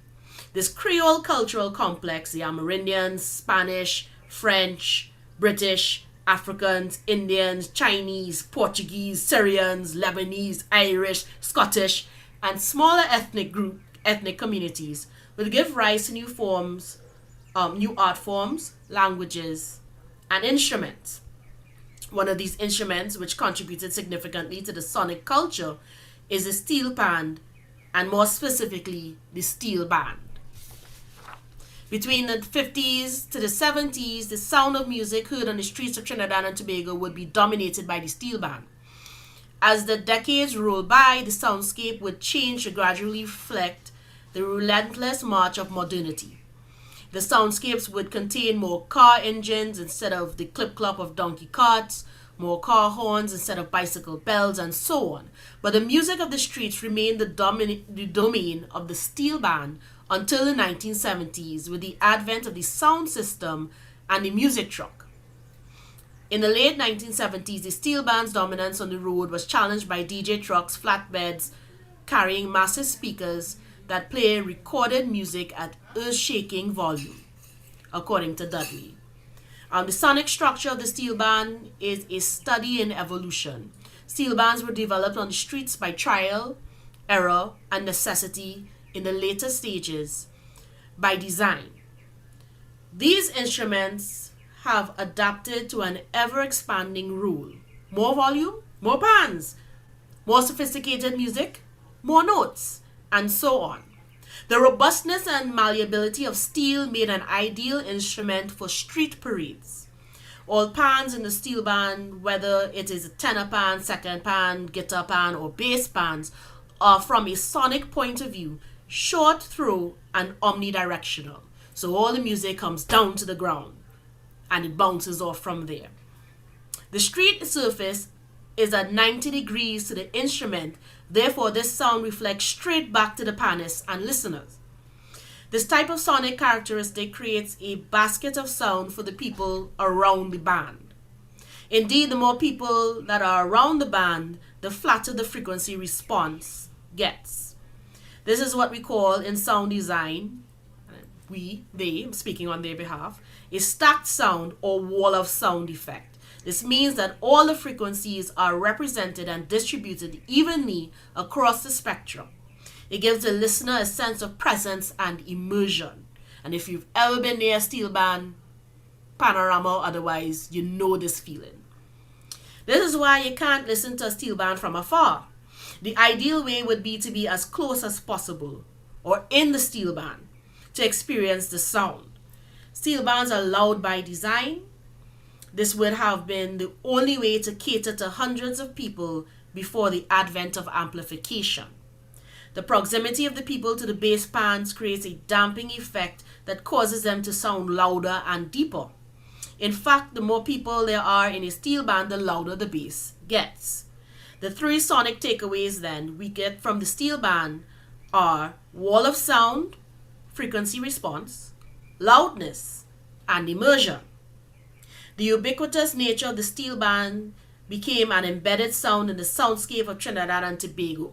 The sound of the steel band, and more specifically the immersive experience of the steel band, plays a seminal role in researching its development and the development of music. And they conclude and suggest future research by saying, today the holy grail in sound design is immersion. Every movie maker, every video game designer, every live sound designer, they all are trying to put the audience in the scene. Not from the balcony, not from the front row, but in the orchestra, in the frame, a virtual character in the game. Trinidad's experience with the steel band's immersive sound and subsequent PA system and recording protocols that were developed to emulate this type of immersive sound has driven many a pilgrimage to our shores by audio professionals from the world over. This is a cultural nexus to the world. The research, and they say, is ongoing, and the next step is directivity and proximity. But what we can pull from this, as we were talking about KH Studios, one of the influences for developing the sound protocols in a studio was studying the pan, and especially the way that the pan creates this immersive sound, right? And the way the pan is made, it drives the energy of the music down to the ground and bounces right back up. So the closer you are, the more in the music you feel. And so this is what they were searching for in KH Studios. And to clarify what we mean by the soundscape, the theory is that every sound that we hear becomes part of our cultural milieu and we draw from it, right? And so the changing sound changes how we produce music and how we relate to the world. So I hope I didn't leave out anything. He trusted me with his work, so. Well, I think you've done, as somebody whose work, I can't, I've never done panorama, but I have done extensive work with Steelpan as a conductor. I want to come back to some of those, the ideas that are there. But first of all, I want to thank the three of you all, and fourth, in absentia, for quite some work and a lot of thinking and lots of questions for me. As I said before, yes, I'm a musician, but wow, you all have perhaps some things. So since you all know each other and have explored some of the research, I'm going to come back in a moment to ask you all if you all have any further questions, although I suppose with the relationship between Mr. Bernard, Ms. Moore, and Dr. Francis, it'll be like, me ask Dr. Francis. Yes, of course you can, and you must. But here's the first of the comments, and this is actually coming from Soca practitioner, Mr. Shak. I'm going to mention his name.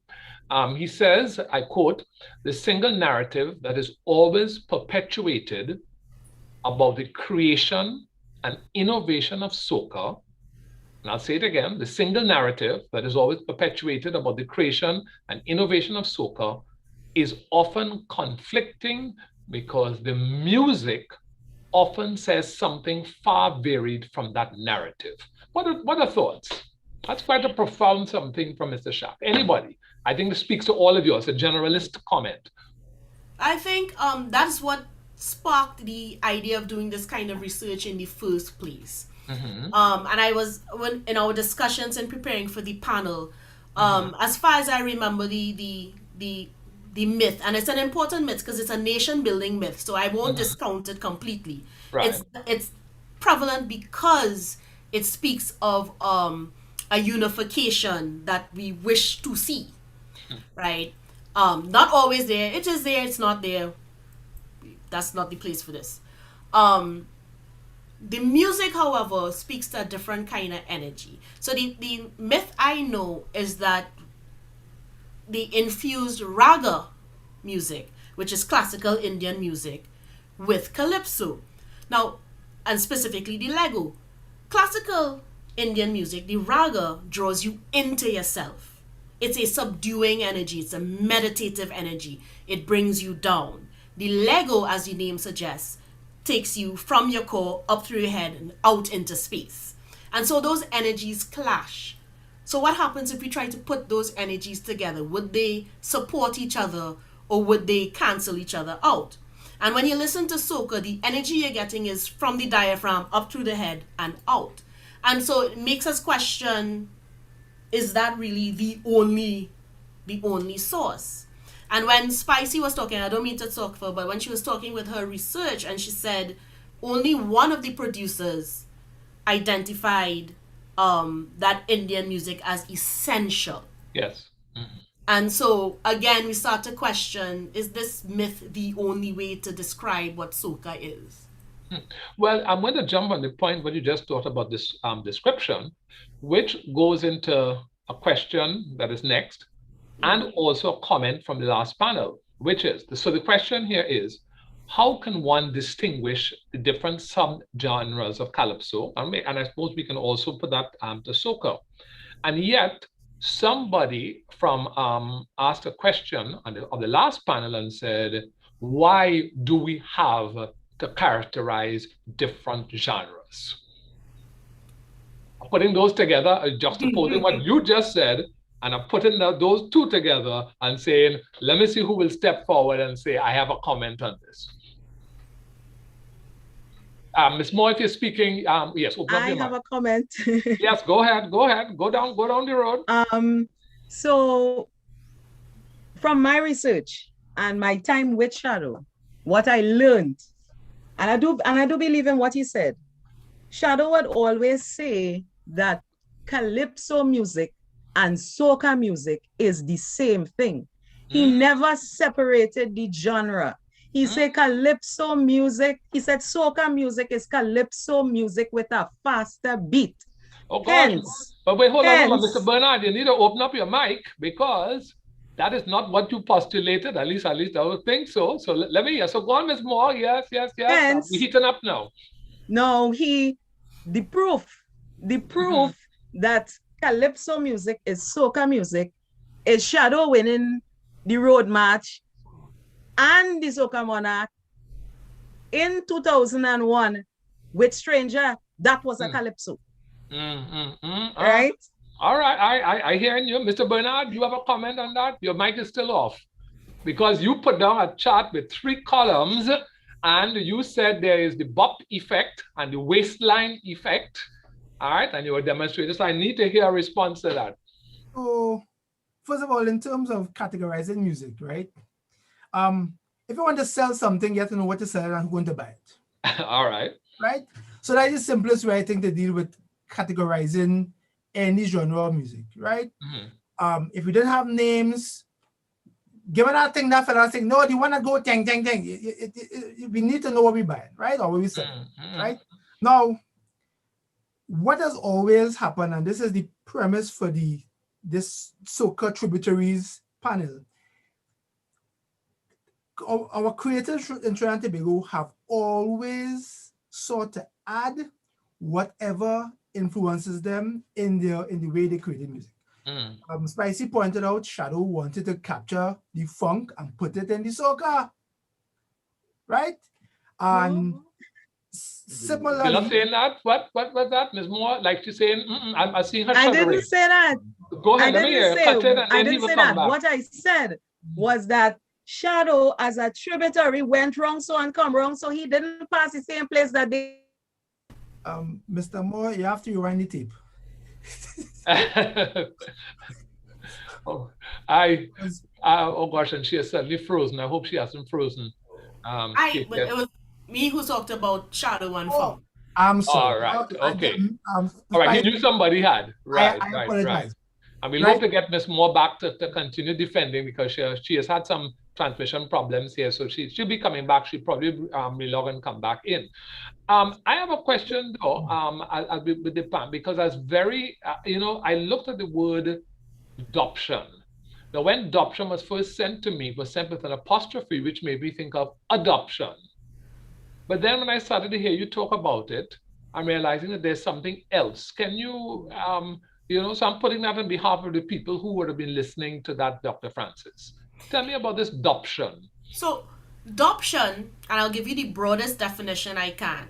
Adoption is rhythmic breathing or a drum pattern that's meant to center you on your core so that you would experience a spiritual awakening or expansion. It's very prominent, not just in spiritual Baptists. You'll hear it in Orisha music. You will hear it even, I was speaking to this the other day, you will hear it even in the breathing patterns of African American preachers. So if you ever listen to African American preachers when they keep going, yeah, there's a cadence.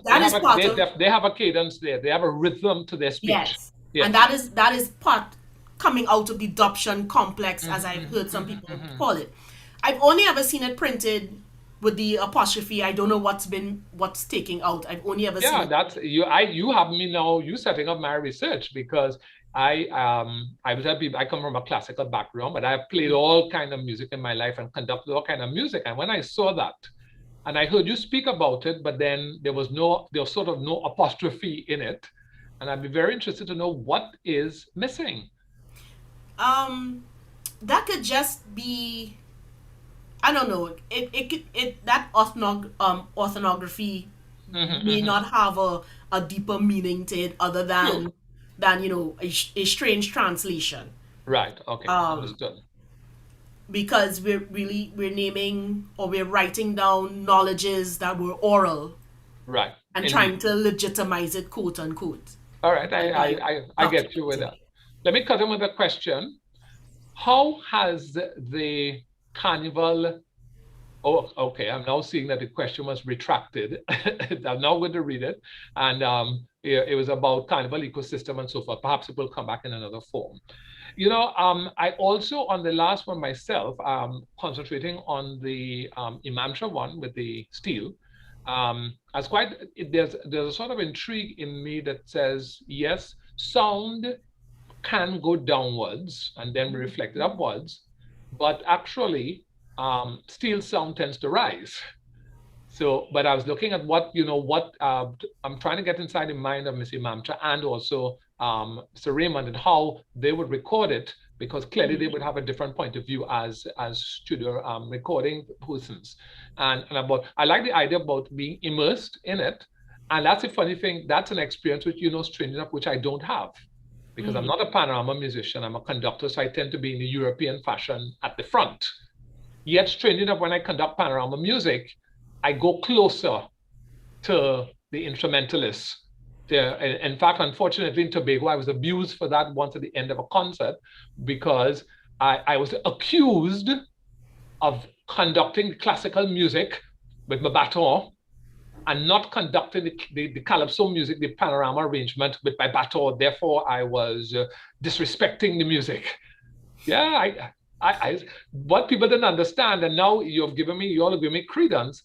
I was actually didn't even realize. I mean, there are different ways of conducting, but I was going forward to immerse myself in that experience and let the musicians actually have the say rather than the European condition where, with classical music where I'm more direct.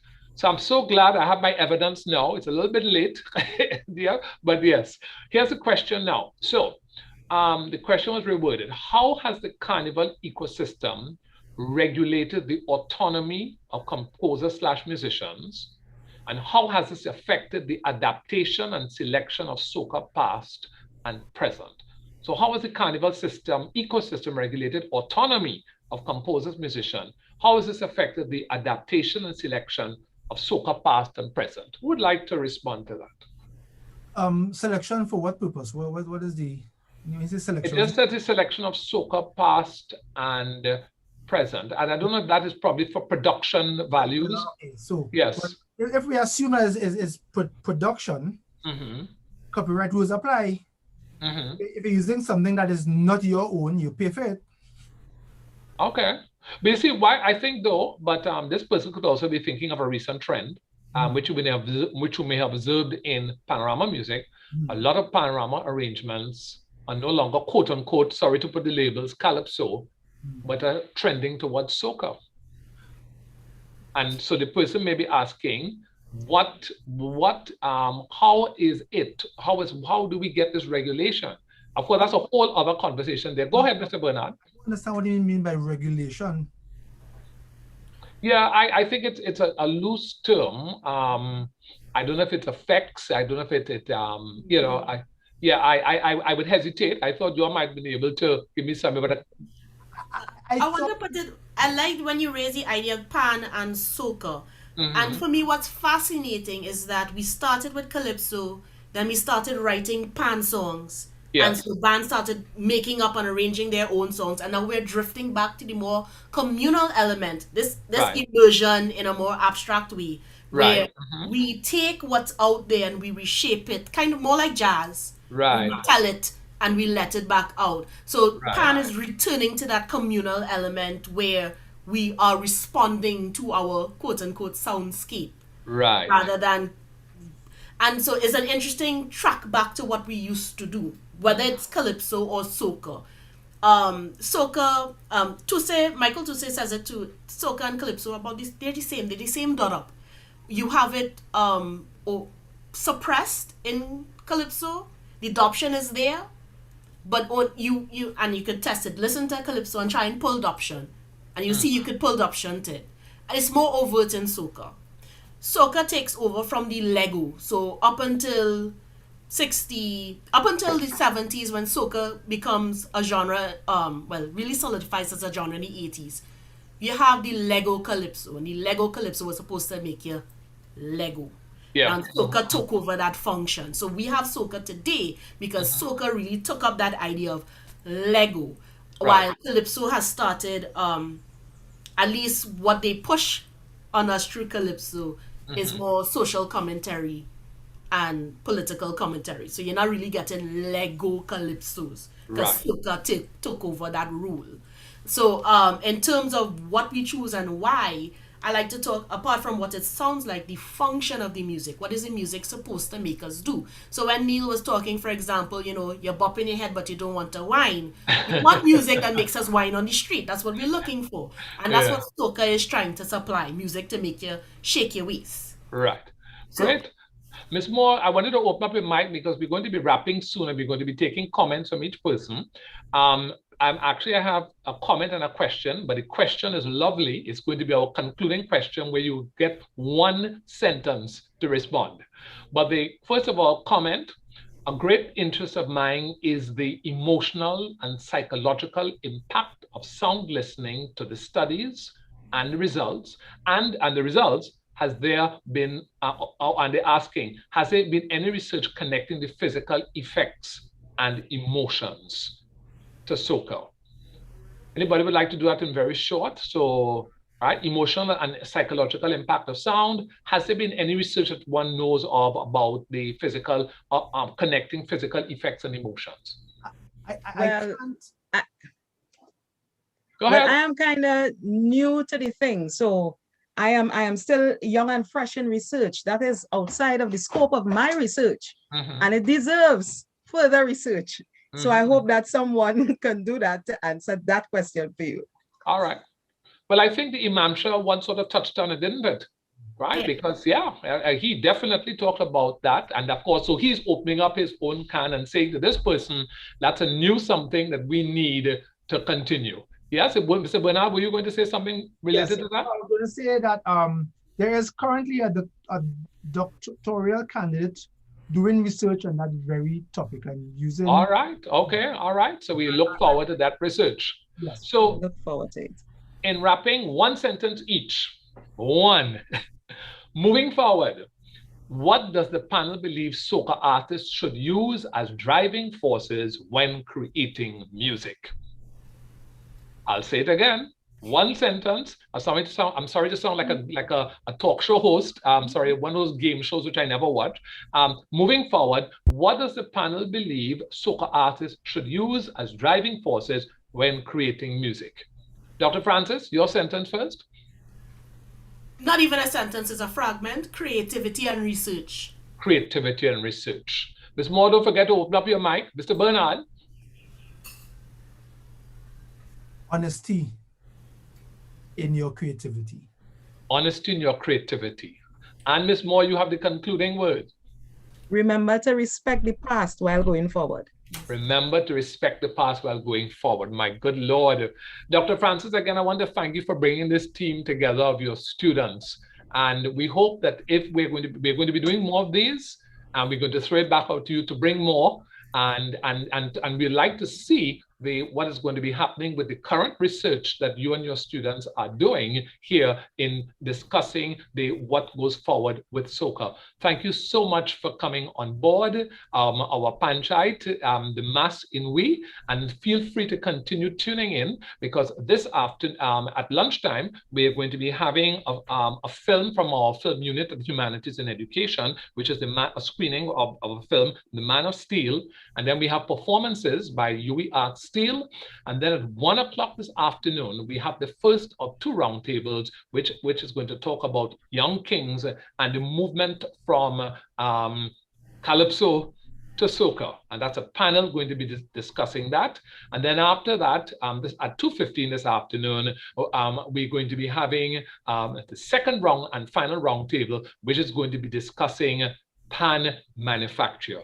Stay tuned and join us back at 1 o'clock. Thank you very much. Thank you. Thank you.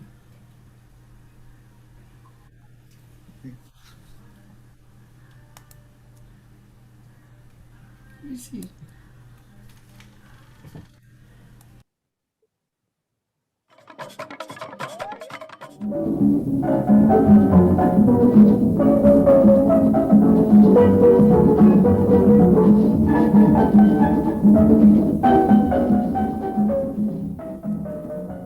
Dr. Francis? Let me give you a little story of myself as a young boy in Port of Spain, living in Tragrit Road, 147 Tragrit Road.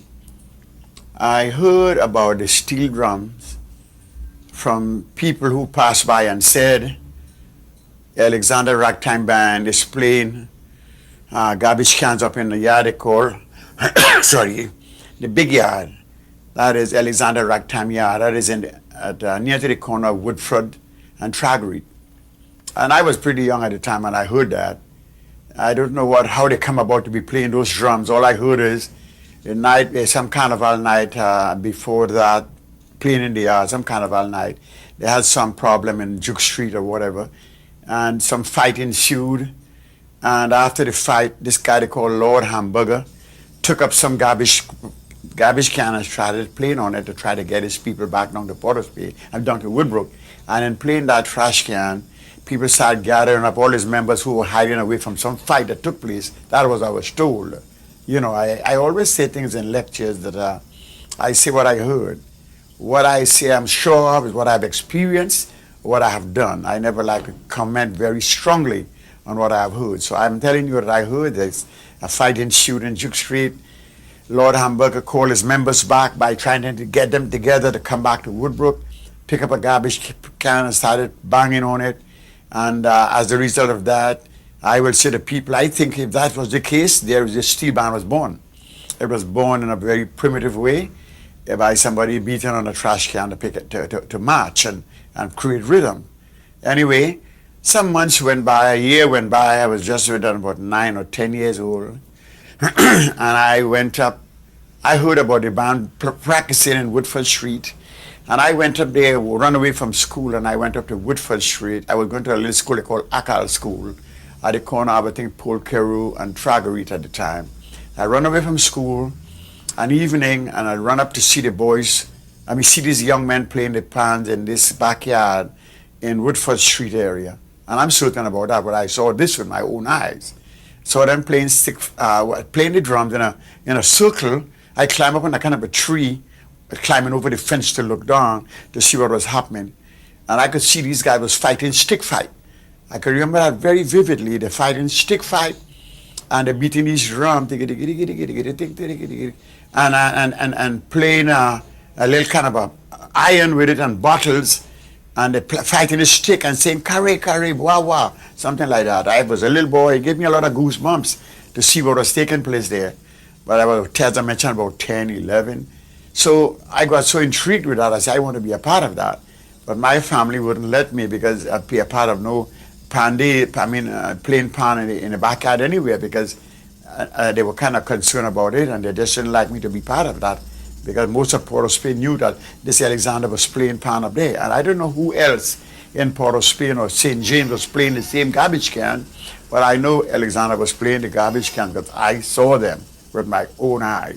Paintings and buckets and real bins of galvanized and grease barrels and whatnot. So I came down with very strongly. I came down in the yard and I thought about it over and over. I want to be a part of it. So there was an old trash can hanging around about 1937, late 37, 38. So I started denting on it and playing on it as what I heard the boys doing up there. Only playing rhythm. I wasn't trying to create any notes. I had no knowledge about creating notes, but I started playing rhythm. And 1937, 38 came, the boys went back into Carnival and played the garbage cans.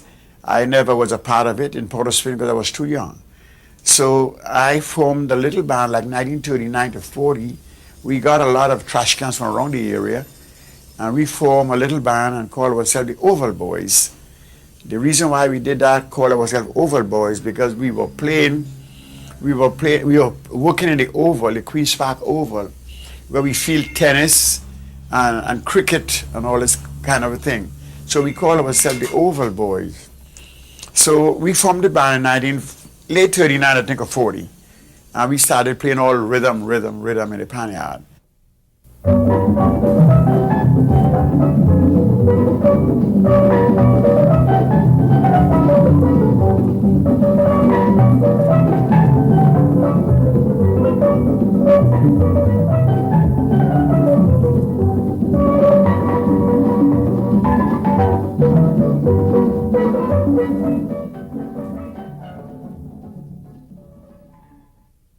During that time, little bands started popping up all over St. James and Belmont and wherever. So for some reason, we started to have little contests. All the little trash can bands began to have contests, playing like in Rialto Theatre and the Roxy Theatre and in the Queen's Park Oval itself and Olympic Theatre, different places. And the drums really began to take form. And I understood, I'm not quite sure, I understood, as it was alleged that a gentleman by the name of Spree Simon played the first notes that make musical sense on one of these cans. I heard that, and I think that was around 1938, 39. Spree Simon was getting 3 or 4 melody notes on one of those cans, and it was convex at the time. So, as I heard that, I think I had a very ingenious little mind. I got excited and I tried to dent my drum also to try to create pitches and tones on it. I couldn't do it. I went to Carnage one time. They had a bunch of boys from all over the place in Carnage playing pans. I can't remember exactly what it was in Carnage, some festive day. But my little band was down there. We had Tripoli, I think, some band from Long Circular, I think was Sun Valley. They had a number of bands down in the area. I cannot remember exactly who they were.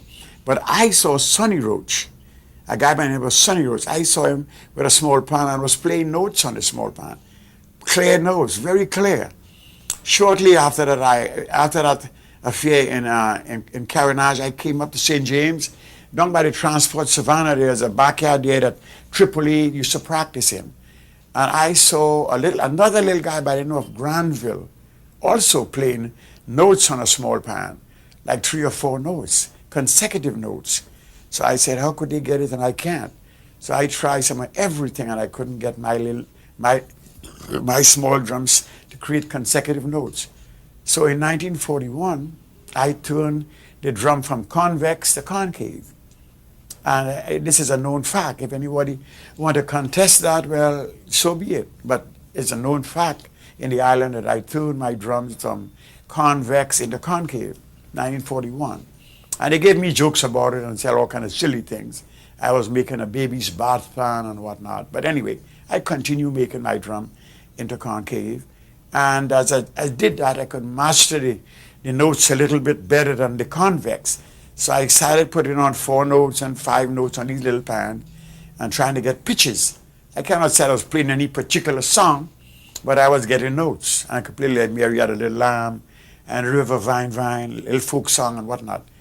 But during that period, we had no Carnival celebration because they stopped the Carnival celebration from Europe. I think they stopped it in 1940, I think was the last one. 41, something like that. So between 42, 43, 44, those 3 years, we had no Carnival. Instead of parading the streets, we held a lot of little contests in different parts of the country. In San Fernando, Skinner's Park, Horace Promenade, in Olympic, as I mentioned before, St. James Rialto, Roxy Theater, and all over the place, inside Queen's Park Oval itself. And so the drums begin to develop. I began to get 5 notes. I couldn't get any more than 5 on the small pans that I was working with. So I created, 1944, I got what you call the sweet oil drum from Laventy. I got a sweet oil drum and I made 9 notes from it.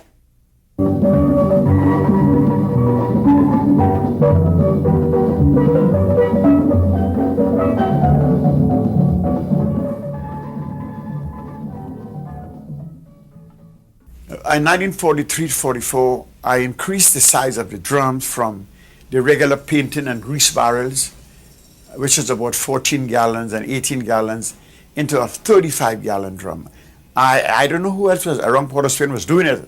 I really don't care, but I know I was doing it. I went around the sweet oil factory area in Laventy Road, and I got the sweet oil drum, one of them, and I built a 9 notes instrument. And it was really a real good drum, better than most of anybody had around Port of Spain at the time. And due to the fact that it was such a good drum, I call it a bad instrument, and I call it the Barracuda. And I think the entire Port of Spain know what the Barracuda was. So you might hear all sort of slander and talk about who did what. I built the Barracuda for 9 notes, and it was a 35-gallon drum. The drum become a drum that had some kind of a fame and popularity around Port of Spain, and everybody was talking about the Barracuda. And VJ night, VJ Victory in Japan, I think it was, in Port of Spain, I think it was May, the government gave us an opportunity to celebrate because we could not celebrate the streets from 41, I think, to 44. So 1945, we came out on the street with this band, with our little band, well developed at the time, Oval Boys. We turned our name from Oval Boys to Night Invaders, then it became the Invaders, and then the Shell Invaders. So it had a kind of a trend that took place. So Invaders was on the street for Carnival, the kind of a celebration that the government gave us the privilege to play that VJ night. And we went up in the Port of Spain at the corner of Duke Street, at the corner of Duke and Charlotte. We just turned Charlotte. We just turned Duke from Charlotte going towards, I think, George Street, I think it was. And some of the band was coming opposite. And I don't know what happened up front, but all I knew, people were stampeding coming back into the back of the band. And my drum fell over, I don't know, because I had it playing up in the air like this. because we never put any straps around it at the time. Later on, we put pan around the neck with a big pan. But this one was being held up, playing with one hand, sometimes under your arms.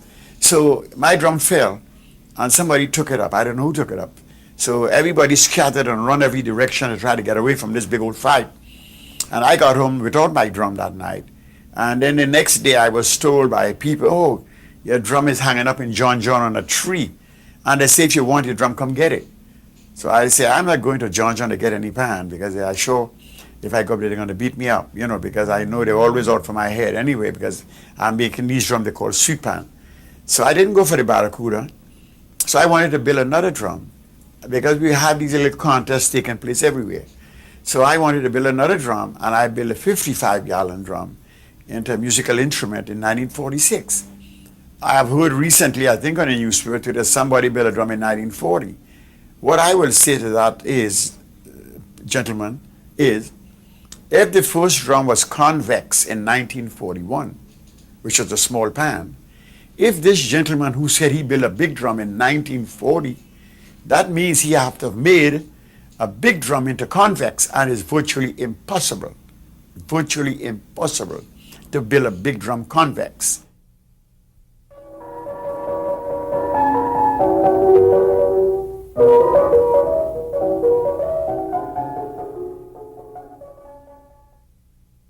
So from 46 to 49, a lot of things began to happen. All the other steel bands began to gather up big drums and try to create the big pans as I did. So the art form really began to blossom. The Trinidad government come to realize that the steel bands is doing well with regards to tonal quality, so they wanted to show this work to London. So they began to talk in terms of gathering a national steel band to take them to London to take part in the Festival of Britain. So in 1950, early 50, they got one player from several of the band. I think 11 of us started off, from Sun Valley and from Invaders and from Tokyo and from Free French, Casablanca, Syncopated, I think, something like that. I could call the names of the people if you want me to. Sonny Roach, Tony Williams from the St. James area, Sterling Betancourt was also from St. James. I was from the Woodbrook area, Limanet. We have from on the hill was Andrew de Labastee from a band called Hill 60, and Free Simon from Tokyo, I think it was. And we had a guy by the name of Dudley Smith from Sunland, Belmont, Sunland, I think it was. And they had Fillmore Davidson. It's either from the Casablanca or the Syncopated band, Fillmore Davidson.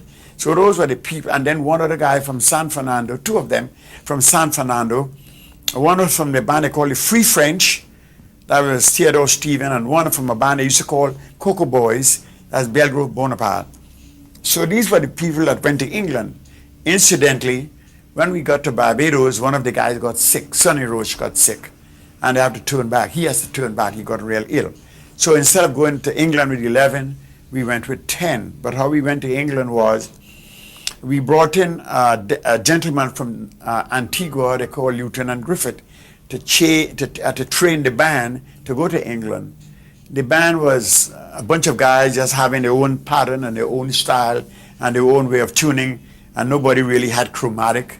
What chromatic was, none of us really knew. I also heard somebody say we had chromatic, which is also being ridiculous, because Lieutenant Griffith told us how to make chromatic when he came to coach the band. And he said, well, you are more like premier tuner here, because you more or less started this thing, and I want you to build chromatic. And I said, what is chromatic? And he explained to me what is chromatic. And we build half tones in successions. I built my drum for myself, and I built a drum for Dudley Smith, which is a cello, 2 drums, and I built Belgrave Bonaparte, a second pan for him. And I built 3 basses that I played, they called boots. And the other people built their own drum. Tony Williams built his own cello. Theodore Stevens built his own lead. Patchy Haynes, I forget him, Patchy Haynes was built by some guy they called Crappie. Free Simon built his own drum. Andrew de Labastee built his own drum. So we went to England with a whole bunch of different patterns. Everybody had their own patterns that they can play. However, it was all chromatic.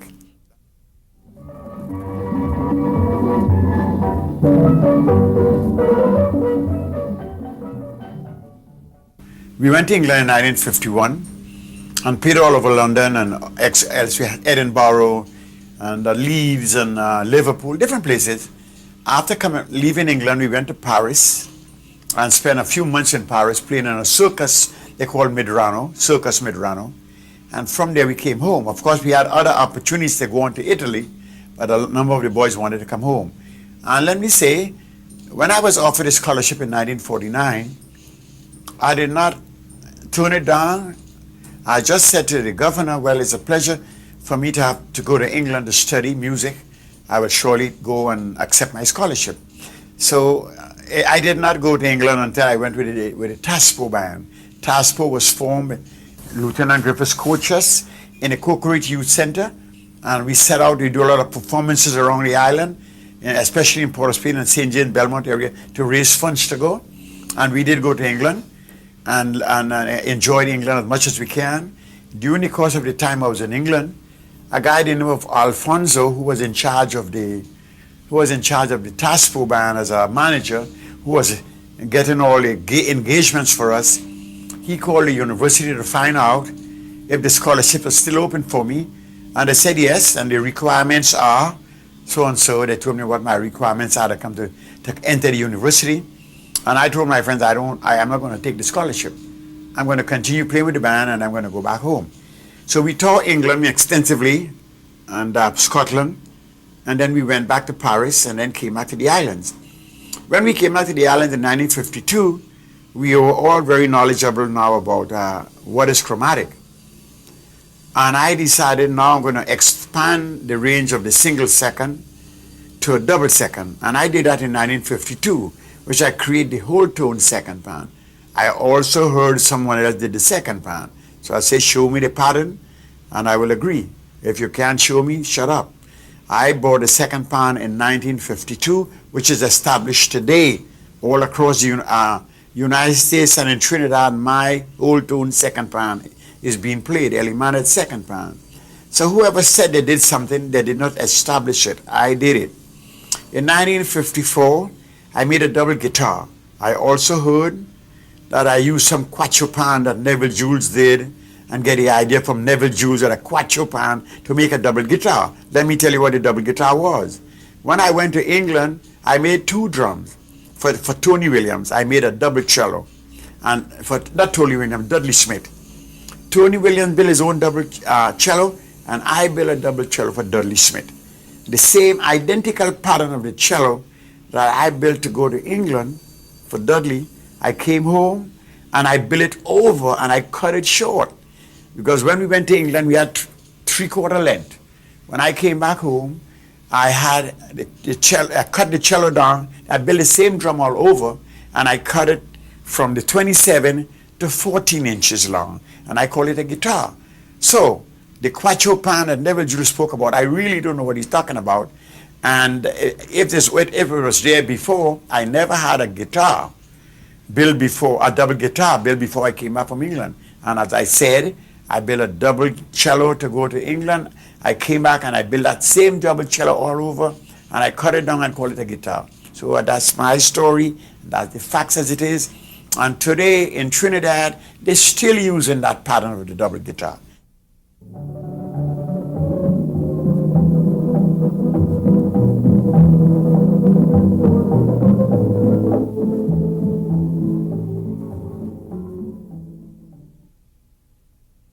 Later on in 1956, I brought in triple cello. I brought in, instead of, I brought in what you call the diminished cello. I don't know if anybody will want to contest that accomplishment of mine. 1956 and in 1958, instead of using the double guitar, I say let me increase this double into a triple guitar. So I use it in a triple guitar. In 1959, I made what you call a tenor bass.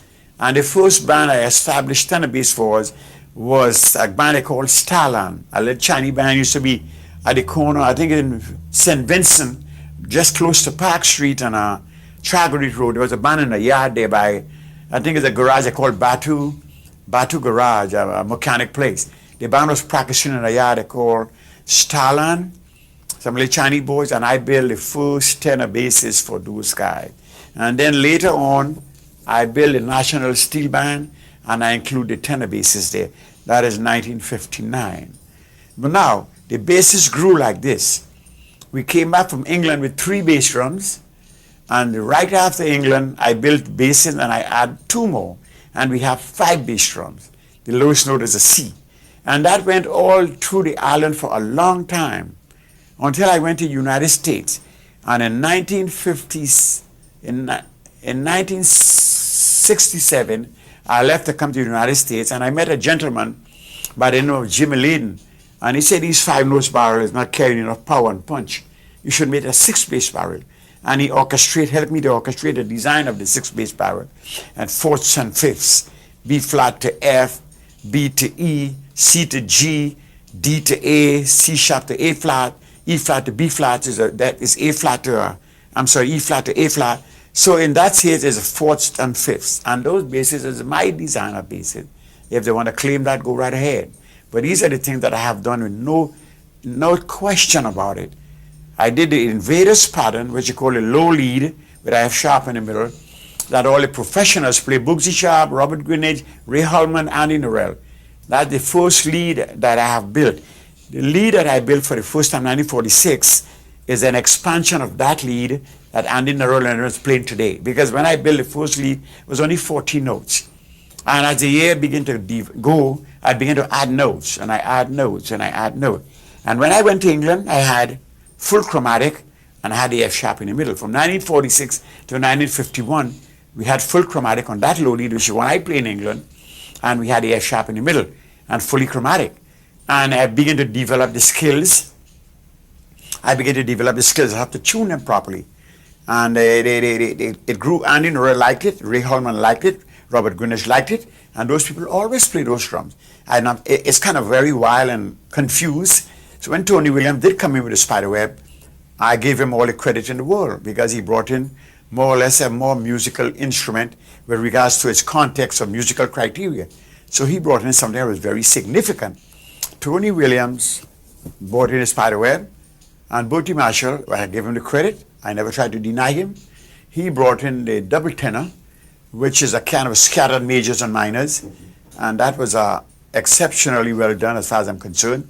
And to the extent that Lennox Spear wanted my spiderweb, my low lead, and he wanted Bertie Marshall double tenor.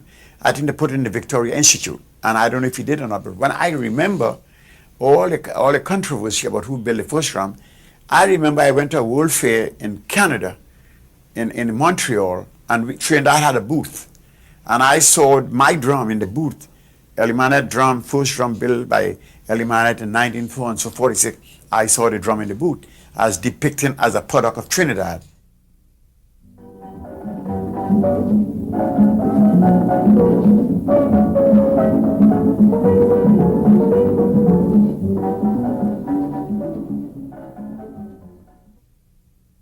I came in about 1938 as a little boy, started playing on a trash can. 1939, I tried to get some groups together and form a little band we call Oval Boys. In 1940, I heard all of these people playing pans and notes on it like Spree and Sonny Roach and Granville. I could not do it. So in 1941, I pushed my pan into a concave. I went on to develop the pan from 3 or 4 notes into 5 and to 9 notes. The 9 notes came when I developed the sweet oil drum in 1945, late 44. And as I mentioned, I was with a little carrot, Beryl McBurney, and she felt that the drums was too harsh with wooden sticks. So we talk about that all the time. And I wrapped my sticks in 1944. I don't care who did what, wherever. Let them show me the documentation. But I wrapped my sticks in 44. And I built a Barracuda in 45. We played on the street. They took it away from me in 45. As a result of that, it encouraged me to build a big 55-gallon drum, which I did in 1946. In 1947, I built a single second. In 48, I built the single guitar. I got a scholarship in 1949. I went to England, participated with TASPO, And we came back in 1951, and my knowledge was much larger than when I went. I developed the whole tone second pan in 52, the double guitar in 54, the triple cellos in 56, then the triple guitar in 58, the tenor band in 59, and we increased it. The bass we came from England. We're doing that interim. We increased the basses from 3 barrels to 5 barrels. And in 1970, I created the 6 bass barrel, which is now being established across the nation as fourths and fifths. I did it.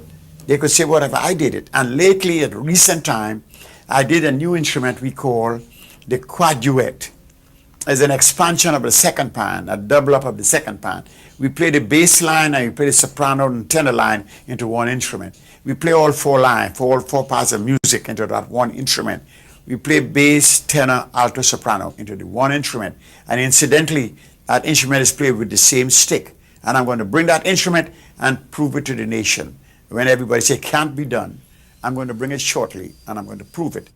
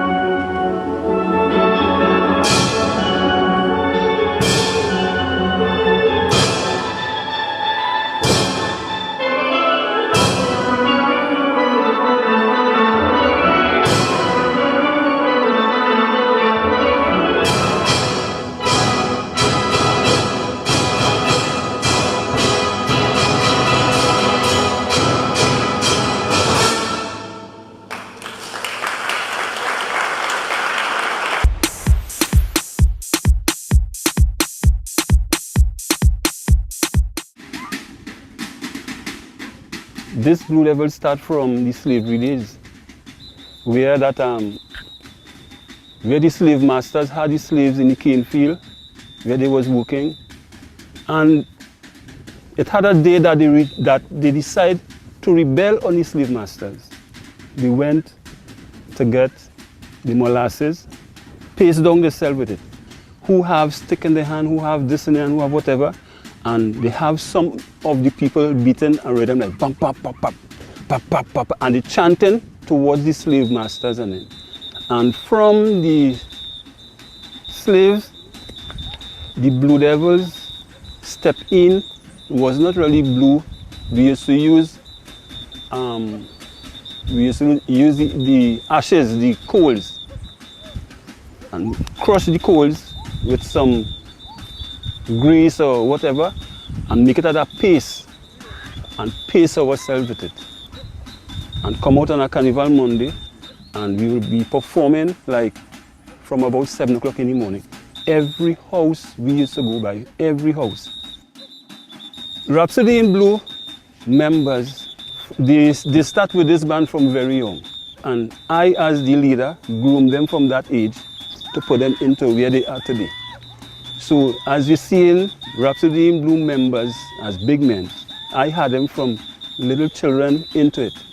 So right now you could put any one of them out there and they will give you a very good performance.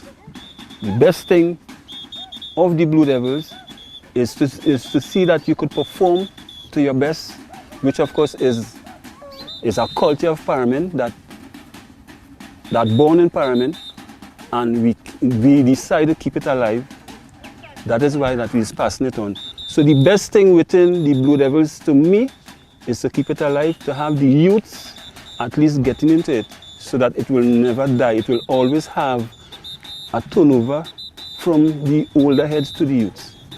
So my dad handed down the band to me. It is a well-meant feeling. It is good because I grew up in it, maybe the age of 7, performing with my dad, beside my dad. It was good, it was great. You know, traditional mass is a thing that, you know, it may be dying out, you know, and we actually need to, you know, actually bring the youth into it, because at the end of the day, that is our culture. That's Trinidad and Tobago culture. For 2021, no, there is no carnival for us, right? But what I could say is that we all will love in Parliament, we love to have our mass. But at the end of the day is that Rhapsody in Blue is a band definitely for sure is going to live on.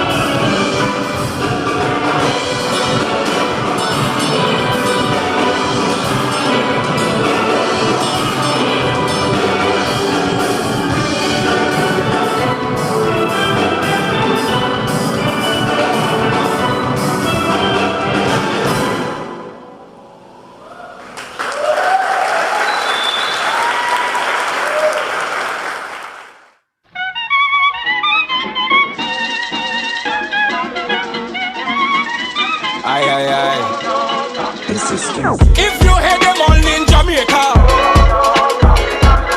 all in China, all in Africa, a Trini girl ballin', she live America.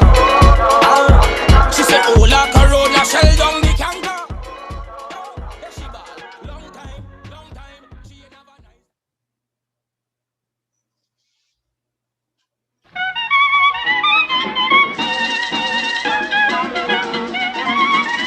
Aye, aye, aye.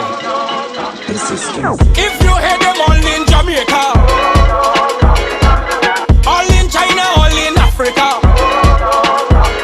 a Trini girl ballin', she live America. She said, oh la Corona, shell down the canker.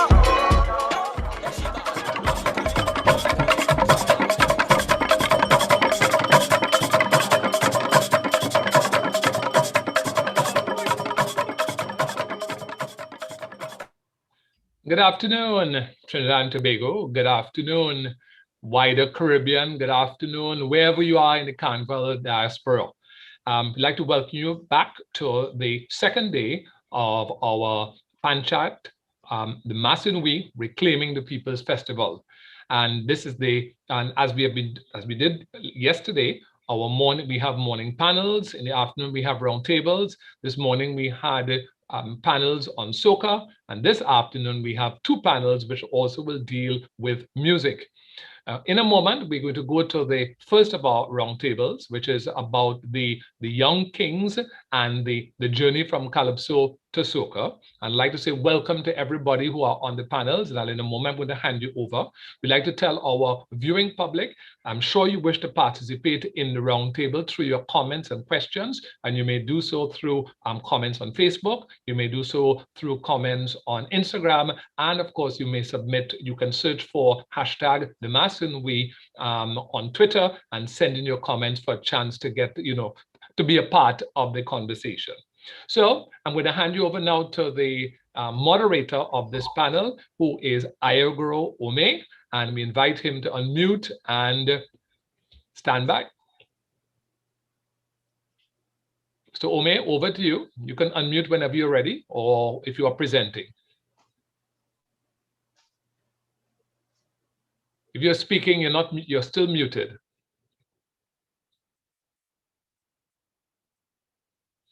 All right, so I think he's setting up a presentation. He's now unmuted. So Ome, whenever you're ready. Very well. No, I don't have video. I don't know why. All right, but let's go straight on. Okay. First of all, I want to welcome to the panel some quite distinguished people, Mr. Kenny Phillips, Mr. Nigel Campbell, Mr. Irfan Alves, Ms. Jill Ann Walters, Brother Resistance, I hope he has arrived, and Omari Ashby. This roundtable is titled Young Kings to Wear a Developmental Story. The major consideration is that the Young Kings itself was established in 1985, and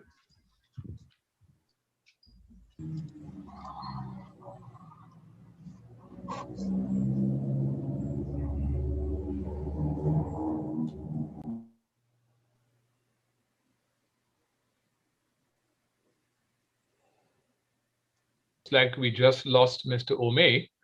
And of course, I understand from everything else that TNTech has been doing quite a dance with people. I hope it hasn't done a dance in Mount Lambert, which is where he is from, which is where I am from. I have to tell you, we got a dance yesterday. At the very end of our presentations, all of a sudden the campus just went down, and it was quite something. I think continuing with what Mr. Ome was going to do by the time he gets back on is that, of course, his experience in the 30 years of doing the Young Kings, he had clearly, he had a bird's eye view of the Young Kings, where he had all of these younger persons, the Young Kings. I'm not sure how it got on with the females, and their point of view is that, of course, they nurtured. It was a nursery for Calypsonians, and then, of course, during that time, there was a sort of migration for some people. Don't everybody don't get vexed. A migration of some people from Calypso to Soca. And therefore, what we set up is what I have to call constituent wings.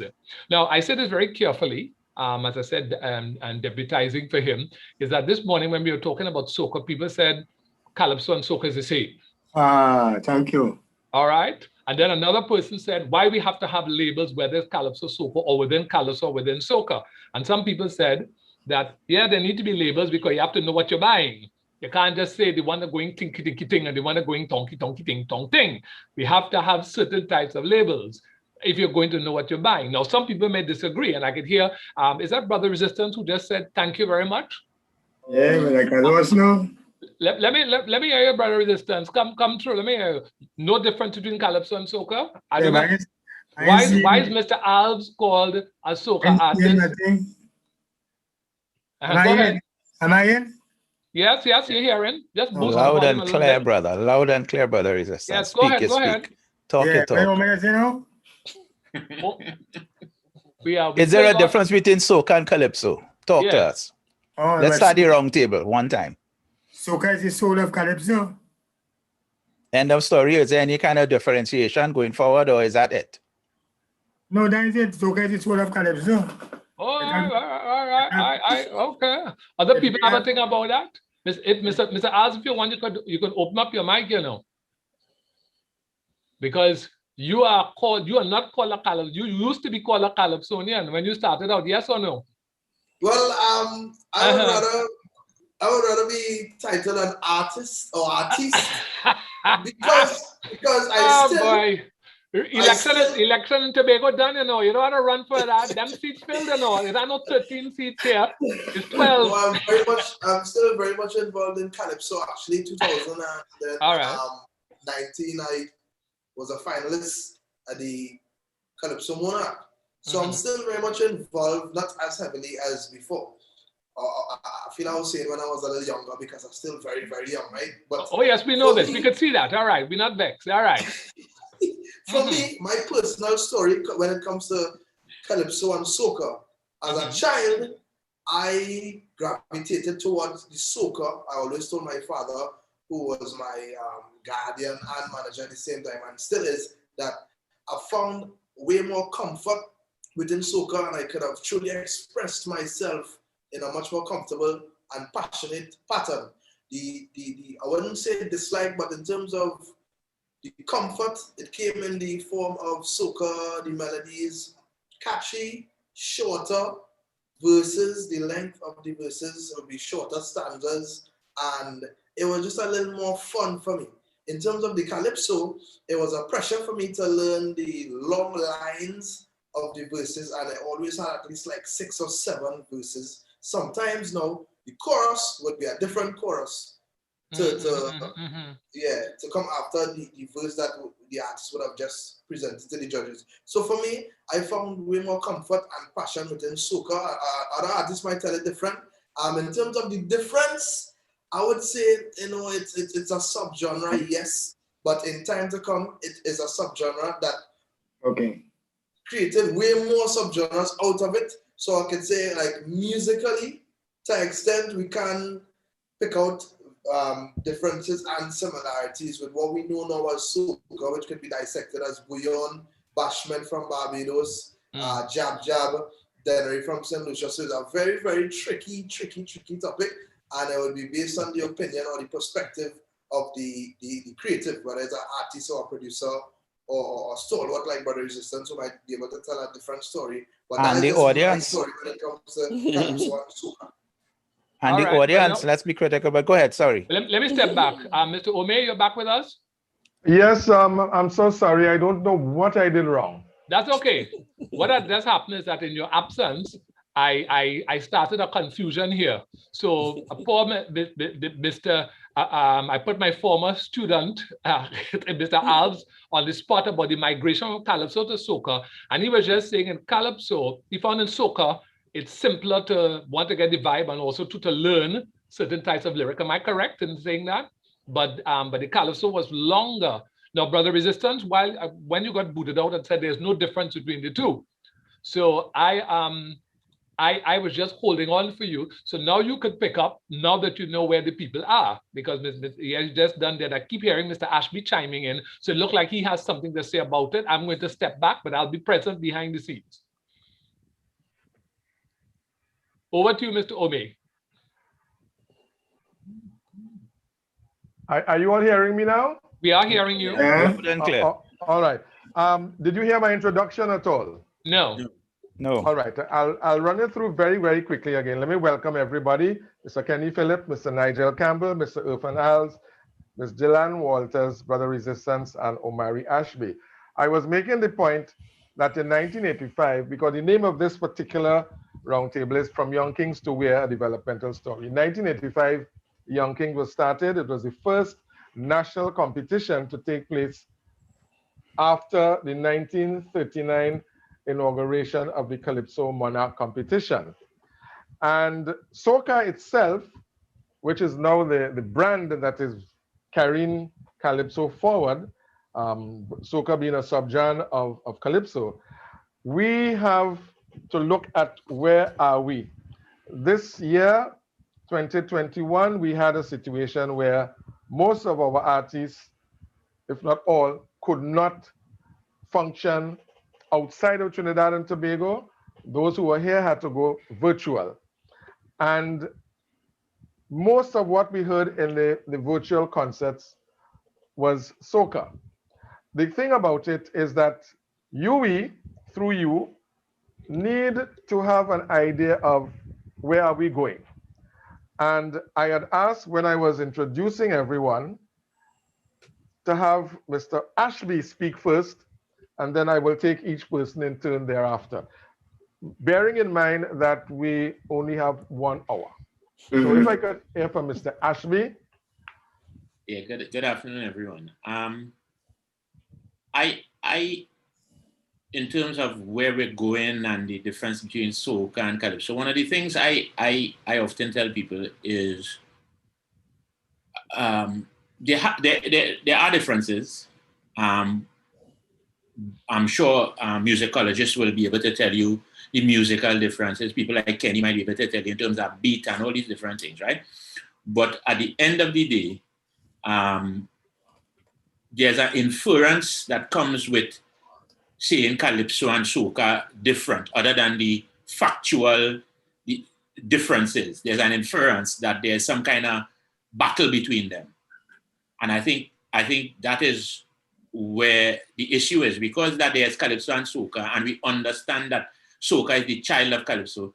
That is fine. But when we start to set up this, you is Soca, I am Calypso, and never the twain shall meet, it is a kind of, that is where for me it becomes problematic, because culture responds, right? Or I should say culture is the response to the thing.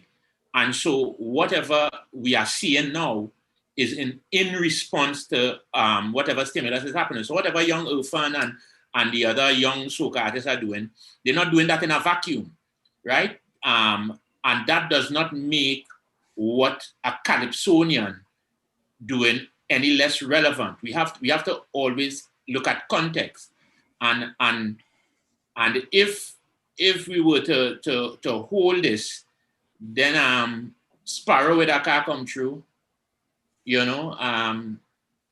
Shadow with a car come true, and not to say all of them didn't have problems, but David Rudder would not have, would not come true. So we have to understand that this is a dynamic, in motion thing, and we have to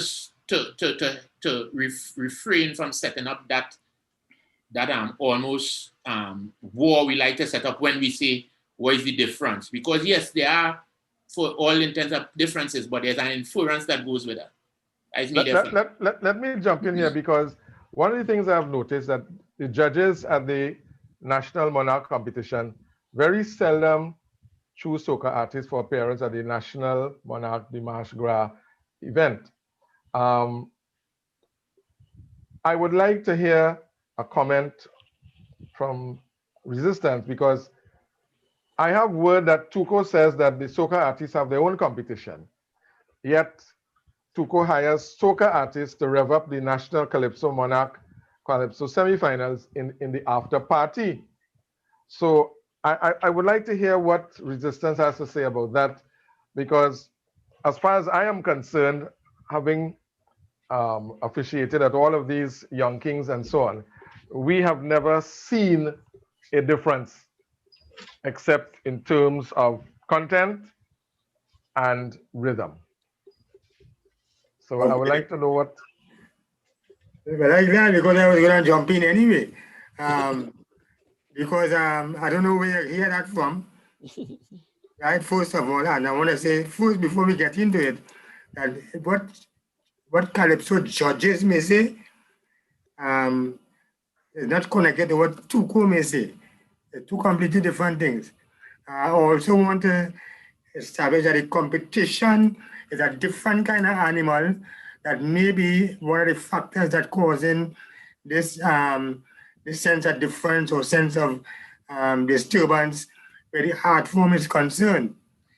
I say that because if we look at what the reality is, then it doesn't carry that piece of hearsay where you hear them say, right? For instance, you look at coming through the instrument, I don't have my figures in front of me, but you could look at the number of finals that have artists like Baron would have make, artists like Super Blue would have been a final, artists like Crazy would have been a final, and then they'll be singing party songs. Shadow and them would have been the final, so up to recently, if you want to go hardcore then, they say Voice is a soca artist. As a matter of fact, he's a 3-time international soca monarch, but Voice comes second in a national calypso monarch competition. That kind of way.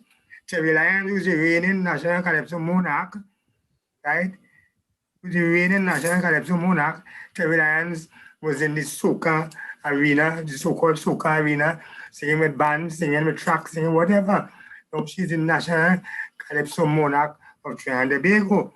As a matter of fact, 2020 and 2021, because we are no official carnival. So that kind of talk is small talk, where people just talk, the experts and then just talk that talk, because of course they know. We don't know because we're Calypsonians, so we can't know. They are experts and they express themselves and they express their expertise. The reality does not support that in any way at all. I just want to touch back a little thing on what Irfan was saying. Irfan, I feel your pain. But when you talk about Calypso, you seem to think that Calypso, because you see Calypso in the context of competition and maybe trying to please the judges and what people think the judges are looking for, that they have to have this song with a bag of line for the verse and a bag of line for the chorus, and they must have 4 verse and chorus. And I think that is criteria for particular competitions. When in truth and in fact, you could be inside of there. I remember Ent is a Harapso, and Ent was in a Calypso Monarch final, for instance. I just throwing little things into the pot for us not to enter this conversation with a closed mind and repeat the hearsay and the folklore that we have been hearing over the years. That is very interesting. But let me go quickly now to a musician, Miss Gillan Walters, to hear what she has to say about this, because she has played, I know, in the Young Kings, and she has played in the concerts that the National Joint Action Committee / NACC has been having. And she would have the musician's point of view. Well, actually, thanks for allowing me the opportunity, I must say. I see we're getting sucked into the vortex of debates that always happens, this soca calypso dilemma.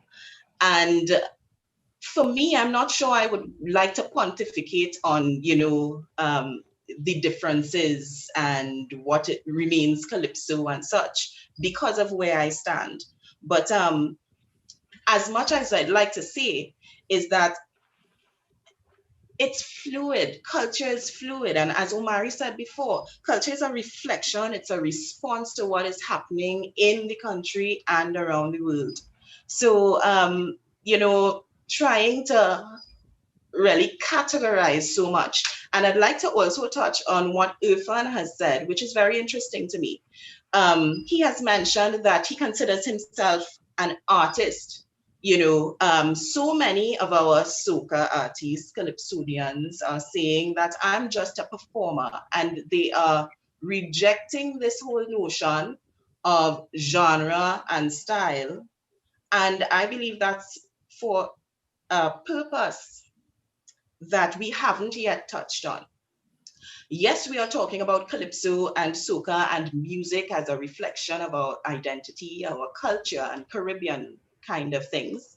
But we also need to recognize that we are in a space where we really need to diversify. So we're asking, where is it going? And it has to be, where is it going for the artists themselves, so that they can self-actualize in a way that can bring them earnings. And that is what it is more about right now to me. And stepping outside, yes, we're talking about starting at the Young Kings, because there's where it would have started. But outside of the competition, there must be life, there must be performance, and the performers must be able to earn a living by doing what they are born to do, which is perform. So, and there are so many factors coming in. So all of the young soca artists now, and not only now, earlier as well, talking about making soca go global. Calypsonians have been talking about, the older guys have been talking about, letting calypso break that market in the entire world. And when we're talking about where is it going and where are we going, for me, it's not a question as to whether, calypso is soca and soca is calypso. Yes, that is important. I'm not denying that. But I also think that, parts of the conversation and the reasons why people might be crossing, as you all are talking about, would be also because we are trying to find that space between culture and self-expression, but also being able to commoditize what we do in a way that does not destroy who we are. May I say something here? There was a time when almost every major American artist sang calypso. We also have to remember that in the 20s, 30s, and 40s, calypso was in fact an international genre. You need to say that again, Mr. Ome. You need to say that again. You don't underline that, Mr. Ome. You didn't hear me, or you also want me to do it for emphasis? For emphasis, Mr. Ome. I'm sorry to interrupt. That's quite all right. Every major American artist at a particular point had at least one calypso in the repertoire. People have been shocked to hear Nat King Cole sing when when something came Mama to Trinidad. Look a Boo Day. Right. And what happened subsequently is that rock and roll became the favorite genre in America. The thing about it, though, is that when many of the artists say, we want to see if we could break the ceiling out there, they are actually going over old territory. The problem is that, do we ourselves recognize that we have broken the barriers, we have a new genre, and how are we going to use it? So my concern is, how do we move forward? I made some comments with regard to the virtual events. I felt that some of the artists were not operating as though they were competing in the international music industry. That, I haven't heard anyone challenge me on that. We have written 2 reviews so far. But Mr. Campbell, you are a person who has been writing a lot about calypso and soca. What is your point of view at this point? Well, more than calypso and soca, but certainly about the whole music industry. And we have to recognize that soca and calypso exist within an industry in Trinidad, in the Caribbean, and in the world. You referenced it in 1957, certainly when Belafonte made the word calypso very chic. And yes, everybody jumped on it almost like a fad. And within 6 months, it was all over. Right now, we have competing to utilize this norm of competition. We have competing agendas almost, right? There's the soca industry, there's the calypso industry, of which Young Kings played an important part, certainly in its history going up to now. But even the idea of a competition is also competing for an audience. So competitions like the Young Kings and Calypso Monarch, and certainly International Soca Monarch, were also competing for audiences, because audiences and this volume industry that we call this music industry is what drives and continues the industry onward. What 2021 brought for us, however, was the infamous disruption, in terms that we couldn't mass gather and we had to go the virtual route. And by going the virtual route, we also had the opportunity to have the eyes of the world upon us, right? Now, as it stands right now, the harsh realities in terms of a global phenomenon, Calypso had its, I wouldn't say its heyday, but it had its little peak, which we always referenced anywhere in global music and encyclopedias everywhere. The word Calypso is known, the word Soca is known, but certainly to a lesser extent. That happens certainly with money.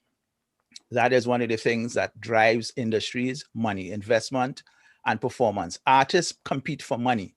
It's one of the reasons I know that a number of artists go to the International Soca Monarch competitions. $1 million or $2 million under the People's Partnership regime was the first prize. Everybody jumps on board.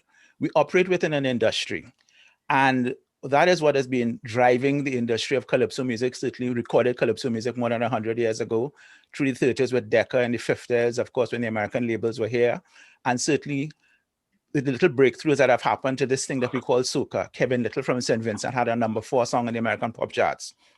We had artists being remixed, Bungie Garlin being remixed, some others, the name escapes me right now, Fireball, and being remixed and that kind of stuff.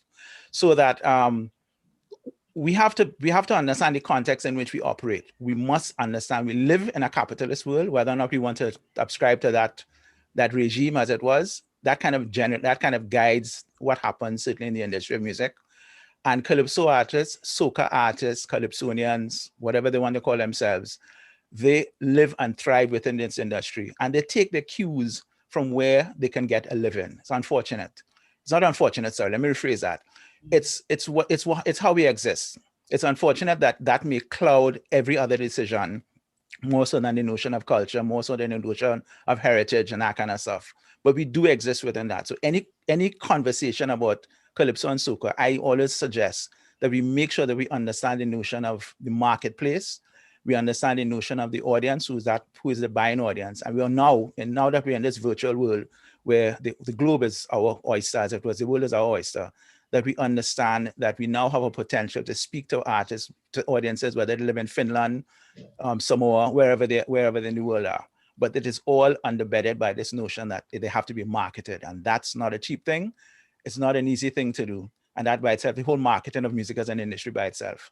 This is the way we are right now, making small steps to get to that point. The investment towards getting to that point where we can have a kind of global recognition that reggae got, beyond the idea of Bob Marley being an icon, beyond the idea of Chris Blackwell being an instigator to move reggae music globally. Money was also pumped into it. Our money investment has not, I don't think, has balanced that at the same amount. Reggaeton artists get a lot of money for that whole genre called reggaeton.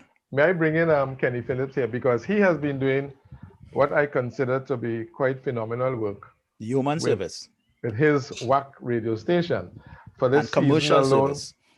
Exactly. For this season alone, over 140 presentations, virtual presentations. The problem is that I have made the point that our media has not seriously, outside of an article I saw recently by Mark Lindsay, our media has not given him sufficient reviews, for better or worse, of what he is doing. And Mr. Philip, I would like you to come in at this point, please. Thank you for having me. You always trying to be my PR agent. I don't know why. You know what I mean? But you could pay me, you know. I know I could pay you. Not much, but I could pay you. But I just doing what I think I should be doing. There's a need. There's a need to monetize the thing. No artist was working for a while, and we needed to find a way. I have been lucky to find a way. In fact, let's rewind. and Brother Resistance could bear witness to this. I've been doing this since 2005 or 2000, and he just fall off. I asked him to bear witness, and he fall off. You see how life is? We've been doing this since 2005, which is actually trying to document, stream, capture, replay all the performances that we see, all the tents, whatever we broadcast. And remember, I own a radio station, and they told me that this is not going to work. This whack radio station, this local content, nobody wants to hear it, right? And so everything I do is with the attitude of take that. You understand? Is a kind of bad mind, because I want to be, I don't want to be racial, but a white man tell me nobody want to hear that. If anybody else would tell me that, I'll take it, but a white man tell me nobody want to hear that. And I found that was sacrilege. He had no right to say that and tell me that, who've been making a living since I was 19 playing calypso and soca music, and then he tells me nobody wants to hear this. So I get even more impetus to do what I'm doing. And while doing it, I've been saying that the industry has to change. It must be, everything you do must be recorded. Everything you do must be prepared to stream, must be had in some form to show at a later date or something. Everything, every show.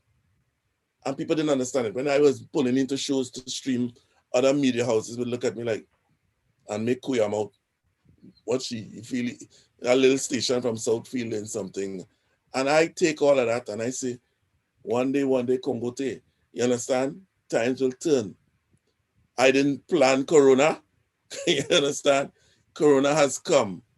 And yeah, I know. People tell me that. Yeah. But now everything is virtual. Everything is virtual. I was on another panel yesterday, and the major players in the virtual space was, one of the major players was Digicel. They sponsor a whole heap of virtual concerts. Ask the friend, I'm sure they sponsor his own, right? Yeah. But my thing was, why Digicel had to sponsor Irfan? Why Irfan can't do his own thing himself and make money? We have to find a way to monetize the thing. There's a question here, Mr. Philip, that I want to throw out to the entire panel. Someone has asked, isn't the diaspora our marketplace? And I want to add to that you have been an activist since about 2000, when you were acting president of the Recording Industry Association of TNT. You led a march to Port of Spain, which I witnessed, advocating legislation to make radio stations play at least 50% local music. But I come back to the question, isn't the diaspora our marketplace? Always has been. Always has been. Remember, Trinidad is 1.5, right? If you say 1.5. But at the end of a carnival season, everybody flying out to perform all over the world. Yes, but they're flying out sometimes, I don't want to be disrespectful, to sing in front of friends and family. They are still not a marketplace. Don't discount them, Mr. Ome. No, still a I'm marketplace. I said I don't want to be disrespectful. However, I don't see many of them doing possibly as I saw Resistance do, heading for Europe. We tend to go to America and sometimes to England, but I don't see very many people going to Europe. So in recent time, there's been a lot of new venues and events taking place for calypso and soca in Europe and Asia, especially Japan. So significant growth took place between the last 5 years to now. Yeah, there are soca artists from Japan, soca artists from Europe, soca artists from, almost everywhere, right?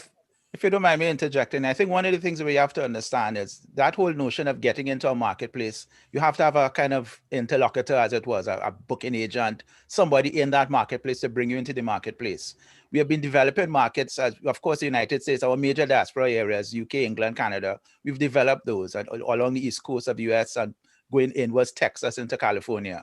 The European scene is ripe for exploitation. We've seen what it has done to Sparrow had a #1 song, and I think it was Netherlands or one thing, singing a pop song altogether. Yeah. Calypso Rose generally, as we know, is a queen in France, as it was.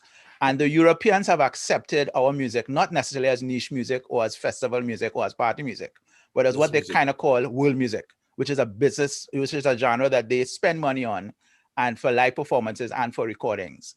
So it's still a business. Artists such as Irfan and Kenny as a producer recognize it's about making money. And I don't want to sound like a stinking nasty capitalist, but at the end of the day, this is what drives a lot of the motivation for a number of artists to do things, to change the clothes, to go in the direction of EDM, to go in the direction of Afro beats, whatever the deal is. There's always looking for a new market and for a market that's going to spend according money. to Sprang, wait, before you go, according to Sprang, Lanty peas, eating, you understand, groceries, that drives us. We have to eat, you understand?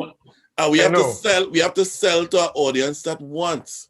Yes. We can't sell to who don't but want. I want to ask a pertinent question here, because we're speaking about the person who is front and center, the singers. What about the musicians, Ms. Walters? What is happening with you all and moving into the diaspora? I don't know if you could answer for everyone of the musicians, but what is happening with you? Are you being called out of Trinidad and Tobago to perform? Well, I certainly can't speak for all musicians. And well, because I'm a freelance keyboardist, most of the work that I would get would be concentrated in the calypso arena kind of thing. So going outside as part of a calypso band has not been my experience. Some bands I would have gone for soca, and soca probably would be able to take the entire band when they go, but most times the budget that is allocated doesn't allow a group of calypsonians to carry an entire band. Those expenses are not really paid for. And this is where we are. In terms of the pandemic itself, musicians have not been getting as much. If you look at all of the virtual things, you would see that hardly any of the artists were able to bring their entire band unless they were having their own show. Again, kudos to Kenny. I've been seeing things happening there. And I believe that is largely too, I don't know what is who are your benefactors and all of that, and what kind of funding you receive. But for me, waiting on the Ministry of Culture or any of the, governmental sources of income cannot be critical. Yes, cannot be what an artist is waiting on in order to put on a show. Also, and it's another place as well, and we're talking about international, but if we do not train our local audiences to love and appreciate and want to pay and to spend money, support our artists, because this is what artists do, whether it's the musician, whether it's the producer, whether whoever it is, if our local people do not want to pay to attend things, because it's a freeness and this is our culture, but this is where is it going? This is what the question is. Where are we going if we are not training our audiences, our young audiences? Can I ask a question? Can I ask a question on that point there? How do you train your local audience to like themselves? Well, that is a very difficult question that I cannot answer. All right. And just like what you have done in this pandemic, I think that is just what we have to do. And that is an answer, but it's not an answer. Mm-hmm. It takes the innovation. It takes that crazy idea to say, here, what, I'm not taking that white man's perspective. I go and try a thing, and let's see where it go. Let's see what it. But, all right, a major broadcaster on a big radio station said Trinidadians will not pay to see a virtual concert. They will be. It's not our culture. So virtual things wouldn't work. A major broadcaster said that, and that was his opinion. Virtual is not going to work. That is to be expected, Kenny, and more than that, it is to be exploited too. Let me tell you what one of the things that we do here, right? For me, we are hustling backwards. The art is the thing, right? We had to get that. We had to, so one of the things we do is we try to get artists to do everything except create art, right? And so a Calypsonian must know where it's going. You must know the marketplace. You must know all of these things. And we don't focus on what they must do, which is create art. And I'm saying that to say this. This is outside of all the market and all them things. When you get that right, yeah? When you get that right, and the ecosystem is there, that ecosystem to now plug into that art, because and I'm speaking from experience, in another life, I am Omari of Kindred, and Kindred spend most of the time in Europe. Kindred spend most of the time doing things from managing themselves to looking at contracts to all these things, and then had to split and be an artist to create the kind of art. So, you know, after a while, what I started to do, I started to focus on the art and try to get people to deal with to have an agent, to have this, to have that. But one of the things that we keep doing is asking of artists and to be everything but artists. And we have to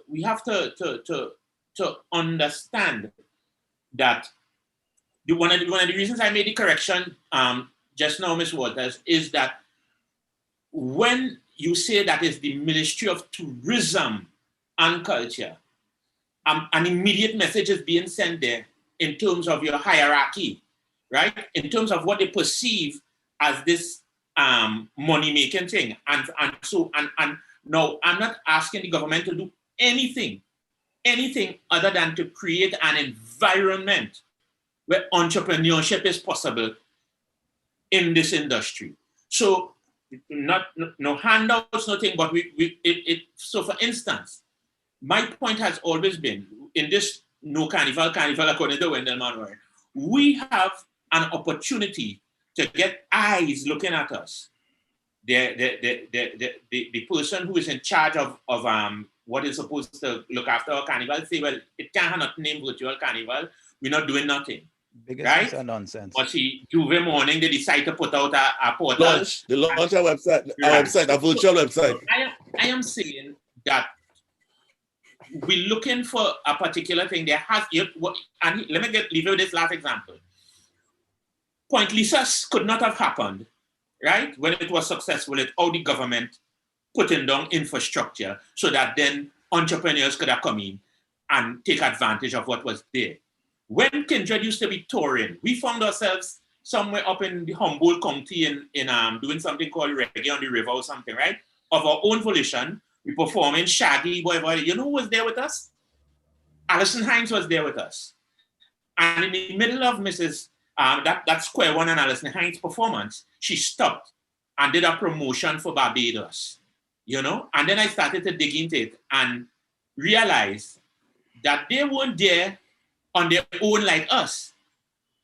The powers that be saw an opportunity, send them. And send them. And so they now use that opportunity to lift up. So so again, when I'm talking the government, people are getting nervous, right? I'm not talking about the government taking $2 million for first prize. I am talking about setting the infrastructure. Ecosystem is the right word, you know. Ecosystem is the right word. I like the word infrastructure, but I want to put to you all a question that has come up here. To the panel, the idea that music is free is well ingrained in our culture. Getting people to pay is a real challenge. I will let anybody comment on that. Getting people to pay is a real Challenges are what we have to overcome. I mean, that argument has been used for quite some time. And certainly in the virtual space. I mean, Kenny and I have worked together on an event that we were trying to promote in this virtual space, where Kenny would basically be, niggling the viewers to put money into it, right? It's a challenge. Huh? The GoFundMe. Yes, it's from TNT. From TNT. It is a challenge, but this is what we have to overcome. As I keep saying and thing, we do not exist by ourselves here in Trinidad and Tobago. We exist in a world, first regionally and certainly globally, right? And yes, it's going to be hard, and some people will make money and some people will not make money. That is the nature of business, and that's the nature of competition, and certainly the music business. With reference to Omari's conversation about the government and tourism, and I've written extensively on this whole thing about the government's creating the ecosystem. They have a specific state-owned enterprise to handle music industry, and they get about $1 million a year in development funding. That's not a lot of money. The Ministry of Culture, as we do, gets hundreds of millions of dollars. At least $150 million goes towards putting on the carnival. That was out of the budget for 2021, and it was glaring in its absence. So that we ended up with these kind of foolish statements, and I'll say foolish statements of there's no such thing as a virtual carnival because it's an oxymoron. And this kind of latter-day kind of retread to make this virtual launch of the carnival thing. But what has happened is we've also noticed that so many soca artists are still putting out songs in this period between Boxing Day and Ash Wednesday. We have 365 days of a year, 366 last year, where we could have put out soca performances all year long. Kenny, kudos to Kenny. Kenny has been doing that. And Kenny's a pioneer in this industry. We've given him enough accolades for the day, so his head gets swell up and thing. But the reality is, that is what a music business person does. And that is what we need more of. Unfortunately, we do have a lot of them. Irfan had his Soca Global campaign and having his Grateful, I think, not Grateful, correct me if I'm wrong, Irfan. The Grateful series that he's been doing, and he had his concerts earlier in the year kind of thing. These are the kind of things that happen. They are challenges. But if we have to work hard, because nobody gets anything done without hard work, right? We have to continue to work hard, so that people like Irfan will put on about 5-6 concerts a year, all through the year. He may be based in Trinidad, but his market is the world. Kenny, 365 days could have virtual shows. That is what happens. And one final pointer to Jelans, as we're going to wrap up soon, I'm thinking, and this is the idea of musicians going abroad. The phenomenon of musicians performing on cruise ships is not something to be looked down at. They go out there, they get jobs. A lot of them actually get jobs playing in what they call these calypso bands, or these little soca dance bands on the ships. But that migration and that movement of that music and the musicians out is something that people may not have noted. That Bossa Nova back in the 60s, people went to Brazil, Brazilian music went up. But the music of Bossa Nova, when it got to be recorded in America, Brazilian musicians had migrated to the United States and they were playing the music in the studios. Our early calypso in the 1930s and thing, it were Trinidadian and Caribbean musicians who were based in New York City who were playing that music. Migration is part and parcel of our rite of passage here in the Caribbean, just like so that our diaspora is large. Some islands' diasporas are larger than the native populations and that kind of thing. Holding on to your Caribbeanness, your nationality is something that is going to be very important. But I understand, challenges occur all the time. We do have to work hard. We're only at step one. This is only the first year. Irfan, talk to me. Yeah, I just want to add something, and I don't want to say too long because we're wrapping up soon. Another major challenge for me, being an artist, producer, songwriter, sometimes video director, I believe that there is not much of a common goal amongst the creatives within the space. So, we're talking about the foundation or the ecosystem and that kind of thing, but I believe like the last union for artists would have been TUCO, which was founded years ago in the form of Calypso, for Calypso creatives. But let me say, Soca is like roughly 50 years old now, and there hasn't been any official association, whether it be locally or internationally, where soca artists could now come together and present themselves in a very official way to whether it be corporate Trinidad or the body. Simple things like what the regular price of an artist should be, so no undercutting take place. Hold on a moment there, Irfan. Couldn't the soca artists be together with the quote-unquote Calypsonians in TUCO? Ask Resistance. Not so much time has passed, there have a lot of differences within the culture of soca and the culture of calypso. So marrying them might cause more trouble than. So what do you leave? What do you leave? What do you leave for the musicians like Miss Walters? No, well, they're musicians. Where's the union? Like, there's no musicians union. There were attempts to begin and they failed. Over and over and over. Over and over and over. Observed right now that's currently functional, or to some extent is the promoters. But I want to, I hear you from, but I want to bring it back to now where we are and what could be, where we could go going forward. Yeah. Omari, Alison Hines and Square One was sent on a tour of Australia with the West Indies cricket team. So whenever they went to Perth, Square One would be booked in some venues in Perth, playing calypso and soca, following the West Indies cricket team around. You understand? And that was foresight from a government, from a tourism head.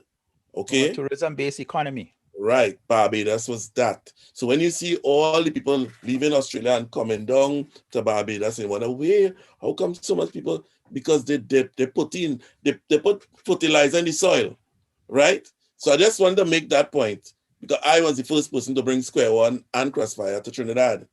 You understand? So Right, I Kenny, know let me them ask personally. you, let me put something to you all because we don't have very much time. Yeah. Years ago, the late Macandal Daga made a suggestion that Calypso should undertake a world tour.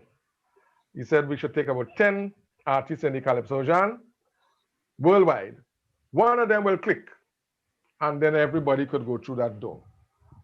I want to ask each one of you, what do you think of a world tour for Calypsonians / soca artists / musicians? Each one. Well, you're making my point.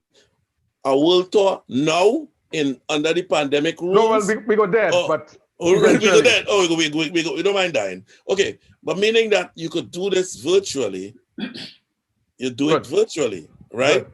So that means you put on a show, and I wanted to get to the point for Irfan's sake, and even for Omari and Nigel to a lesser degree, on the monetization of this virtual space that everybody think it is such a is a unicorn. You understand? You can't find it, but it is there. It is there once you know how. Once you persist, they have we have the GoFundMe and the Fund Me TNT. Some artists say I want to beg. Me, I want to beg, but you're begging people to come. You understand? You're asking them buy me a ticket and come to show now. You understand? So it's not the same again, thing. I have to jump in here. There was a time in Trinidad and Tobago, there was a time where the police on horseback had to come outside of original Young Brigade tent because they would crush up people to get into the tent on a weekend was such that they had to bring police on horseback. Like no one seems to remember that. I've been there. Yeah. I get crushed on gate and that thing. I get licks for going and watching Calypso on the promenade. And have so much people come behind me, I couldn't leave to go back to school. So everybody was there early and in the railings, going up the step in school. The dean just said, everybody come, line up, licks. I get licks for Calypso. I custom getting licks for Calypso. Let me go on to Jillian Walters, because I'm just wrapping up now. Each person has a short amount of time to speak. Ms. Walters? Going on what Kenny has been saying, I think that World Tour has already begun. I think that this pandemic has been a quote-unquote blessing to the style of music and all Caribbean music in general. It has shifted the prestige of having titles as a Calypsonian or a soca artist to how many likes, how many streams, that's how many shares. And I think that it is opening up the gates. Those gatekeepers have lost some of their power because of this pandemic and because of the fact that this virtual thing had to be forced because of it.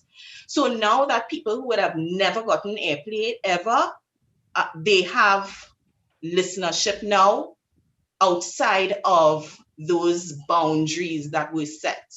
So I think now this time is a great time. And I think once people start pushing those limits and using the creativity and not waiting for funding from certain places, and I must put in the little plug, funding needs to be much more equitable than it is. You can't be giving the gatekeepers all the money, right? End of rant, right? So it is shifting. What we have to do is go with that shift the best way that we can to see where Calypso is going from the young kings to where this is development happening right now. Beautiful. Incidentally, is Mr. Resistance still here? Brother Resistance, or he is gone? I think he fell out. Okay. Mr. Ashby, can I hear from you, please, sir? I would say we need to focus on our home audience, and it may seem counterproductive, but we need to focus on our home audience. And the concept of that is if we get it right here, it will be ready to go anywhere. And a lot of times we turn ourselves into pretzels trying to cater for a market, this external international market. I think if we focus on getting anything right, it will be right for everyone. Good. And Mr. Campbell, you always speak about the market. Yes, I do. Actually, what I have to say, though, is that I think the march forward to this World Tour concept that you're speaking about has already begun. I mean, we've had pioneers who've gone into the marketplace. And yes, I keep redundantly saying marketplace. The market does decide. And as I said, Belafonte, that was a little short blip at one point. Calypso Roses in France. I thought a number of artists would have been jumping on a bandwagon and flying to France. That doesn't necessarily happen. The marketplace opens up to the idea of Calypso in a bigger way if they're marketed to. That costs money. As Omari said, we have to build our homegrown industry. And I think from that industry, something will rise to the top. Excellence, I think, is one of those things that we as humans understand. We know good when we hear good. We know good when we see good, right? And we certainly gravitate towards that. But it takes a lot of work and a lot of practice and a lot of rehearsal to get to a point where you could actually be, okay, this is somebody that I'm looking at. Because we do have artists in our industry who are at a global level in terms of their preparation, in terms of their teamwork, in terms of their marketing, even in terms of their likes and that kind of stuff. Yet still they pale in comparison to dancehall artists and reggaeton artists. We still are at a niche level. When the government was spending billions of dollars to build an energy industry in Trinidad and Tobago, they were spending less than hundreds of millions of dollars to build a creative industry. That's how the government looks at it. I have an opinion about the present government in terms of their vision of Carnival and Calypso, but so be it.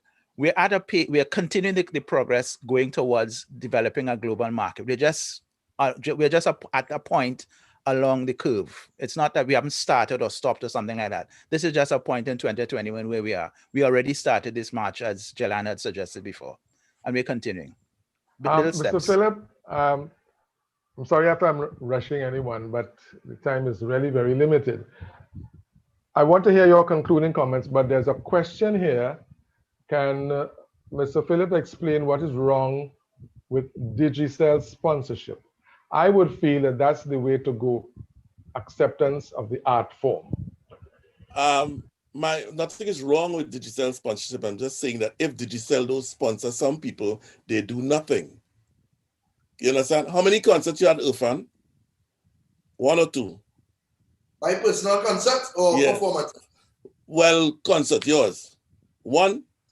Yeah, I only did one. One Digicel sponsored concert. Well, no, I wouldn't say that Digicel sponsored concert. Digicel supported. Digicel supported. You understand? I'm trying to make a point. People sit back and wait.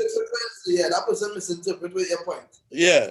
People are waiting on somebody to give them a handout to do something. My thing is, my thing is, you have to do you. You have to do you and just go hard. Because there's so many days. There's FundMe TNT, there's GoFundMe, there's text platform, there's Cash App. There's also, you can even put it on YouTube as a personal link and let people pay and they get a personal link. So it have ways. It's just actually, Actually, for my concert too, thousands of $30 were donated towards my grateful fund for St. George's College. So yeah, people willing to support once that quality product you're producing. Yeah. Right. Quality matters. Yep. Okay, sorry, I've got some instructions here from Mr. Murray that we have to look to wrap up and hand back to him in the last seconds. I want Mr. Phillips, I wish you would behave yourself, please. I have to take instructions. I don't know who's the bigger brother. I am. That's my point. Don't let a small man get no talk. No. No, we function in different spheres. I really want to thank each of you, Mr. Phillip, Mr. Campbell, Mr. Alves, Ms. Jelan Walters, Brother Resistance, and Omari Ashby. It has been a very enlightening discussion. And thank you very much. Yeah. Mr. Murray? Right. Thank you very much. Yes, my older and wiser brother who is taking instructions in the sphere. I'm going to keep reminding you about that. Folks, I want to say thank you very much. Boy, was I just listening back and forth, and I wish we had more time to push this particular envelope about. And of course, the next group is also going to be going to another sector of the music business, the other important sector, which of course is about Steelpan. And we hope that you all can join us. If you have the time, please join us as guests. So what we're going to do, we're going to go to an interlude now, and our interludes, our 50-minute interludes have been all about what Carnival has meant, videos from ordinary persons, plus the Trinidad and Tobago Carnival Bands Association has been sending us, have allowed us to use their videos on what they call the mass makers. Stick around, enjoy, but we will see you back in 15 minutes to discuss the business of pan manufacture. Thank you very much, panelists. Thank you very much, Mr. Omi.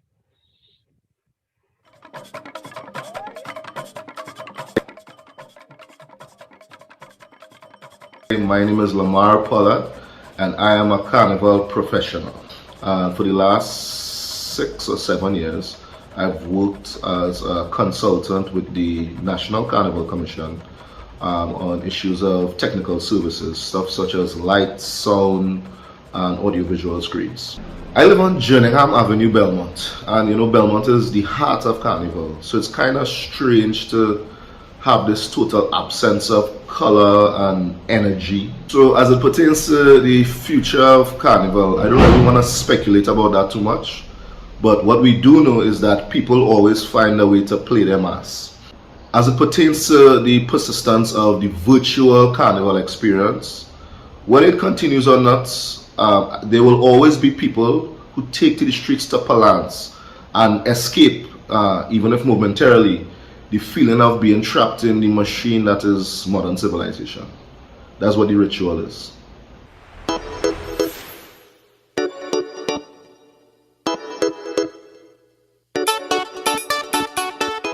I was fortunate enough to be part of my uncle's mass camp. Godop and Associates, a very well-known mass camp in the East-West corridor. I was around the age of 16 when I started to be around him regularly, especially finding myself doing little painting jobs and finding myself bending pieces of wire. And looking at him work, I found myself in a position where this was for me, and I realized that my imagination as well started to come forward in many ways that I wish that whatever he's doing there, I wanted to do it as well. Actually, inspiration to me comes from anything. But again, it's up to the creator to bring that to life and bring it to creation. But to me, the deep side and the gothic side of things is what catches people's attention. It is what catches the imagination. Carnival to me in a nutshell is carnival to create. Carnival to me is excitement. Carnival is joy. Carnival is happiness. Many people see Carnival as a downfall because of the way people behave on the streets. But to me and to the business fraternity in Carnival, to us, it's a moment where people can be themselves. People can be themselves because there's no limitations, there's no borders, there's no line between ethnic races. And personally, when I see bands crossing the stage, it brings out that joy within me. Carnival to me is not just about a fete, it's not just about food and drinks, it's not just about a costume, but Carnival is definitely a spirit manifestation of our culture in Trinbagonians. Entourage Productions Carnival is a family-oriented band, and every single person that joins us every year becomes an extended family. And I mean, no family wants to see their members being in danger. No family wants to put their members in danger. I know a lot of us may be heartbroken. I know a lot of us may go through, yes, that Carnival to banker. But at the end of the day, we need to look at the bigger picture. At the end of the day, Carnival will be waiting for us on the other side of this pandemic. So why not relax our feet while we have the chance to? Why not bring forth the best of the best that we have to for Carnival 2022? Let's not limit ourselves. Bring forth the best costume, bring forth the best soca music, bring forth the best of everything, so that we can be able to show the world that the pandemic didn't stop us. The pandemic just gave us time to prepare. So when Carnival 2022 comes around, we will definitely show the world that we are the Mecca of Carnival.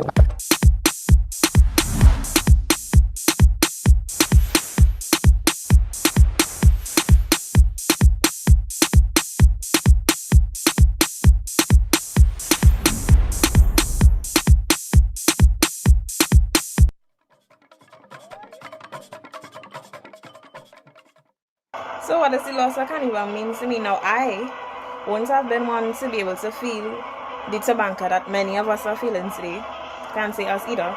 But I would have gone to my first panorama in 2018, and to be honest, it was the most euphoric experience ever.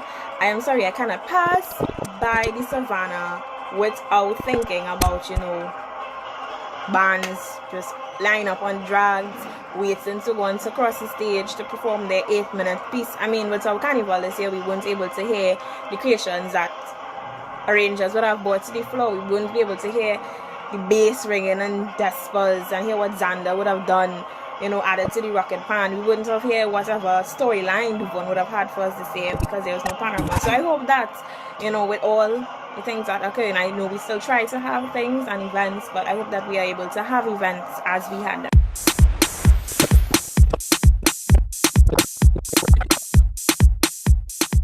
I got into Kiddies Carnival because of my children, and they, in particular, my second daughter, she really, really loved Mass.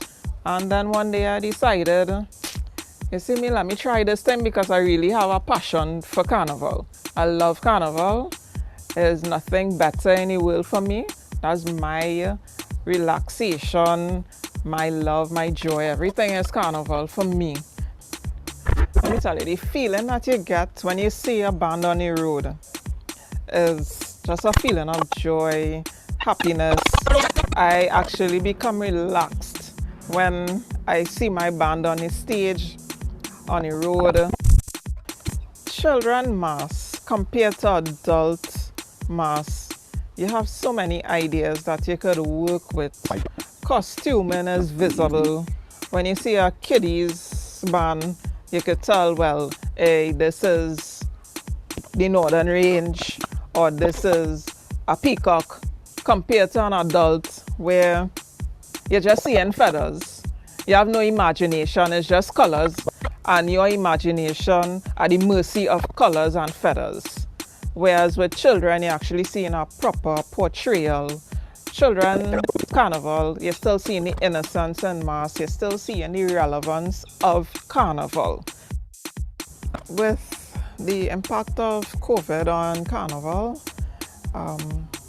it's heartbreaking, but I really will miss Carnival as we've accustomed having it.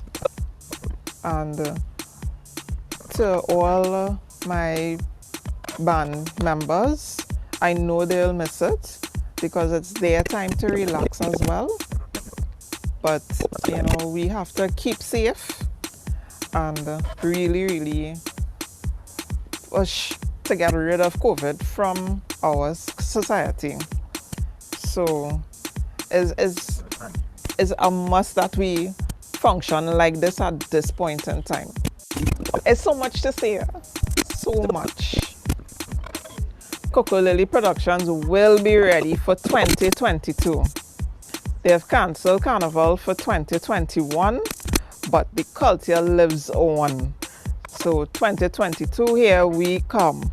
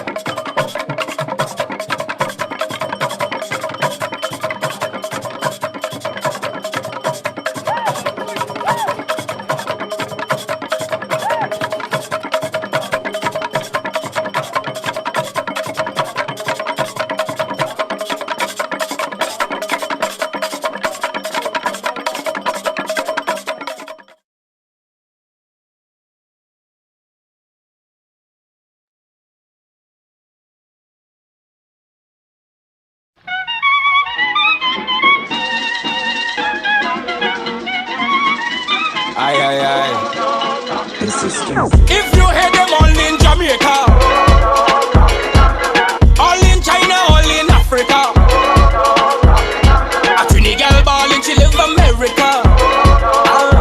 She say, oh la Corona, shell down the canker.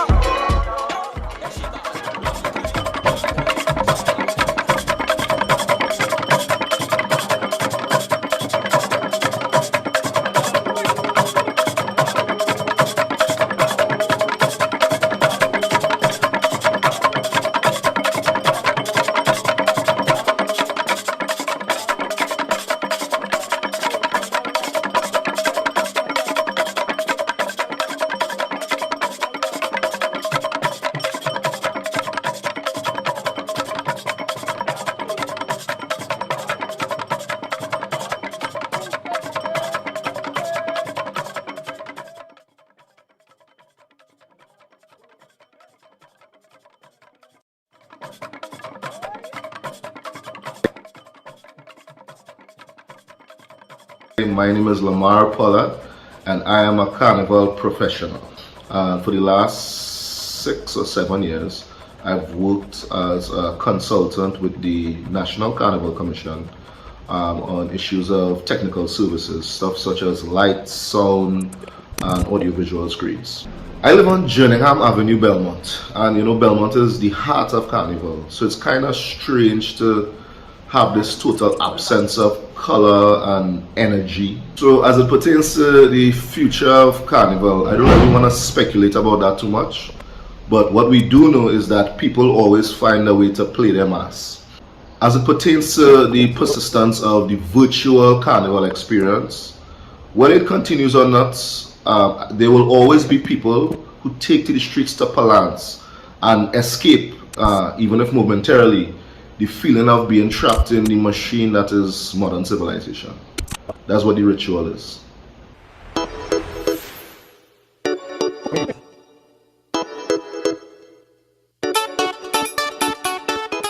I was fortunate enough to be part of my uncle's mass camp. Godup and Associates, a very well-known mass camp in the East-West corridor. I was around at the age of 16 when I started to be around him regularly, especially finding myself doing little painting jobs and finding myself bending pieces of wire. And looking at him work, I found myself in a position where this was for me, and I realized that my imagination as well started to come forward in many ways that I wish that whatever he's doing that I wanted to do it as well. Actually, inspiration to me comes from anything. But again, it's up to the creator to bring that to life and bring it to creation. But to me, the deep side and the gothic side of things is what catches people's attention. It is what catches the imagination.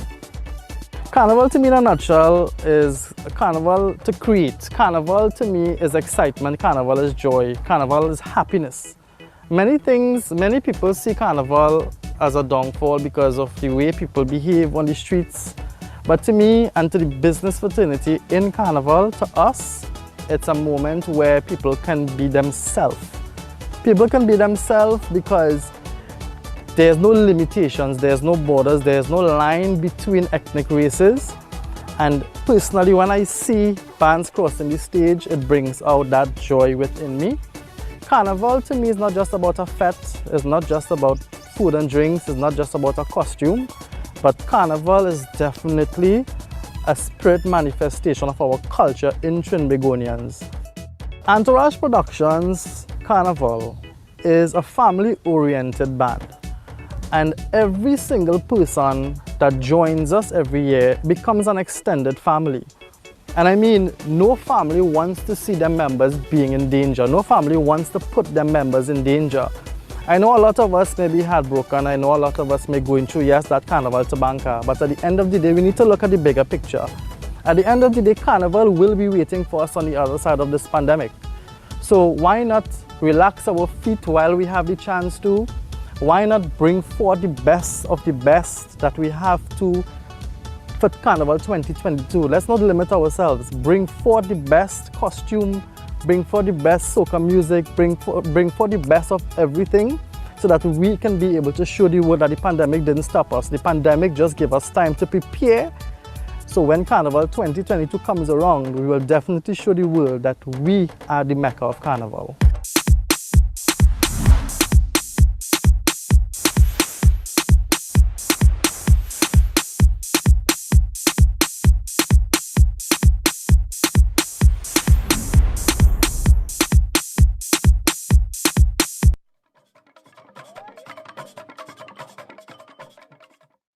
So what does the loss of Carnival mean to me now? I wouldn't have been one to be able to feel the tabanka that many of us are feeling today. Can't say us either. But I would have gone to my first panorama in 2018, and to be honest, it was the most euphoric experience ever.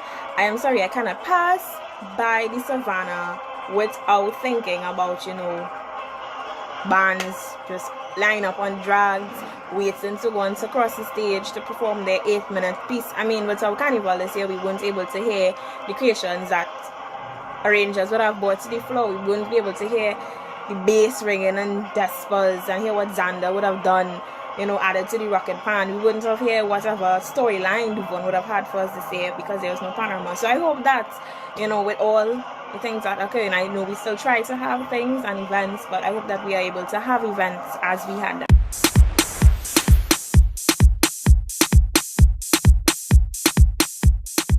I got into Kiddies Carnival because of my children, and they, in particular, my second daughter, she really, really loved Mass. And then one day I decided, let me try this thing because I really have a passion for Carnival. I love Carnival. There's nothing better in the world for me. That's my relaxation, my love, my joy. Everything is Carnival for me. Let me tell you, the feeling that you get when you see a band on the road is just a feeling of joy, happiness. I actually become relaxed when I see my band on the stage, on the road. Children Mass compared to adult Mass, you have so many ideas that you could work with. Costuming is visible.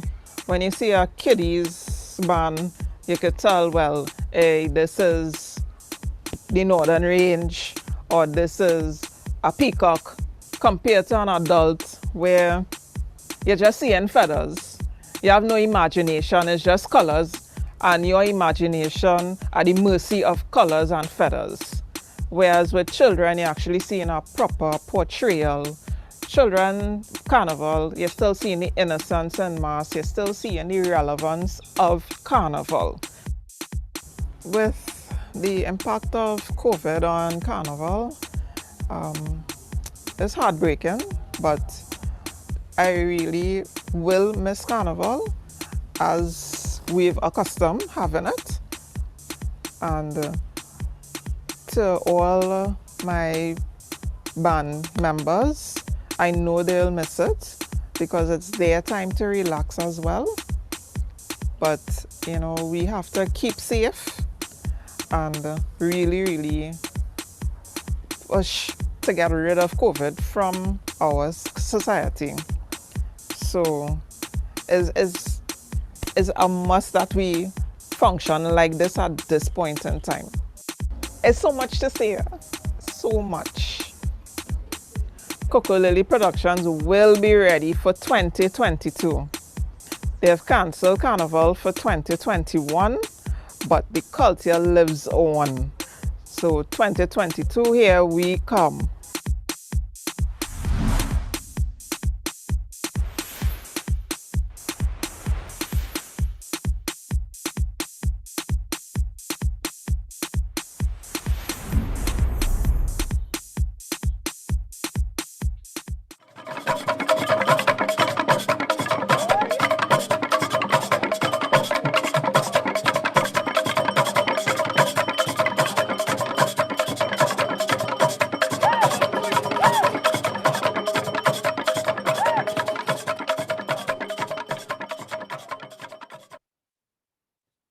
Good afternoon, and sorry for our delay.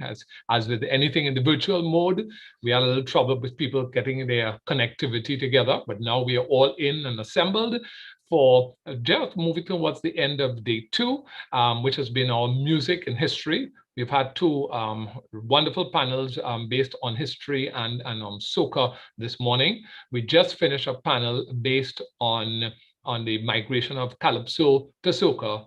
And now here we have this afternoon the business of pan and the business of pan and pan manufacture. I want to say good afternoon to all of you all. To the people who are viewing, we would like you all to join in the conversation. So please feel free to log on to Facebook, send your comments and questions. Feel free to log on to Instagram, send your questions, comments, and also you can search for us on Twitter, The Mass and We. Send your questions for the panelists. They'd love to hear from you. They'll try to answer whatever you throw at them and your particular comments and everywhere else. So I'm going to turn you over to Jarrell Forbes, who is the moderator for this afternoon, and she will take you through. Good afternoon, Ms. Forbes, over to you.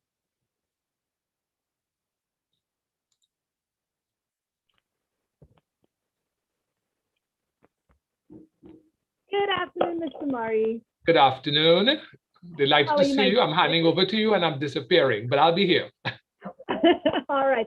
Good afternoon, everyone. I can't put Trinidad and Tobago because this is what virtual does. We are open to the rest of the world. And when it comes to the national instrument, our national instrument, the Steelpan, we know that we are literally all over the world. And I'm sure that conversation is going to get in this topic because let's be real. As we're having this conversation on pan and everybody loves pan and whatever, yes, we took it from just empty barrels and decided to make an instrument out of this. Literally shock the world, not just with the instruments, but with our music and our musicianship. But somewhere along the line, the conversation comes in about industry and did we really put in the work when it comes to putting on the foundation of developing that alleged industry. And I'm saying alleged because some say yes, some say no. That's the conversation we're having here now, the business of pan and pan manufacturing. We have a panel here and I'm going to introduce them and they're going to quickly give us an update of who they are, why we consider them pan people, anything, right? I'm going to first welcome Mr. Michael Cooper. Hi, Mr. Cooper. Yes, good afternoon, Joel, and good afternoon to all the viewers on Facebook and in my panelists, fellow panelists. I'm Michael Cooper. I'm the owner of Panland, Trinidad and Tobago Limited. We are pan manufacturers for the last 27 years or so. And I'm happy to share with you all whatever you all want me to. Good. 27 years qualifies you when it comes to manufacturing experience. I think so. I think so. All right. We want to now welcome Mr. Marcus App. He'll also be joining us in this discussion. Hi, Marcus. Hi, Gerald. How are you? I'm a little hungry, I know, but it's all right. Pan go feed me for now. Very good. You consider a pan person. Okay, so I am in PAN for around 20 years. I'm the education officer of PAN Trinbago now for the last a little over 2 years. Former member of the National Steel Symphony Orchestra, music director for Silver Stars, and many other things that can go along with that. So I'll leave it right there for now. Back to you, Gerald. Let me get into the meat sooner, right? All right, also joining us in this conversation, we have Jivan Prasad. Hi. Hi, good afternoon, Gerald. Good afternoon, everyone. So my name is Jivan. I'm from the University of the West Indies. I've been working with Professor Copeland on the Steelpan Research Lab at the university since 2004.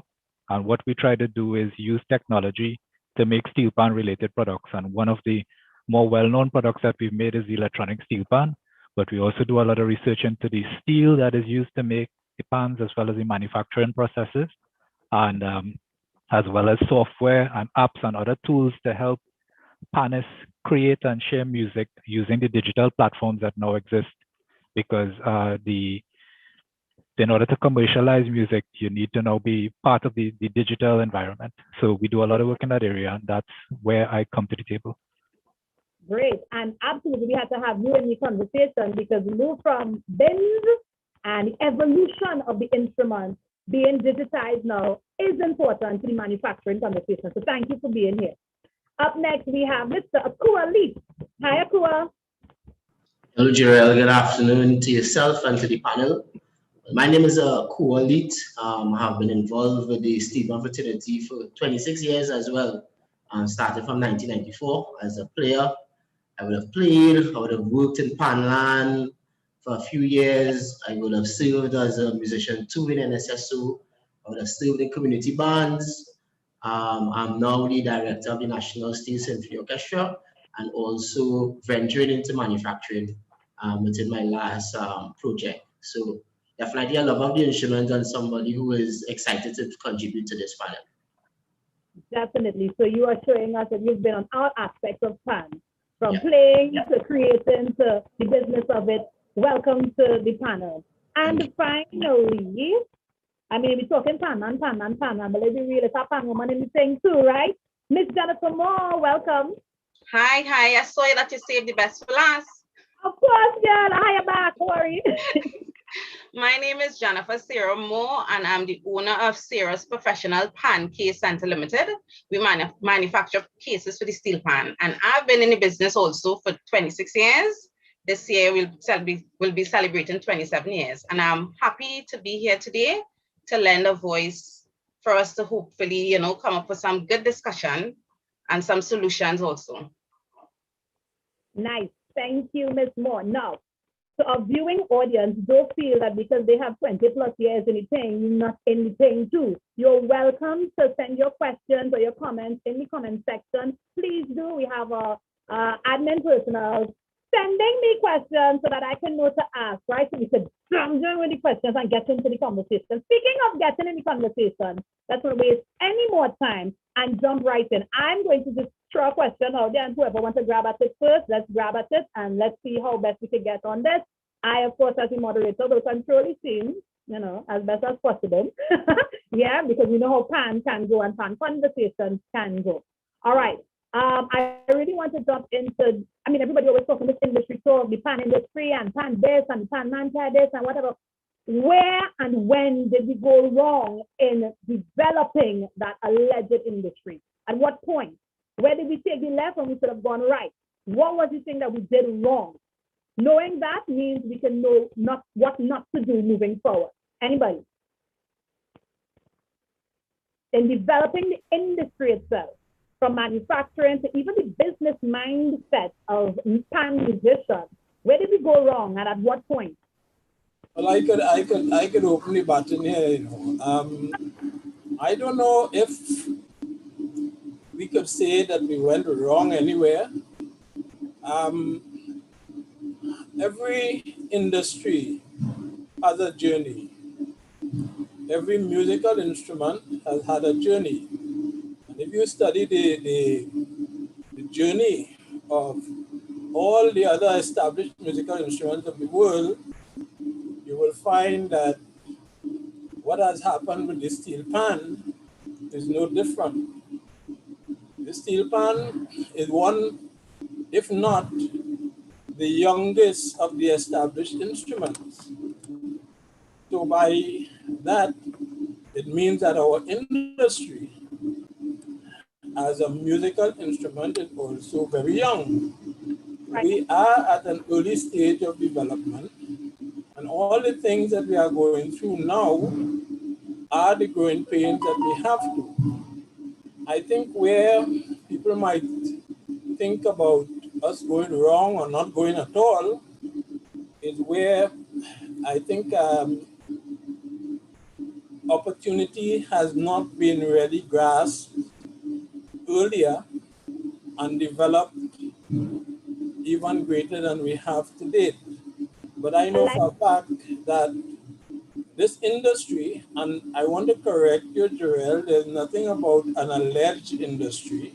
This is an industry. Really? It has been an industry for the longest, for quite a while. Very much a cottage industry at one stage. And I think we have now more established players. I have been one of the people who have been pushing the whole commercialization and bringing it to the next level. And others are getting involved, others have got involved. So you have that commercialization that has taken place. But there are things that are required to develop an industry. And also, we are at the stage now where we must organize as players in this industry and come together to have some kind of strategy for development. This industry cannot be developed by individuals. It has to be developed as a collective. And I will leave my points there for others to take off and run. You used a very interesting word in that contribution there, Mr. Cooper, opportunity. You're saying that we should just be grabbing at the opportunities now. And people would say that we allowed, our kindness allowed foreigners into our land and, well, you know, shared our instrument with them. And they grabbed at the opportunity to develop the instrument before we did, right? And that is not true. That is not true. That is a myth. That is certainly not true. And I think that there are some clips that were shown. And I know that people refer to the Panchayat situation where it has been well documented that they are doing well and so on. Panchayat was our customer. Okay? So if we're talking about opportunity, it's just that what we did and what they did, they were able to capitalize on a market situation that they had better than us. We had some challenges here. I personally had some, and I can explain why we went a certain way.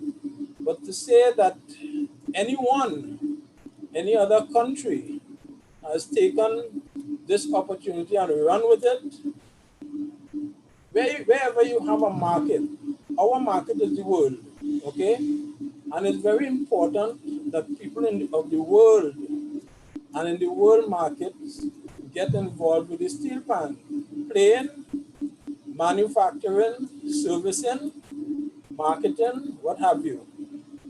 It is the only way that the market will grow when you get more and more people involved. And this is necessary for our growth. We cannot deal with the Trinidad market. We have to deal with the world market. And we have to have world players to have a world market. So nobody has taken anything and gone anywhere. Okay? Nobody has stolen, nobody has taken. Anybody else on the panel want to jump in here and make a contribution before someone else jumps in? Someone in the comment section said, yes, Trinidadians think industry means success. So we regularly refer to the music industry, for example, as being non-existent. Meanwhile, trade is taking place and income is being generated. Anybody want to jump in on the conversation right now? Yes, I don't mind let's say something quickly and agree with Mr. Cooper, especially the point that we are a very young industry. I mean, if you think of Pan starting in the late 30s, 1930s, we're not even 100 years old yet. You know, and what we have done, the progress we have made, to me is significant.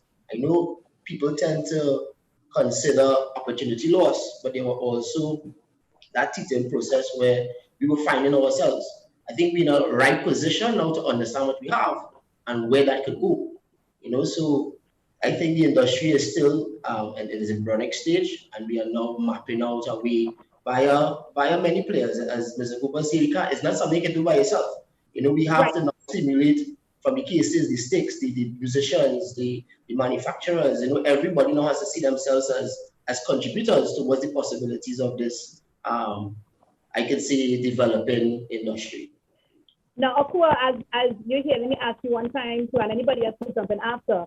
Yes, we are at a young stage, and yes, we're still developing, and we have made some huge strides since we started. But don't you think ownership plays a strong part in that development, especially a foundation stage? We're talking about ownership in instruments, ownership in rights.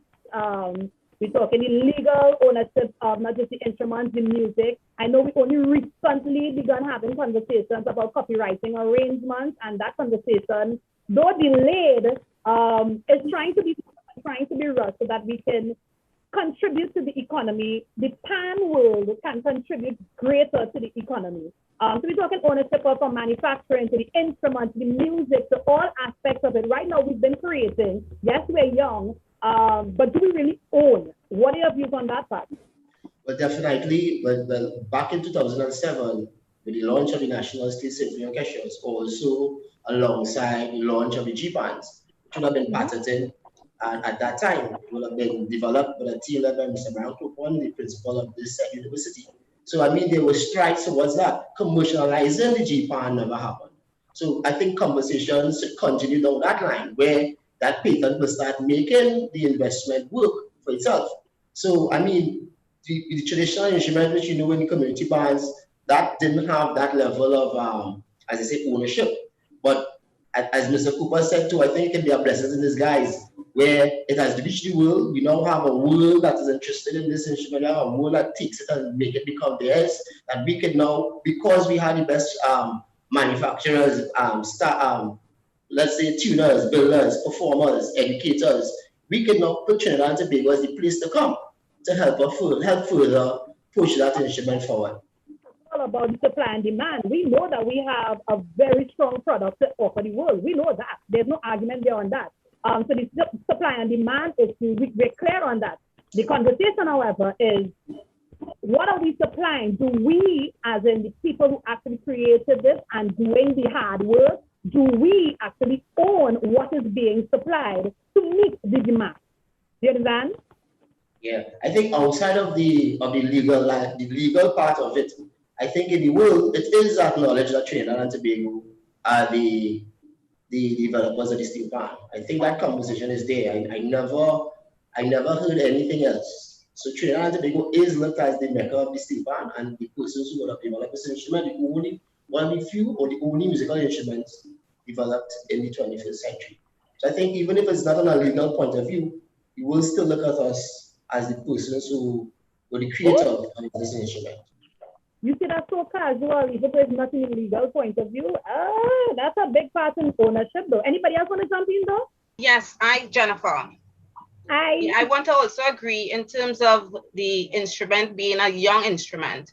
To me, we did it on just raw talent initially, because the tuners just had the talent and skill to just make the pan. To me, the time is right now to turn all these tuners into businessmen, because they look at it as a hustle, and we have to help change that mentality of a hustle and really create businessmen out of them, because they have the talent.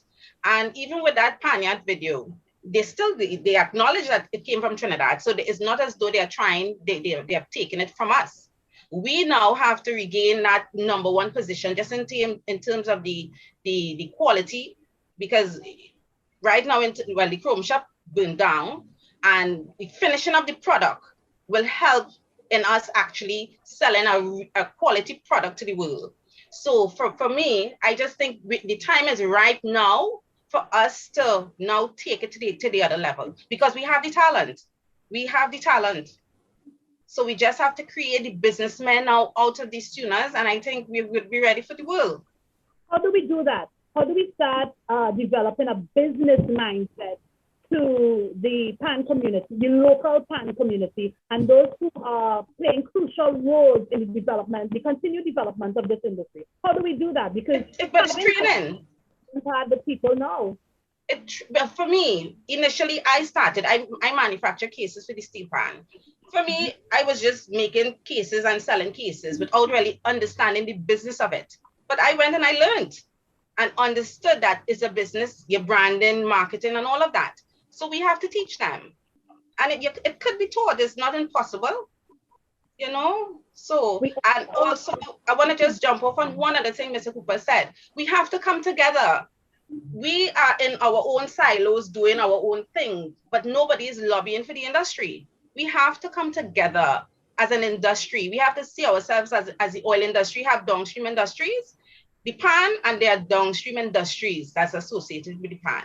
And that's how we have to see it, because the potential is there to earn foreign exchange and to really, you know, we have not even tapped into the full potential of this instrument. And I'm excited about today because to me, this is the starting point. And if we continue along this road that we're going on in terms of trying to develop an industry, I think the sky is the limit for Trinidad and the instrument. Right. I want to please say on this more. I want to introduce this question coming in from our viewing audience. Because you made mention just now about branding and marketing of the instrument. And yes, those are two aspects of business. But when it comes to really holding business conversations and using what Akua said a little while ago, the legal part of it, let us be very honest. Outside of the pan world, you can't even get Calypsonians or the average man on the road to watch a contract or to learn and understand that languages. Right now in Trinidad and Tobago, we barely have literally like a handful of entertainment lawyers. So from start, when it comes to ignorance of understanding business and the depth and longevity of business, that comes into play. So branding and marketing, we know what the brand is. We know how big the product is, that is safe. Marketing, again, we acknowledge that there's supply and demand. So the marketing aspect of it, you know, we can just wrap that up pretty. Let's go into why it is not, what are the aspects to help develop that business mentality? So someone was saying here in the comment section, why are we concerned with who knows that we invented the pan? Why are we concerned that the world acknowledges that it came from Trinidad? That is the job of tourism. So you're seeing again here where when it comes to, and I agree with this person that, yeah, people know it comes from Trinidad and Tobago, but when it comes to actual ownership, I recently learned that you have big bands locally who don't even own the instrument. If you're trying to represent this instrument and you have established bands who don't even own their instrument, it is owned by someone else. What is that conversation? Are we really just going to play for people giving us bragging rights? Or are we going to play for the long run of ownership where we can earn for years to come, for the generations still to come? What is that business learning and conversation happening? What is going on there in that part? I just wanted to say something regarding the comment that you just described. Every speaker thus far has hit on something, and that's what is your competitive advantage. Yes. And we are decrying the brand, and we're saying we're so proud of the pan being born here, etc. But we don't necessarily, we think we overinflate it, and we need to appreciate its value, because one of the major competitive advantages of any Trinidadian who is involved in the pan industry is authenticity. So people will be willing to pay a premium price for any pan-related product that is made in Trinidad and Tobago. And I can tell you that because we've done market research to understand, because we are developing products to bring into the market. And one of the questions we have to ask ourselves is, who is in the market already that we will be competing against? And how do we differentiate ourselves from them to beat them?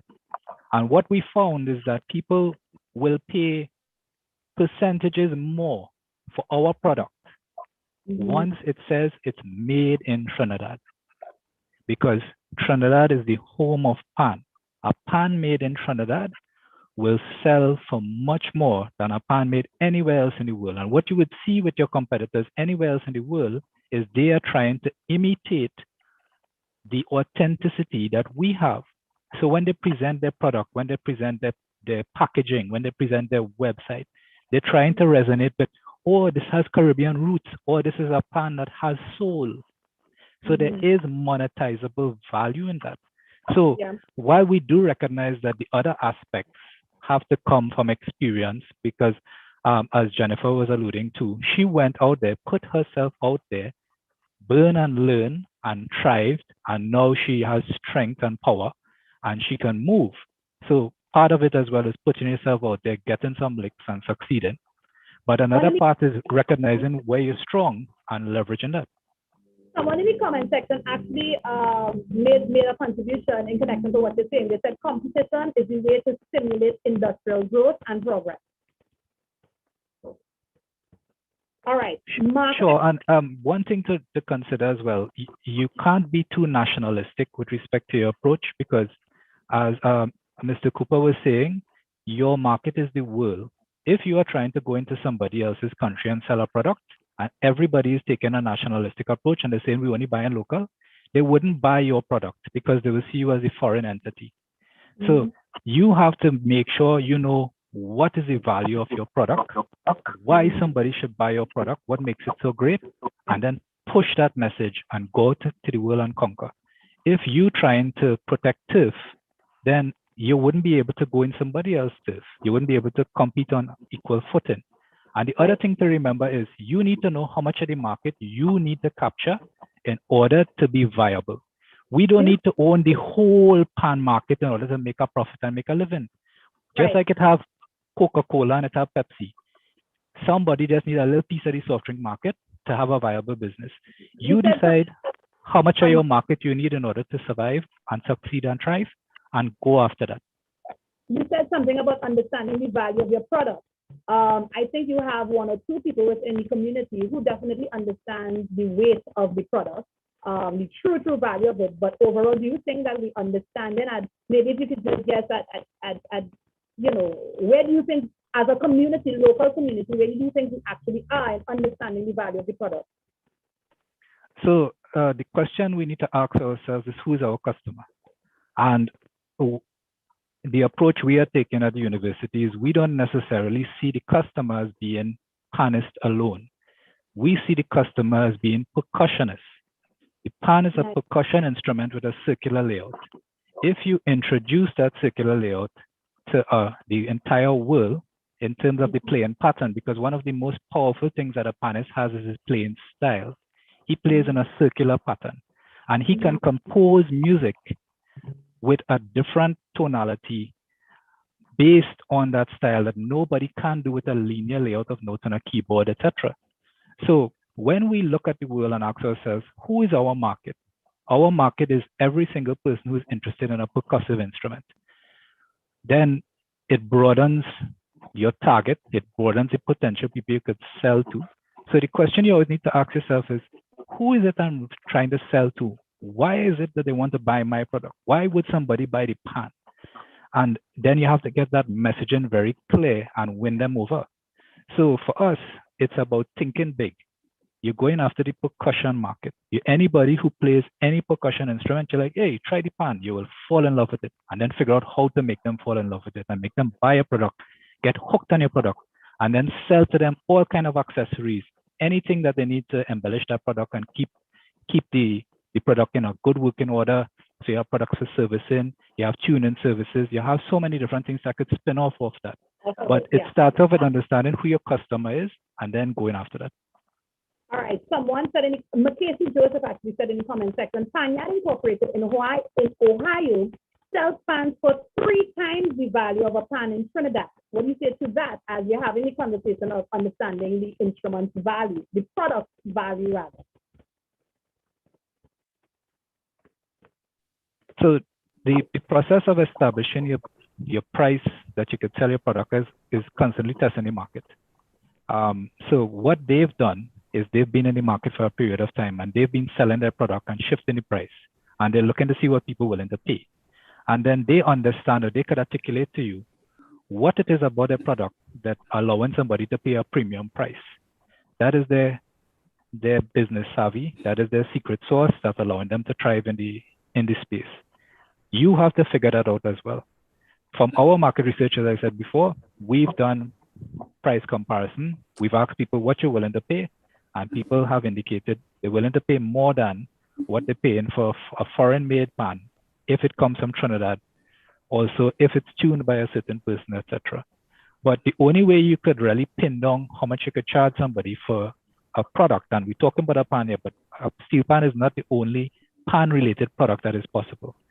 Right. But you have to actually test. You have to understand what they're buying, what else could have filled that need, and what is the price of that, to know where you fall in, and then push the envelope and see how much people are willing to pay for it. Marcus, you want to jump in on this? A lot of can be happening. Come on now, education officer. I've been listening to everything so far, Jarrell, and a lot of stuff I'm agreeing with. And people would ask the questions like what you asking, Jarrell. And I've listened to Michael Cooper, who made a lot of sense. Kualit made a lot of sense. Jennifer made a lot of sense. Everybody is making a lot of sense, because when you look at the pan, a lot of things people fail to realize. Again, it is young, but even how the instrument was birthed, the way it came through and how people saw it, for it to reach where it is today, getting that level of respect, it took a lot to get there. It took a lot to reach where it is, all the steps going through. I remember when I joined NSSO I would have joined in 2008. And we look at the patenting of the G-pan and 5-pan and those things. Pan was already gone internationally by then. Since I was in UWI, Dr. Remy showing me Panchayat ink, and now once a year around a certain period, everybody shows Panchayat ink in Ohio, doing this like if it was breaking news. This going on since I'm in university. Yeah. And when you look at the patent and stuff, many people think the patent was the patent pan. No, the G-pan actually, based on a conversation I had recently with Junior Regrello, who would have been one of the ministers at the time when that would have been happening, is that it was the 4th and 5th layout that they wanted to make sure and cover. When I joined NSSO, I would have been playing a cello, and it was the first time in life and the last I ever played a 4th and 5th cello. I said, what in Jesus' name is this? Because Akua, you could tell everybody we are accustomed to a little diminish something going down. Eventually, and Mr. Murray, who was the director actually at that time, was like, welcome. I got a folder filled with scores, and I had 1 month to learn before I thought to Guyana. If I can't make, I'm fired. Fortunately, my name is Ash, so you know I done burn out. But the point is, we came a long way. What we can do, and what we need to look at is the strengths and weakness in all of this. One of the things that we need to look at is better lobbying of the powers that be. Pan Trimbago cannot alone do everything. And a lot of people, one of the famous lines in the time I'm in Pan Trimbago ain't doing nothing. What it is? And Pan Trimbago cannot do everything. And what we need is to get these stakeholders involved, so that when we come together and make one solid representation, as we have done recently, where we said, you know what, in 1992, Patrick Manning declared Steelpan the national instrument, but it was never something that would have been gazetted or something that would have been, you know, written by law. And Pan Trimbago and a number of stakeholders would have gotten together and we say, you know what? All right, I understand we're in an economic crisis. I understand COVID. I understand we can't get money. Yeah, what? This don't cost money to do. Get that done. Let us have it. You understand? And it's the little things. We need to just unite, come together, and put down what we're doing, how we go in there. We have a lot of work to do. There is a lot that has been done. And we just need to focus, get together, and decide how we're doing it, and let us go together. Everybody in this Steelpan circle, I see as little islands. And it's time for us to actually become a country with it. Saying that, and I'm not hearing any conversation on how that is happening. But before you go on, in the comment section, And let me just say, Bibo, I will now start finding out who say in the comments now, boy. I was just getting the comments, but now I'm getting the names attached to them. So in the comment section, someone actually made a statement and said one of the main problems has been that Trinidad and specific stakeholders have been trying to control manufacturing and output. Another contribution, which was in connection to what Mr. Prasad said, they asked that Mr. Prasad share the data, and also the instrument sales transcends just the physical instrument, right?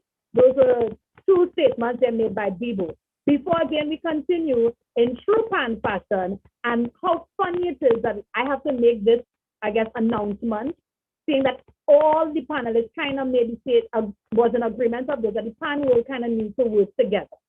But we're not really going to the core or where the wound is as to why we can't work together to continue to develop this industry. And so much so, as polite and as wonderful as this is going right now and in the discussion with the panelists and myself, in the comment section is a totally different thing taking place. Because I am now asked to ask people in the comment section to please be respectful as we have the conversation. So we're seeing exactly what the panelists are saying, that we need to work together. But right there in the comment section, we've seen that, the disagreement is happening. So how is it that we have people who have 20 plus years in the industry, seem to have all this understanding and all this data, and is it that we're just going around what the wound of the issue is as to why we are not able to, one, work together? I mean, yes, we can have the conversation about that Ohio video being out almost 10 or more years now, and then turn around and say, yes, he's so very young and he's saying and whatever. Yeah, but let me be real, 10 years is kind of plenty. It's kind of plenty for us to develop. Is it that we're maturing slowly? Is it that we just going to be polite and talk around the issue and not go straight to the wound? What is happening in the Pan world that we are not able to really bind together and really mature as an industry? So it's not just a matter of being young now, it's a matter of are we mature enough? What is it that we're missing? Yeah, Anybody? Could I respond to that? Yes. In 2016, I think it was, or 17, I convened a meeting of the stakeholders in the manufacturing sector. I'm a manufacturer, I'm not on the performance side. And everyone who had an interest attended, including Panchayat Day, including the schools, including representatives from the ministry and so on. Jennifer was there, she can attest to that. And even today she called me to ask me where we were with that initiative. I explained that I have gone even past that because I realized that somebody has to take some kind of responsibility and run with it and see if we could pull people along the way. So what I had done in 2019, at the start of 2019, I produced a document, a concept, which I presented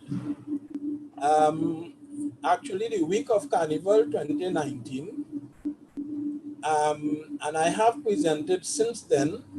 COVID got in the way, but to give you an idea of what that was, it was about pulling together all of the stakeholders in PAN, not just manufacturing, all of the stakeholders in PAN under what I termed, it is not the final name of the thing, I called it the National Steelpan Development Institute. It was an institute that is to be housed under the ambit of the University of Trinidad and Tobago. Included in there, we would have generated an entity where all of the stakeholders would have been involved, would have had a say, and we would have pulled together all the minds, all the thoughts, all the strategies, all the visions that would have existed and come together with with a common vision, with a common strategy, and with an entity that would not necessarily govern PAN, but would allow the national instrument to be structured and organized in such a way that we can maximize the benefits to all of the stakeholders concerned. It would have included manufacturing of all the items and all the instruments. It would have included the music. It would have included the government. It would have included Pan-Trinbago. It would have included all aspects, R&D and everything. But it's a national body that was envisaged where Trinidad and Tobago and all the interests in PAN would be represented without threatening or without replacing whatever is already existing. For example, Pan-Trinbago. I remember that first meeting in 2016. Mr. Diaz was the president at the time. He was invited, and at the end of that meeting, his comment was, there's never a time better than when the time for this has arrived. And although Pan-Trinbago is seen as being antagonistic or negative towards inclusion of all, he was very, very complimentary along with Mr. Forto and all the other Pan-Trinbago people. What has to happen, and you heard that common theme from all the panelists, we have to get together.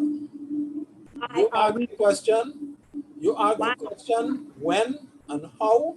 The only thing that has stopped this trust that I'm talking about is COVID. Okay? We had reached, I'm telling you, we had reached the point where I had discussion with Professor Kwame Ryan, who is the head of APA, because we were leading this charge of pulling this whole thing together. And in March last year, we had already planned out the next workshop, which would have involved all of the stakeholders who would have come together and designed and structured this entity that I'm talking about in a workshop situation. We had already done that.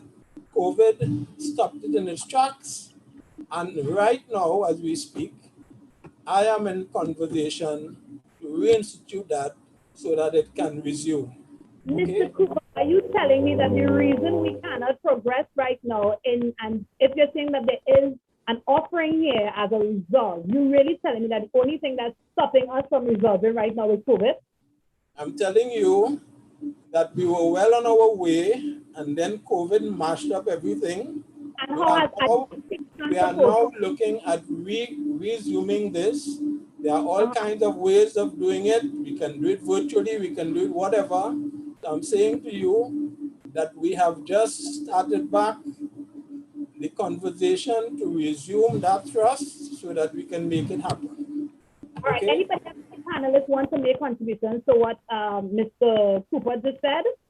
Or at least to address the situation that is going, what's going on in the comment section is a reflection of what's going on in the actual industry, what's actually happening in the community. So anybody else on the panel want to address that?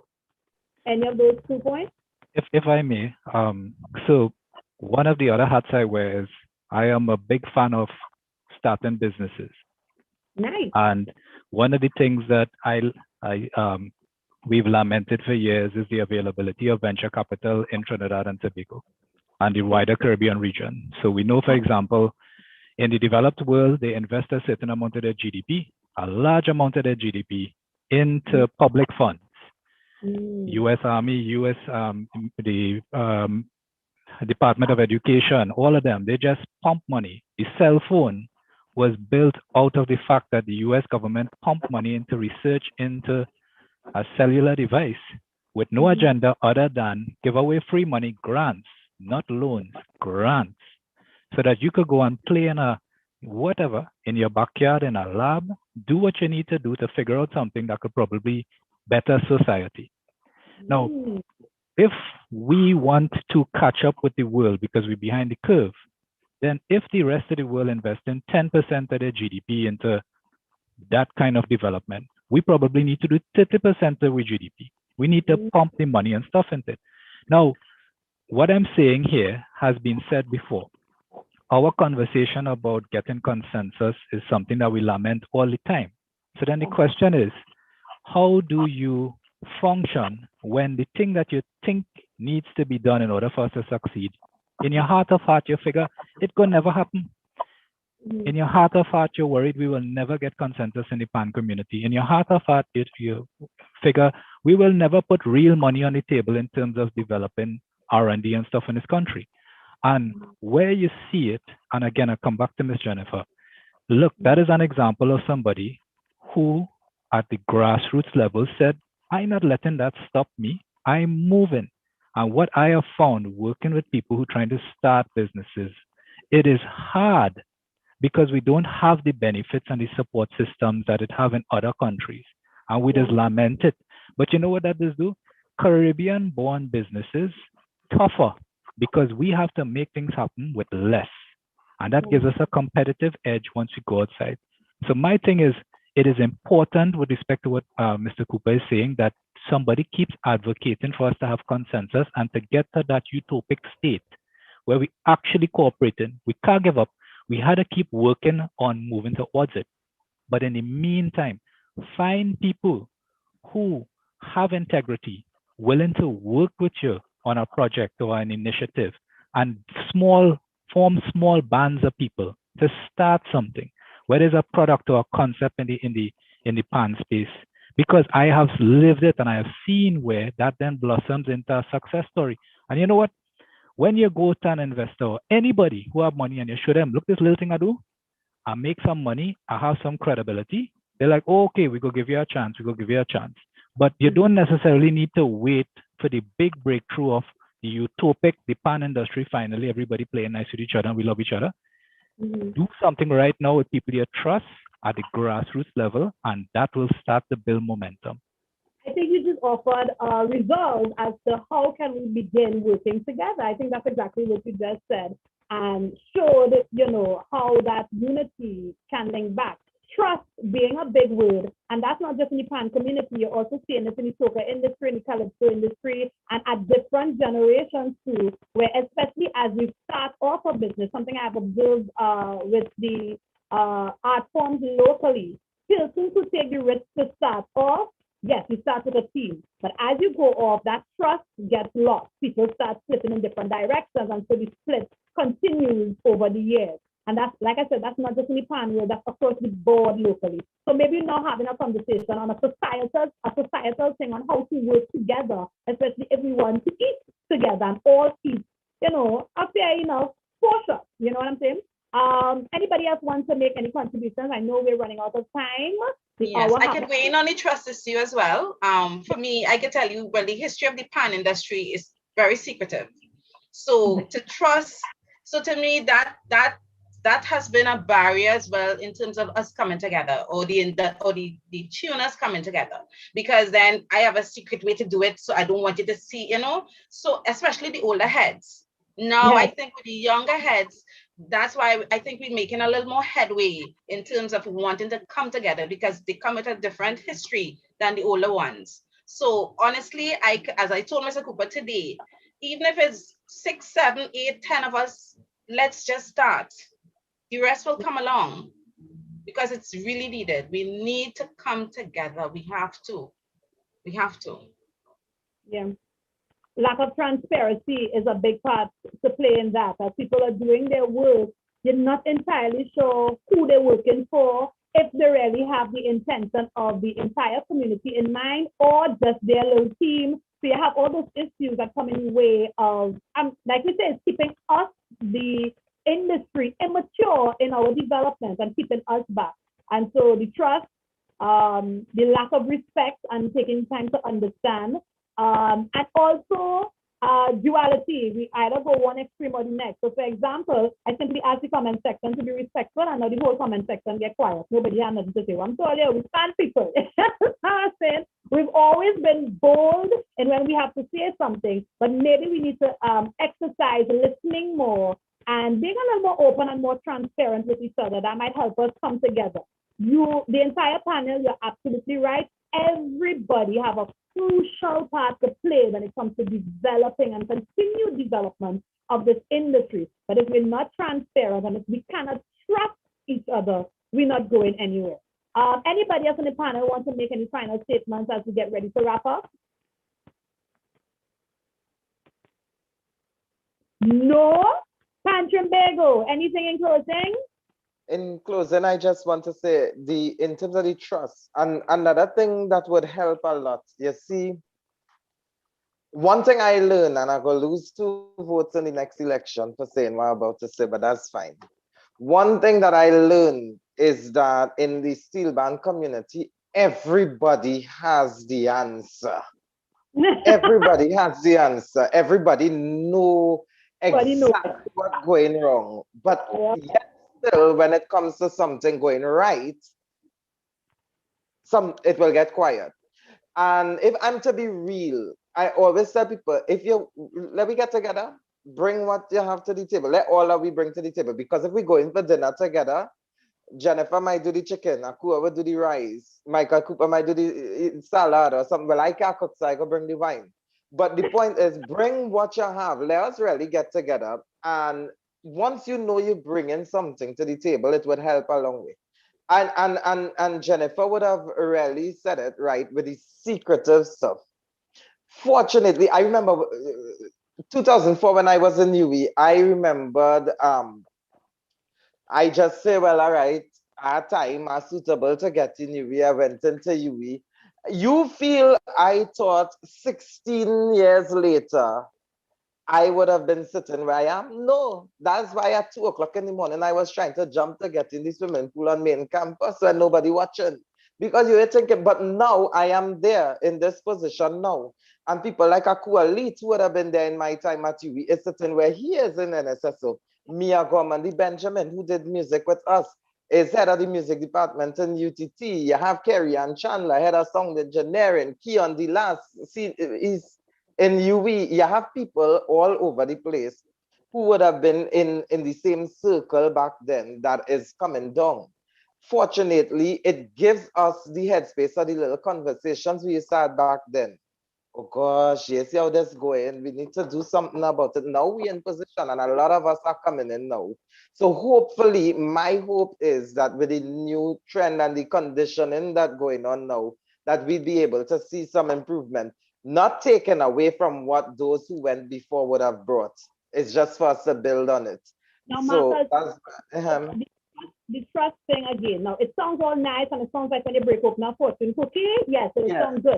But when we're talking about investing hundreds of thousands of dollars, we're also talking about the character of individuals in the PAN community and in the PAN world. Yes, we're talking about being transparent. Yes, we're talking about people who just withhold information and do things for themselves or for their own little teams. But outside of that, let us paint the picture as accurate as possible. We are not talking about you owing me $20. If I get $20, we're contributing to the industry. We're not talking about, we're talking hundreds of thousands of dollars, millions even, that we are seeing people outside of Trinidad and Tobago who are way more mature, gathering themselves and making the best use of investments like that. So let's not act as though this trust thing is just a casual, well, yeah, I will invite you over to my house, it's a picnic. No, this is a big type of trust. You are correct. You are correct, which is why I said I would lose 2 votes for what I was about to say. So I lost 2 votes there. And that was the best way I could put it, because had I said it as Marcus Ash normally would say something, that would have been the whole election gone there. So I'd leave it as that. Yeah. Anybody else on the panel? Also, we welcome to comments. This is the last opportunity for those who are viewing to ask your questions. Now is that time. We are running out of the clock ticking. So ask your questions now so we can get them in before we wrap up. But anybody else on the panel would like to say anything at all? Yes, I would just like to comment. I mean, Jill, to me, honestly, we are trying to paint a picture that doesn't exist in my head, at least. I think we are harboring on the lack of trust that exists. That I mean, personally, I mean, I've been around a lot. I mean, in institutions, and for us to get where we are, it must have trust. I mean, I think you're trying to say come together to go to the next level, rather than we are not trustworthy people. I would not sit well leaving here kind of not agreeing to that statement, because I mean, I could talk about bands individually. Look at where the Lamasios has reached. Look what the National Symphony Orchestra is doing. Look at Silver Stars. Look at the tuners to get these instruments to these bands. Look at the arrangers to bands. Look at the amount of things that happen for Panorama. It must have a level of trust for us to be able to execute these things. Why Sarah still has a business? Why does Sarah still serve the community tuners? You know, the Chrome Factory burner, but were they not part of that trust circle? So I think it's not trying to say the fraternity is so badly off. That to me, that is not in my head. And I think Mr. Cooper is saying it as well. While we are dealing with the next step, things like the institution that you suggest, where we come together and talk about the next level, not trust issues, where I'm not also saying persons do the right thing and all the time, but we cannot paint a wide brush across the entire fraternity pertaining to trust issues of a few, pertaining to what has happened in the past, especially, and I think Marcus is saying it as well. We have been in training. There are persons who went to school, there are persons who would have been gaining experience, who are now talking the conversations of the next step. I mean, I can't sit and say, you say, there's this big dark cloud over the fraternity that we all are trying to neglect. But there is room for growth. There is room for betterment. There is room to take it to the next level. But I'm not seeing that what you are suggesting there. All right. Now, of course, just because we have about less than 5 minutes right now, and I do want to end off with one question that unfortunately cannot be answered because of time, but let's get the question out there. But to add to contribute to what you're saying, I think, yes, we have been able to work together. However, it's in a cliquish manner, because as much as we're working together, note the South bands are still pushed to the side. South and Town still have their division. There's that part. You have the Big Five competition that somehow still manages to exist, but you're telling me that we're all working together. I think what has happened is we have cliques across the board, and yet still, as we started, you all were the ones saying we have to come together. Why are we not coming together? So yes, the cliques may happen. Now we have to have the conversation on how to link the cliques together, so we have this one big circle that looks like our instrument. Right? Someone is saying, Brielle Scott is saying, we can't manufacture steel pans without the builders and tuners. What are we doing to ensure that the younger steel pan technicians can uphold the standard of the instrument? And another question coming in from Stan West. What is the situation with chroming of pans after the fire at one factory? Those are loaded questions, I know. And unfortunately, we will not be able to answer those questions right now. So I'm just going to have each member of the panel, but continue to ask your questions, because this is just the start of the conversation. The more conversations we have, and it goes beyond conversations, as the good book says, prayer without work is dead. This conversation and the other conversations that are happening in many pan groups, they become like prayer. But if you after you have the conversation and you go out in the real world and you're saying all the work, we ain't going nowhere, right? So continue to ask your questions, continue to stimulate the conversations, continue to have that. And this is not just for the panelists, this is also for the viewing audience. And as we get ready to wrap up, I'm going to have each member of the panel make their closing remarks.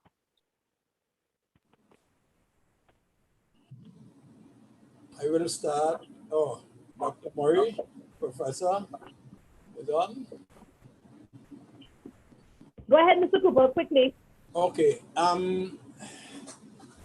My closing remark is very simple.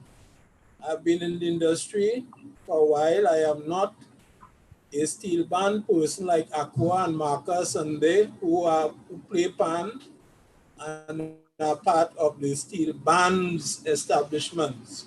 I can speak about the industry. The industry is what I know. The industry is what I've lived. The industry has been marking time from the time I've come into it to now. Marcus or someone made the point, I think Marcus did, that everybody knows is the most among the experts that I have come across in my life. Everybody knows, not only do they know, they have all of the answers. Okay? All of it. And the thing is that they have had all these answers for the last 20 years. Our problem is a problem of doing, of implementation, of getting it done. We are afraid to get it done because we are afraid of failure. Okay? We have to put ourselves out and we have to do. We talk too much. Yep. That is my closing remark. And in terms of the tuners, the question that was asked by the person, what we are talking about. Mr. Cooper, sorry, wouldn't be able to answer the question. No, So very quick. I'm just going to make a very quick response. What I am advocating with the Institute would address strategies that will address all of these questions. Okay? That's me. Thank you. All right. Jennifer? Yes, hi. Well, I am very hopeful for the future because I think we are taking a more professional approch to the industry. And to me, that will just augur well for the industry. So far, within recent times, you're having conversations with persons and you're seeing that level of professionalism and a more business mindset. So I'm very hopeful for the industry that this is just the beginning of really good things to come. So Mr. Cooper, I'm waiting for that call. I'm ready. Okay, you'll get it. Akua, anything in closing? Yes, I definitely want to say to everybody to remain optimistic. Dream big, as Mr. Cooper said, do that dream, but start doing the actions behind it. I say write the vision and make it plain. So those who read it will run. These principles live still. So that is my thing. Be optimistic and let's keep dreaming big and bigger towards the potential of this industry. Niceness. Mr. Prasad.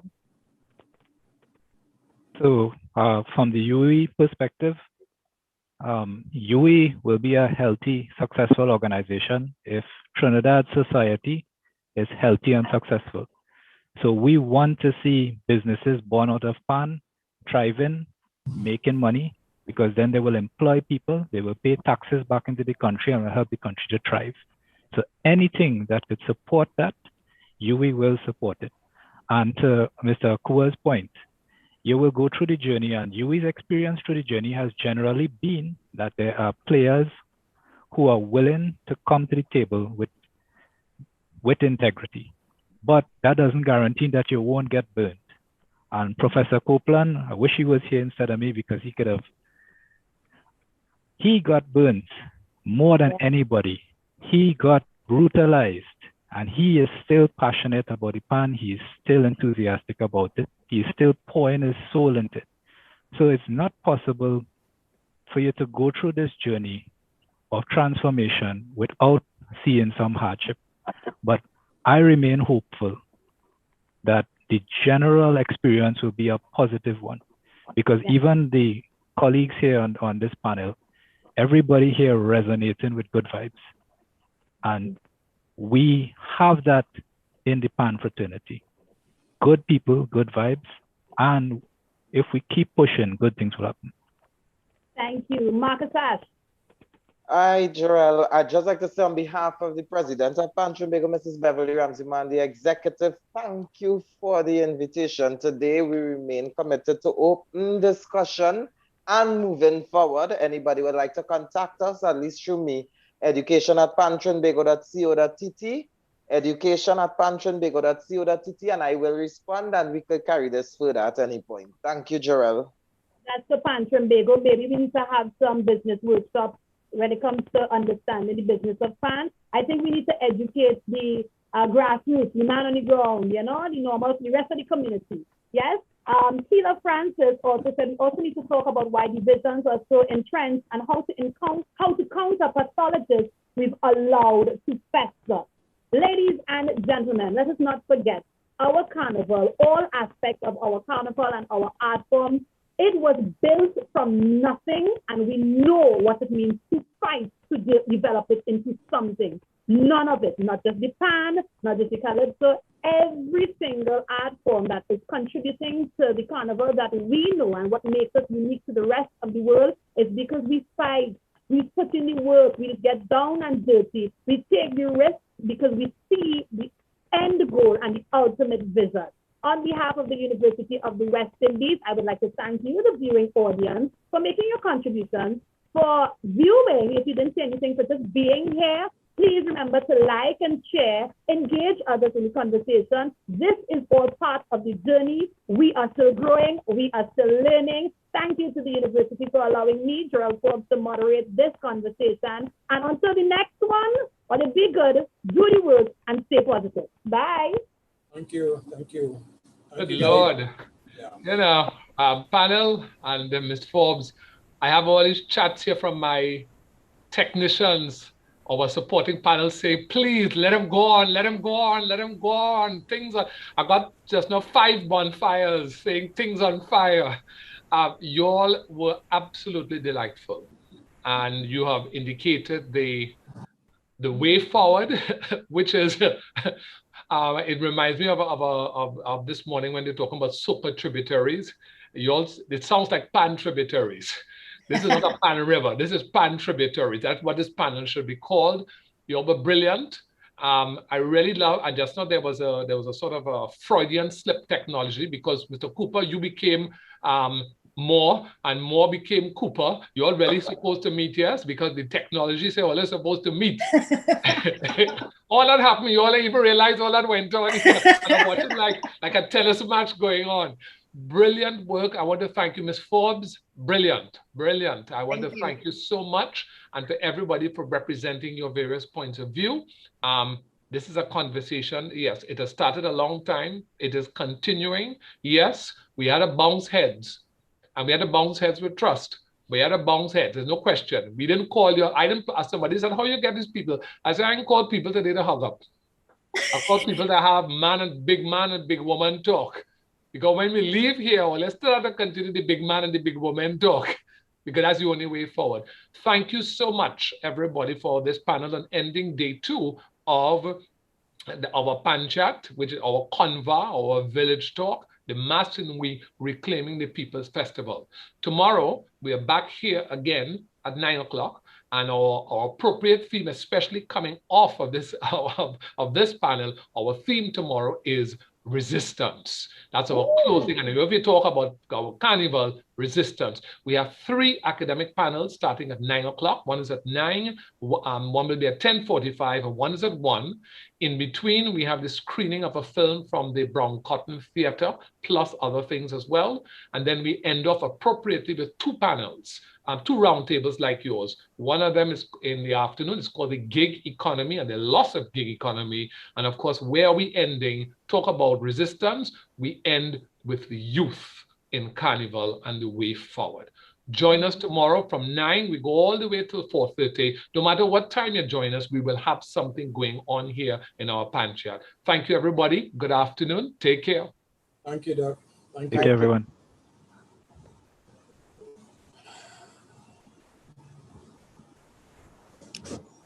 Just handing back to marketing and communications, back to humanities and education as they close up for today.